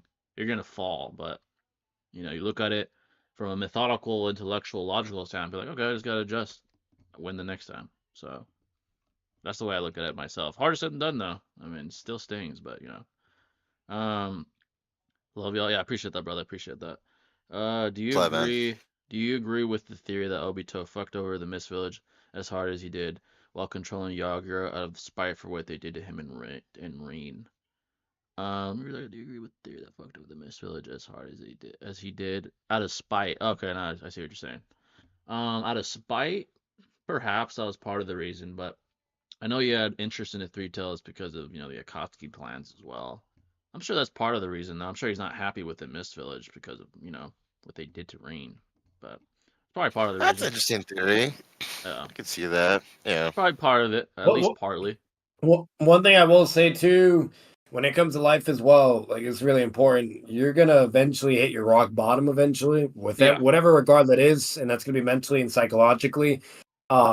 Physically, you have to put yourself in those environments in order to be tested to that. Exactly. But mentally and psychologically, you will be. It will happen in a certain amount of time, whether if it's loved ones passing, whatever, yada yada, whatever the hell it is, you will eventually hit rock bottom. And I can't stress this enough. It is extremely important to fight the most at those points in times and to grow from those moments and just become even better as a person, and to use certain variables to really help yourself, whether if that's a close loved one you have, best friend, whatever, girlfriend, whatever the fuck it is, just to have some type of crutch to lean on, because there's going to be certain moments well, you're going to need things to get through certain things in your life, because sometimes you're just not able to do it on your own. That's a mistake a lot of people make, is they try to do everything on their own. You know what I mean? Or they think they know everything. You know, ignorance is not really that good to do. So you have to surround the right people around you. So, and that's hard as it is itself, and sometimes it's not even possible. You know, but you know, to a certain extent, you have to know your basically your limits. You know what I mean? And you have to balance things. Don't try to take everything on your own. There's moments where you need to be independent. There's moments you need to rely on other things, whatever. Blah. And then there's just going to be moments where you just once again hit rock bottom. You're fucking done. You might even fighting against yourself or just giving up. You know. But if you have the right environment and you're in a good spot, you'll be okay. Because if you're not, then there's other events where you either become homeless or you lose your job, or unfortunately it happens, and I hope it never happens to either you or anyone else, but suicide as well, yada yada yada yada. You know what I mean? Yeah. So and that's the most important thing. You will be tested. You know. Yeah. Oh, absolutely. Yeah, we all are for sure. Yeah. Everyone goes through failures, man. Yeah, facts, bro. It's inevitable. Even the best of us do. As hard as it is Batman's saying, like, I think it's important for folks to not look at something as a failure and be like, hey, like, did I do something to cause this? Hey, is this karma, etc.? Like, I really think that's like a way to approach that situation. You know, like, it's just best to take things at face value, try to digest it, process it the way you know how to, and then move on from it. But don't think of it as like a curse upon your life or whatever. We all go through it, and we share that amongst humanity, you know, so it's just part of the natural order, you know. Yeah, exactly. So also another thing I think is important is pacing yourself, especially if you're a grinder. Like some people just grind every fucking day. I think pacing yourself is pivotal, because back then I was I'm still a grinder now, but back then I wouldn't take a break. I got to a point where like it was affecting me mentally and physically both. I was like, oh fuck, like it's because I wasn't taking a fucking break, and I learned the hard way, like with the mental demons I had years ago. But it's like what Goku said a long time. I think he was talking to Gohan, I believe. He was like, you gotta learn. Sometimes recover is more important than fucking training, man. You gotta recover. It is what it is. So that's pivotal as well. Don't push yourself past the point of no return, I guess you could say, where you're physically or mentally just exhausted to the point where it's detrimental. Because at that point, training isn't helping no more. In fact, it's counterproductive. You're burning yourself out to exhaustion, and you know, so that's very pivotal as well, especially if you're a grinder where you just at it every day, you know. So I would say to keep that in mind as well. I also like the theory that Obito took his hood off when fighting Minato because he hoped Minato would recognize him and was disappointed when he didn't. You could argue that. You could argue that's possible. Like the hair, maybe. Seeing the hair might give. I recognize him with that huge mask on, though. You know. Yeah. That was probably the last thing on Minato's mind, though, to be honest. Yeah, like there's so much, and not only that, I don't think. I can't remember. Like, did Obito ever say something about like testing Minato to recognize him? I don't know. I don't know if that was a thing. Yeah. I feel like it was, but I don't know. Yeah, that after his child being threatened and all that shit, that's probably the last person he thought. Yeah, like, you know, that's what I'm saying. Like, if like, and not only that, like, even before when you analyze Obito fully, like, there's a moment where Obito just screams and says none of it matters anymore, because before he attacks the village, he's staring at the village and contemplating of doing what he's about to do, and then he finally just says, "Fuck it, I don't care anymore. None of it matters," and just goes full vengeance mode. And just starts slaughtering everybody, kids, adults, you name it, and even tries to kill fucking Minato's son, bro. You know, and went to kill his wife, like, like all this shit, bro. Like, so I don't know. I don't think he was wanting him to really recognize. I think Obito was just out for blood, and just hurting, and Minato was also out for blood and also doing his very best to protect everyone. Because the thing that what people forget is when you're a Hokage, you're not just focused on beating your opponent. You're focused on protecting your village. Yeah. And that's the same aspect with Gaara against Deidara. If it was just a 1v1 with Gaara and Deidara, Gaara would have done tremendously way better. But because he had to protect the village on top of fighting Deidara, it's kind of a handicap. Yeah, same thing with Minato. Yeah, you know? Exactly. So, Tobirama versus Pain. Pain fucking slams. Yeah, that's a wash. That's a wash. But I will say this. Tobirama could do some flying Raijins to escape some things or whatever. That's his best. But he's gonna be gassed out eventually, because if he can, I'll say this: if he can at least fly in Raijin a live Madara's attack, you know what I mean? I do think you could probably do it some degree. Like his flying Raijin jutsu speed is just cracked. That's for anyone. Oh yeah, Boruto, facts. Minato, Todorama. Yeah. You know, so I'll say that, but how many times can he do that, right? And then once what he is gets running nerfed, away gonna do? yeah, Like, exactly. What does running nah. away do? It prolongs the inevitable. And the moment he tries to use his combat and reaction speed, he's folded. He's done. The moment he goes for that, he's getting Shinra Yeah. Tensei in the face like a roach. Look what happened. Literally. Yeah, look what happened to fucking Madara when he tried to use his combat speed and reaction. He got folded, right? Yeah, like his flying Raijin was keeping him alive, but every time he tried to attack him, Madara would just dodge casually and then just no different off screen. Then you have Jubi Madara and Minato with Sage mode as an Edo. He does flying Raijin. He gets fucking bodied in Blitz. Like that's literally what would happen with fucking Pain and Todorama. He would get bodied. Yeah. I still have mental demons. I can't see or hear. I can't hear. People are ridiculous, dude. Yeah, Todorama fucking scaling, bro. My God. Yeah, sorry guys. I still have mental demons. I can't see or hear some YouTubers I have beef with without spending the rest of the day stewing in hatred. Yeah, I think this is what I've noticed too. If you're like stuck in this Discord community, like the toxic area for days and days on end, that's like a break, man. Or go outside. Like, go get some sunlight, bro. Like, yeah, I think take that's a shower, touch grass, weightlift. But I'll say this: this was really big for me. Weightlifting did fucking wonders, or working out. Yeah. I don't know, but if you haven't tried, I don't know, bro. Or if you're in like that struggle mindset where like you want to work out but you just never do and you just procrastinate. I'm telling you, bro, just get off the fucking couch. It helps a lot, bro. Go out. Go find a workout, buddy, whatever. Weightlift, do some things, whatever you name it. I promise you it would do you wonders, bro. That was such a good stress reliever, you name it, etc. Of me listening to my music, working out, you name it. And back then when I was singing as a Pringle, especially if you go to the gyms, there'd be some baddies there, I'm just saying, there too, whatever. You can develop your social thing. Who knows? You can even try with some of those girls. Sometimes they might want to talk with you, but I'm gonna be honest with you. Most girls that are in a gym, they're just well, nowadays it's technically tricky and different. But back then, at least when I was in my high school and teen, they actually just wanted to fucking work out, right? You know what I mean? They didn't really want to, be bothered. If anything, it would kind of like annoy whatever. It would have to be proper or the right timing or enough like, oh, we've seen each other a lot, right? A building type thing back then. Now girls are just fucking, they're a loose cannon in gyms. They either trying to fucking cancel or do some camera, some bullshit, yada yada, whatever, or they're legit or they're not. It's you don't even fucking know nowadays. So good luck. But either way, the main important point is developing yourself. I'm telling you, for me, it went a long fucking way mentally, health wise. Yeah, I would say the gym, bro. Every time I think that I can remember once I'm out, I feel better than when I went into the gym. It's just fucking it releases like. Obviously, tension, endorphins. You get stronger physically. You feel more powerful. Just confidence goes up as well. And it is a good place to pull if you know what you're doing. Like, if you actually know how to pull in the gym, pull fatties, you can do it. And the way I do it is, like, if I see a girl I see a lot in the gym, obviously I look for body language signals. Like, is she looking back at me and stuff like that? If that's there, then I'm gonna raise her up, bro. I've done that. Green light, dog. Like, I'll say this right now, Jace is so fucking on point. A girl will let you know. She will, whether if it's low key or not. Oh, if they are into you, they will let you know, bro. I promise. They're much more. Yeah, they're much more subtle, but their eyes will tell you. Like, they keep looking at shit like, you're waiting for me to come up to you. I know that. As a fact. Like, you're waiting for me to go up to you. That's what's now, there could be exceptions, too, obviously, with, like, the really shy ones, whatever, blah, yada, yada, yada. But, and those, it's kind of a catch-22, and you got to figure it out. And, but in Riz game, right? But the majority of girls, it's obvious. You'll know. Yeah, it's obvious, bro. And, like, you go up to them, you just got to have Riz, and, the rest is...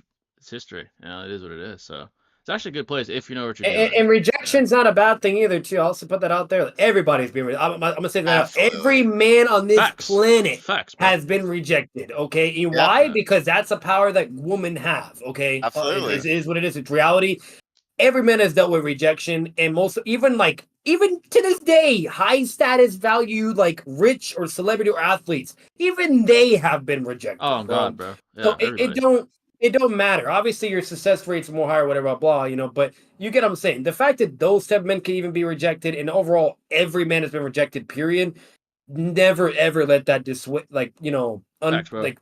ignore that. You always push and keep going, whatever you name it. Exactly. Kind of like failure in general. Like, Once you get to a point where you just only let it sting, it doesn't really matter. Like, yeah, she said no, whatever. Like, on to the next. You used to. That's it. Rub it off. Yeah. And I've been rejected too. Plenty of fish in the sea. Yeah, I've been rejected in person. Like, I remember I went up to a girl in the gym. I went up to her and I rizzed her up. She's like, oh, I'm not really looking today. I was like, oh, it's all good. Good luck to you. I just walked away. That was it. It's that simple. Like, on to the next. Finished my workout. That's it. So it stung. I'm not gonna be like, oh fuck. Like, it is what it is. Like, what are you gonna do? On to the next.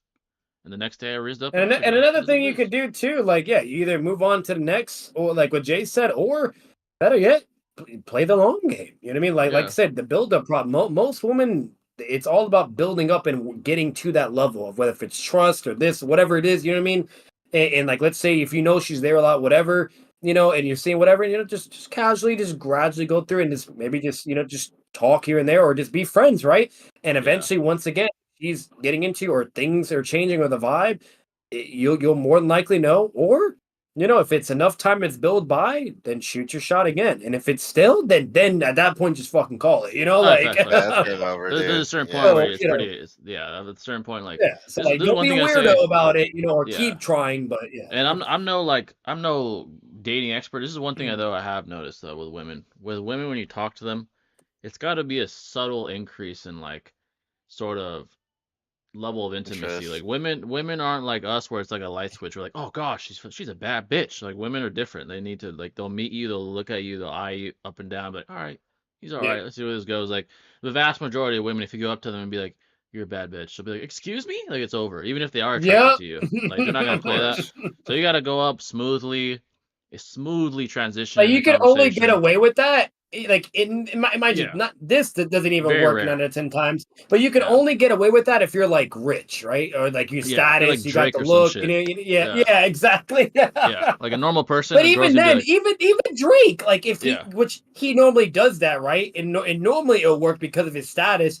But there's women that he's done that too, and they'll look at him like what you said and be like, what ill, like, or what the, like, or excuse me, So it's like, it's just girls are like guys are like a light switch. This is like, one guy told me this. I forgot who, but he said guys are like a light switch and girls are like more of like a slow winding furnace type of thing. Like, it's a slow burn with them, which is a good analogy because that's exactly what it is. Like, they're not like, I guess, picking you right away. It's like a slow thing, like a slow burn. You have to slowly ignite the fire until it's raging, and then you're in. The girl's like clearly feeling you is different, but the vast majority of instances you gotta smoothly transition into that. Because if you overreach, they're gonna think you're either weird, you're a fucking perv, or whatever. They're not gonna fuck with you or friend zone you. You could also go the other way. They really care about boundaries. Yeah, they really care about them. You can overreach in two ways: being too much, where you look like a fucking perv, or you're too nice and you look like a fucking, like, you're their friend or you're gay or you're their brother or some shit. That also happens. You're too nice. Absolutely. Like,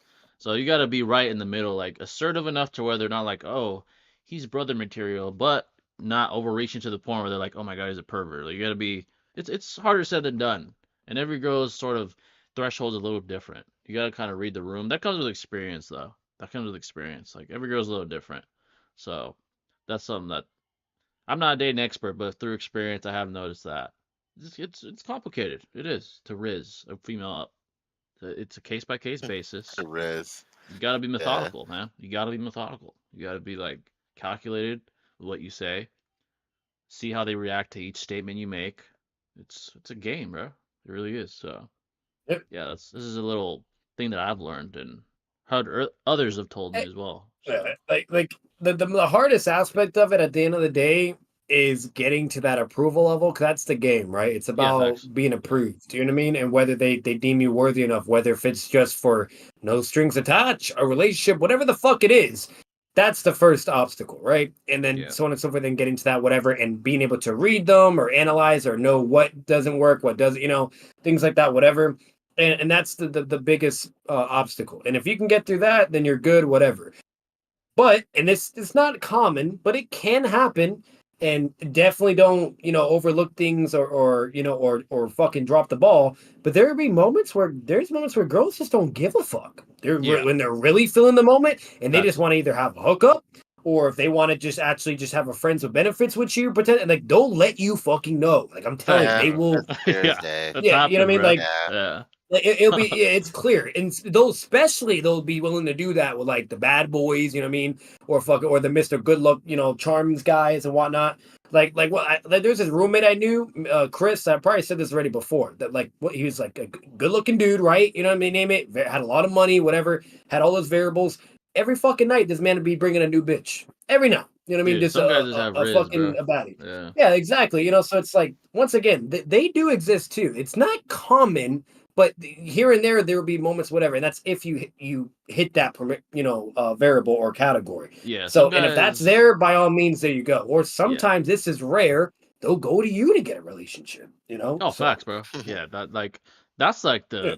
the ideal situation where like you're so good at Yeah. rizzing that the girl wants you, and they're in a way they ask you like indirectly, like, oh my god, and you're like, hey, you're exactly where I want you to be now. So it's Yeah. like that takes a lot of experience. Some guys are just naturally more charming and more like obviously better looking and shit. Those They guys, some always guys happen have like, easier. yeah, some guys have the Riz God gene. It's very rare, very Yeah. rare to have the Riz God Riz gene. gene. Yeah, they have that Riz gene where you just pull, like even if you're fucking broke, you just pull bitches Yeah. like that. It's very rare. Most guys need to like develop themselves. When I was young, I couldn't pull shit. I was fucking like I did okay, but I couldn't pull shit. Like talking wise, I was fucking ass, bro. Takes experience, for sure. I was fucking timid and shit. I'd be like not looking them in the eye and shit. I was like, bro, it's pathetic. Not looking back at it, but like it takes experience though, for sure. Definitely takes experience, and you're gonna get rejected. We all do. Even fucking Drake and shit. There's a bitch that on Twitter that outed the DMs between her and Drake, and it's him trying to pull her and her saying no. I'm like, bruh. Even Drake gets fucking rejected.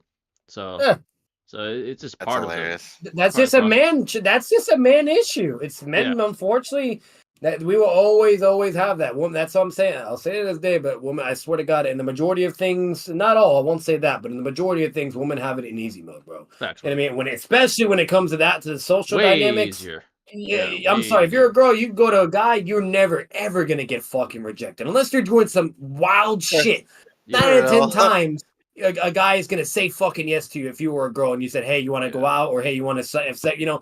I'm sorry. Like if we were able to do transformation jutsu right now, me, Jay, and Shinobi, and do what Naruto and Konohamaru did, bro, and be going out, I guarantee. Which for one, I wouldn't do this because I'm not gay. But two, like it's just if I was doing it as like a poll and statistic just to prove a fucking point, the amount of yeses we would get would be ridiculous. Oh, it'd be insane. Astronomical. Yeah, it's night and day, man. But we'll go a couple more minutes, folks, and then we're gonna do what we did last week, where we'll go every dollar that super chat will stay another minute. But we'll stay a couple more minutes. Last time, Kendrick the Goat kept us going for a while. Shout out to him. That's lit. By the way, you don't have to. They were donating for a bit. Yeah, but yeah, every dollar that's donated will stay another minute. That's basically what we're doing now. Shinobi had a bounce because of it. He was like, "These yeah. Hey man, I gotta work hell early. It sucks. My favorite Eminem song is "Lose Yourself." What's yours? That's a good question. My favorite song? Stan. Stan is great, bro. Stan's a really good on that one. song. Mockingbird's a good one, So hype wise, I'd say. Yeah, it depends on the category, right, Jay? Yeah. Like, because if we change the category, that changes which one it'd be. Yeah. Yeah. Till I collapses for like gym like hype shit. Facts. But yeah, that shit is fire. But as far as like him spitting, that's a tough one. Either Godzilla or it'd be Rap God. Yeah. For like the fastest shit. Yeah, his spitting there. The one I listen to the most when I'm just listening to Eminem. It's like recovery songs that are pretty good. Like some of those are pretty fire. Fuck it. Yeah. I listen to like good ones. Like me with Eminem when I listen to him just to listen. I listen to his like raw Space shit. Bound. That's a good one. Yeah. I listen to like his raw shit. Like I don't know why, but it's just fire. Like some of his no weird shit, but some of those fucked up songs he has are some of the like most fire. I think you're echoing by the way. Oh, sorry. Like that one song, "Kill You." I'm not saying I condone anything he says in that song, bro, but that shit is fire. "Kill You" is fire as fuck. Is it called High Life? I think too. That's another good one. Yeah, it's a good one as well. What was another song I listened to? So this is I don't know if anyone knows, but Eminem's first song ever that he put on disc. He was still living in Detroit, I think, like broke as shit. It was called "Infinite." It's on YouTube. It was in 1999 or some shit. That shit was fire, and it was like his first disc ever. Even then, he was spitting. Oh, that's what it was. 25 to Life. Oh, I that think shit's that's fire the too. song. That was really Yeah, good. Yeah. that shit's fire. I just love Stan so much because like I love rap when it tells a story, and it's Yeah, like the production was so well done. Like the beat really, was really good. fantastic, the hook was fantastic, like the Yep. music video was So fantastic. good. Like Peak. I just love that Marshall Mathers LP dude, is always going to be peak Eminem in my opinion, bro, Yeah, for Stan was sure. fucking great, dude. That's one of his Yeah, best storytelling, if not his best storytelling song for sure. That shit was fucking fire as hell. Like he basically told a story about rapping it, like a good story. dude, so So good. Yeah, yeah, it was literally, brilliant. bro. Like, Yeah, dude, and he played that different personas throughout it as well. It's just fucking yeah, it genius, was dude. sick, bro. Yeah, Yeah. that song was fucking It's good. just really hard. Like, yeah, like I love Stan and Mockingbird. Yeah, Mockingbird gets to me because, I'm a father now. So like I can like yeah, relate to it more, understand whatever, blah, blah. But what it Stan, like it's just like everything Shinobi said, that's just such a good fucking one, dude. Like he has a lot of good fucking bangers, bro. he does, I'm bro. not gonna lie, man. Uh, It's really hard if we're forced to fucking pick. he had a Like lot of once fucking again, if it's bangers. fitting and fast wise, Godzilla or Rap God. I'm gonna be honest. I probably would say Godzilla because of Juice WRLD being in it, and that was just a really good song. Yeah, But overall, like if it's like for hype, I would agree with Jay again until I collapse. That was just yeah, that really shit was fucking fucking good. He has fire, other bro. ones that are really good too, like Losing Yeah, he whatever, blah does. blah. Yeah. What was that other song where he is just like basically fuck the world, and that song was great. What was it? He was pissed. He was so mad in that song. It was basically like he was tired of all the bullshit because everybody kept blaming mass shootings on him or whatever, or bothering him when he's with his daughter, or Oh, bothering him when he's taking his shit. I think it was Fuck, what is it? I think Way I Am, I think. The Way I Am. Yeah, That yeah, yeah. is my favorite. That shit is That fire, dude. song is my favorite for if Yeah, I'm again, angry that or LP, fuck the bro. world. Bro, that LP Yes, was like fire, Yeah, dude. that's a great fucking that song. is this Yeah. that would be my favorite. Like if I'm saying like out of his angry or fuck you That was songs, you know what I fucking mean? fire, bro. That Yeah. would be my favorite out of all. If it's like a really deeper meaning, it's between Ooh. Mockingbird and Stan. It's really Yeah. hard. Yeah, fucking The Yeah, Way I I Am feel is you. fucking fire, dude. Actually, yeah, Way I I like Am that is so song. good. What Yeah, about the way Under he the spits. Influence with like D12? That was a Oh, Under the fucking lit Influence? Yeah, track that shit too. was fire. Yeah. There was another song. What song was it with D12? I forgot what it was called. Fight Music, I think. Uh, That shit was pretty heat. D12 was a lit group, dude. I actually Yeah. fucked with that I know time. what you're talking about. I just don't remember. I don't know if it was called Fight Music or one of those songs, but shit was fire. Yeah, Yeah. Under the Influence was Yeah. heat, dude. I'm Dude, not that shit gonna was like fire. that was a That's a that good was a one. good And track. He just- obviously, any like collabs, like with Tech Nine or all these other people, Yeah. it's always peak. Eminem He, always like, fucking. when he He was at always his wins most it 9 out of 10 times. Yeah, when he was at his most raw, it was some of his best shit. Like I know he was more vulgar, but that was the shit I fucked with the most. Like that was just fire. For his shit. Forever verse was goaded. Shit. Oh, that shit was fire. Forever is just a goated ass song, man. That was a bunch of like Yeah. that's just fucking goated. OG All right, folks, vibes. we'll go 5 more minutes, and then every dollar that's donated before that or after that will be like another minute. Where does Lose Yourself rank in your personal lists? Lose Yourself? I mean, an Eminem's thing. Probably like top 10, top 5 for me, best songs as far as he has. I like Lose Yourself quite a bit. It's pretty fire. Yeah, I've just heard it so many times. Yeah, me I too. feel like. Especially when I was a kid, bro. I listened to that shit like nonstop. Like, yeah, I listened to that shit a lot. So it's a really good song though. Like, but Mockingbird and Stan, I can still listen to and enjoy it just fine. Yeah. Yeah, No Yeah. problem. Same. fucking Facts. No Same. problem. Literally, bro. I Yeah, like the shit I seriously. listen to most with Eminem is his older shit, like where he's like angry. I don't know why. It was He peak. just fucking spits, bro. Yeah, he really does. Peak. Like when he had nothing to Oh. lose, bro. Yeah. He The didn't give a beats were fuck. so fire too, bro. Like holy Yeah, shit, bro. man. He just used Yeah. to fucking spit. Like his music now is cool, but back then, Oh, bro, that's another goddamn. one. When I'm Gone. When I'm Oh, that's a Gone. good yeah, I That's a song. love good Yeah, one. that yeah, that's a song. good song. That's Yes. a very Yeah. good Yes. one. Very good one. What was another one that I was remembering? It was In the Moment, I think. Fucking In the Moment. Oh I think yeah, it's in the called. moment. Yeah, I That's know just that one. fire. Yeah, yep. Haley's Fire. song was good too. Haley's you know? song, yeah, that was fire. That was fire. His old shit like Brain Damage was fire. Those are like his old songs, like way back in the day. Yeah, remember me, bro? Yeah, he got some dude. heat back then, Yeah. dude. Yeah. He was just like when he was like raw and uncensored, dude. Yeah, that was like peak Eminem, bro. Mhm. I'm late, but I thought Toronto versus Spain would be a good matchup since I assumed Tobirama could speed blitz and dip. Nah, he can't speed blitz. That's a Decapitate the wild pass. He assumption. said he gets speed blitz paid. Yeah, no, he can't speed blitz. Keyword assumed. Yeah, like his flying Raijin is best bet, and anything he tries to do to Pain after that flying Raijin, he would react and whip his ass. The only reason that man survives for even more than a second. Yeah, exactly. He could run away probably, but he's not fucking. Yeah, he can run away. I'll give him that. Could run, but yeah. But yeah, folks. Any questions at all unless someone donates before we depart? Any questions at all? Eminem though, man, has a lot of memories. To say Speed Blitz, a fucking Kinnigan victim. Shut the fuck up. Yeah, fucking But the Red Kage was scared of them, Batman. Oh my god. Fucking Eminem, I used to listen to him a fuck ton when I was like in middle school and shit. I used to listen to him a lot, dude. Bro. Yeah, oh my god, the amount of times I listened to Eminem in middle school and high school, bro. When I was competing, oh my god, I had like if it wasn't him, it was Drake. Yeah, Drake. When I was competing before every amateur bout, I used to have my go-to songs. I'd have fucking Till I Collapse. I have Roy Jones Jr. theme song, fucking Can't Be Touched. I fucking had Drake, Forever, and then I had his song Trophies. That shit was fire. Yeah. And then what other song I had on there? It was mostly Eminem and Drake songs. Dude, I would have, we didn't even get into the whole P Diddy shit, bro. We gotta get into shit. That Yeah. Oh my god. Oh my god, bro. That shit is fucked up.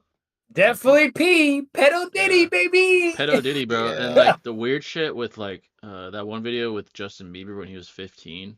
Oh yeah. Shit. Like he was telling him like, well, can I spend the night? I'm like, bro, you're 40, dude. What the fuck is wrong with you? Like I don't know, man. Literally. He's just P Diddy. Man, I know like apparently he got raided or some shit, like his house or some shit got raided, or I don't know. He's dealing with some shit, man. He's probably gonna go to prison. That reminds me, dude. Did you know that Zoe actually went to go live with Dan Schneider when she was 16, dude? What like the fuck? That's crazy. Yeah, she got emancipated and all that. That's wild. Oh yeah, I remember that. Yeah. He's a fucking weirdo, bro. Like, why do you care about what some kid's going through, dude? The fuck's wrong with you? I don't know. He's a fucking Come weirdo. live with me. I'll take care of you. It's like, dude, the fuck? Like, why are you siding with her and not her fucking parents, bro? That's the question. Like, you're a fucking weirdo, dude. I'm sorry. Weird as shit. Where would a perfect Sage Mode Hiruzen scale to the Akatsuki? Perfect Sage Mode Hiruzen? He'd probably fuck up most of them, but he'd have a 10 times amp. If he was in his prime, he'd probably... Like, if he was in his prime and he had it, he'd probably beat most of them. But yeah, for sure. As an old man, yeah, he'd be a fucking threat, you know. As an old man, he'd be over Soning at least, but not like any higher than that. You know? Yeah, he wouldn't. I doubt he still wouldn't beat guys like fucking Obito and shit though. Yeah, like Obito, Minato, Itachi, things like that. Now, if he's like in his prime, now you could maybe argue he'd be within that ballpark of power. Yeah, like you know, like three. Itachi, Minato, top 3 or whatever, and it could be content. Overall, I still think they would win because of hacks. You know, at the end of the day, like he has the 5 natures and things like that, but it's like, all right, what does that do against hacks? You know, like exactly. So like overall, like that's kind of the problem. I don't think like I'm gonna say it's this day. I don't think Hiruzen has ever been Hashirama level. I think that's a bunch of fucking crack, fucking bullshit. You have to use like the pre-retcon fucking bullshit statement where he's like, "Oh, he's the strongest Hokage ever." Like, literally. Like, I'm sorry, but that's a bunch of fucking crack bullshit. Because think of it this way, guys: if Hiruzen was really that legendary and that powerful, okay, the problem is like everybody would be bringing that shit up. They'd be like, "Oh, remember when he was, like Hashirama?" Like there'd just be more statements or more things to solidify that. You know what I mean? Like the fact that there's just nothing, and it's just everything we see to the contrary. We then see him as an Edo, and we kind of get like some idea of him being close to his prime, and it's clearly limited. Like he's not built like that. Hashirama Madara, and even when they get older, like look at AKA Madara when he's fucking like. The guy was still like a legend. You know what I mean? Like he didn't have that atmosphere. It was not like that. Like not at all, bro. Do y'all think the curse mark 10 times amp applies to Sage Mode? Yeah, and here's why. Curse mark is basically a synthetic replication made by Orochimaru of Sage Mode. Yeah, so yeah, it does apply at least 10 times. That's the curse mark. Yeah, because Orochimaru got it from investigating and analyzing Jugo's like natural Sage Mode nature transformation. he experiments with that or whatever, and just implicate, as you said, in a synthetic artificial like curse mark, and basically just it's just an artificial sage mode. Pseudo basically. sage mode, yeah. It's basically like pseudo sage mode. Toy Soldier. Oh, you're talking about Eminem's song? Oh yeah, that's a good song too. Is that what it's called? It's alright. It's not like oh my god, but yeah, it's alright. No, it's not like his best. It's not like top 5, but I forgot. Was that the song name? Toy Soldier? I forgot what it's called. But, yeah, I know which one he's talking about. Like, yeah, me too. Yeah, it's a good song for sure. It's a good song. Like, yeah, it's a good song. I'm sorry, but when I'm gone, Mockingbird, Stan, bro, that shit just. When I'm gone, fire, bro. Dude. Straight. That shit's fire. All right, folks. 2 more minutes. We'll give someone one more chance for a doll. If not, we'll depart. Prime Hiruzen was the strongest Hokage. Then he went from fodderizing Kurama to needing all the Konoha just to stalemate him. Yeah, bro, that's why it's Cap. He's not the strongest Hokage. He's just not. Like, and another like issue of it as well. Like even when he sees them again in the war arc, there's still no recollection or anything of him being like, "Hey, I finally surpassed you," or this or that. It's like nothing. There's fucking nothing. He surpassed Tobirama. That's stated. Yeah, yeah, exactly. Like that makes sense in his prime at least, but fucking Hashirama, nah, bro, no. Do you guys agree with 6 that 5 Kage Summit Sasuke is faster than Pain? He thinks 5 Kage Summit Sasuke is faster than Pain.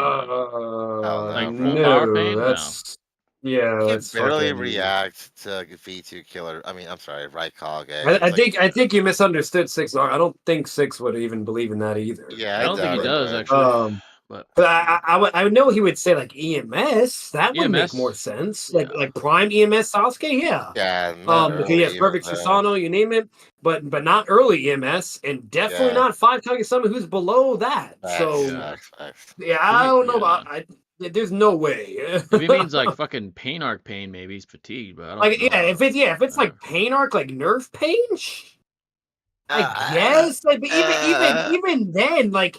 Even then, like the problem with that is like fucking Zetsu still thought it was like, you know what I mean? Like I don't know, bro. Like, man, people be shitting on Pain, bro. I don't get it. They really do. Pain's a goat, dude. Like he was still fucking with 6-tail Naruto while like fucking like super fatigued.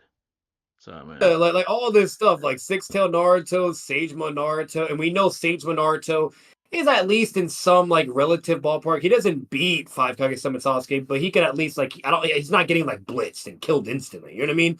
So it's like if you have like that or whatever, you know what I mean? Like it's like come on, it's like there's no way he just like you really think he's just gonna speed blitz or just shit on him. Like that's crazy. Yeah, he said 5 Kage-sama Sasuke was faster, but would lose to Pain in his Sasuke versus Pain. Really, I gotta watch that. There's no way he's faster. Yeah, there's no way. Video, I'm sorry. Like yeah. I think that's one of his newer videos. I haven't seen it. Like I think he's talking about like the Rinnegan versus Sharingan video, which is Pain versus Sasuke, all forms. Yeah, maybe that one. It's just the problem. I don't know. I just don't see like because and overall like here's the problem. Like the best 5 Kage-sama Sasuke speed feat he has is against V1 Raikage and Danzo, and he's struggling with those two. Wonder what his he only could is for that. Yeah, he could only survive against Raikage because of Susanoo and Amaterasu, and he was shitting on Danzo because of Susanoo and Amaterasu. So like, I don't. I have to see what he says, like what he said about that. He did say that. And like the best thing I could understand 6 saying is like the arrow thing. Like him because of how fast Air is, but then again, Kakashi could Kamui. You know what I mean? If Kakashi can, you're telling me fucking Pain can't Shinra Tensei that shit or something? Like, come on, bro. Like he treated Casey and one Naruto like a fly, bro. You know, I'm saying chameleon. Like I have to see what he said. I have to see what he said. I'm kind of curious. Like, his summonings are cracked, bro. That chameleon's fucking cracked. Yeah. And think of it this way: the reason, he had rods in the summonings, so he's putting his chakra in the summonings too. That's his power. So his summoning could be beyond KCM. Easily, yeah. But all right, folks, I think it's gonna wrap it up. Unless someone donates while I do this conclusion. Definitely W Stream, L Nickelodeon, L TV, L Hollywood, actually. Period. L Hollywood. Yeah, El Hollywood. And free Jonathan Majors, free Tory Lanez. So as far as that's concerned. But yeah, folks, we got a lot coming for you folks. As far as content, a lot of things coming for you folks. As far as podcast is concerned, and obviously videos on the channel from all of us as well. Andrew Tate, free. Yeah, free Tate. That's bullshit. He's still there, but somehow Pedo got a job at Disney. It's very interesting. I'm telling you, bro. A year later, yeah, that's crazy. fucking crazy, bro. Yeah. But we hope you folks enjoyed, folks. By the way, before we did, make sure to hit the where's it at? Make sure to hit the like button if you haven't already, and we'll catch you in the next one, folks. Stay classy. Good guys. Peace.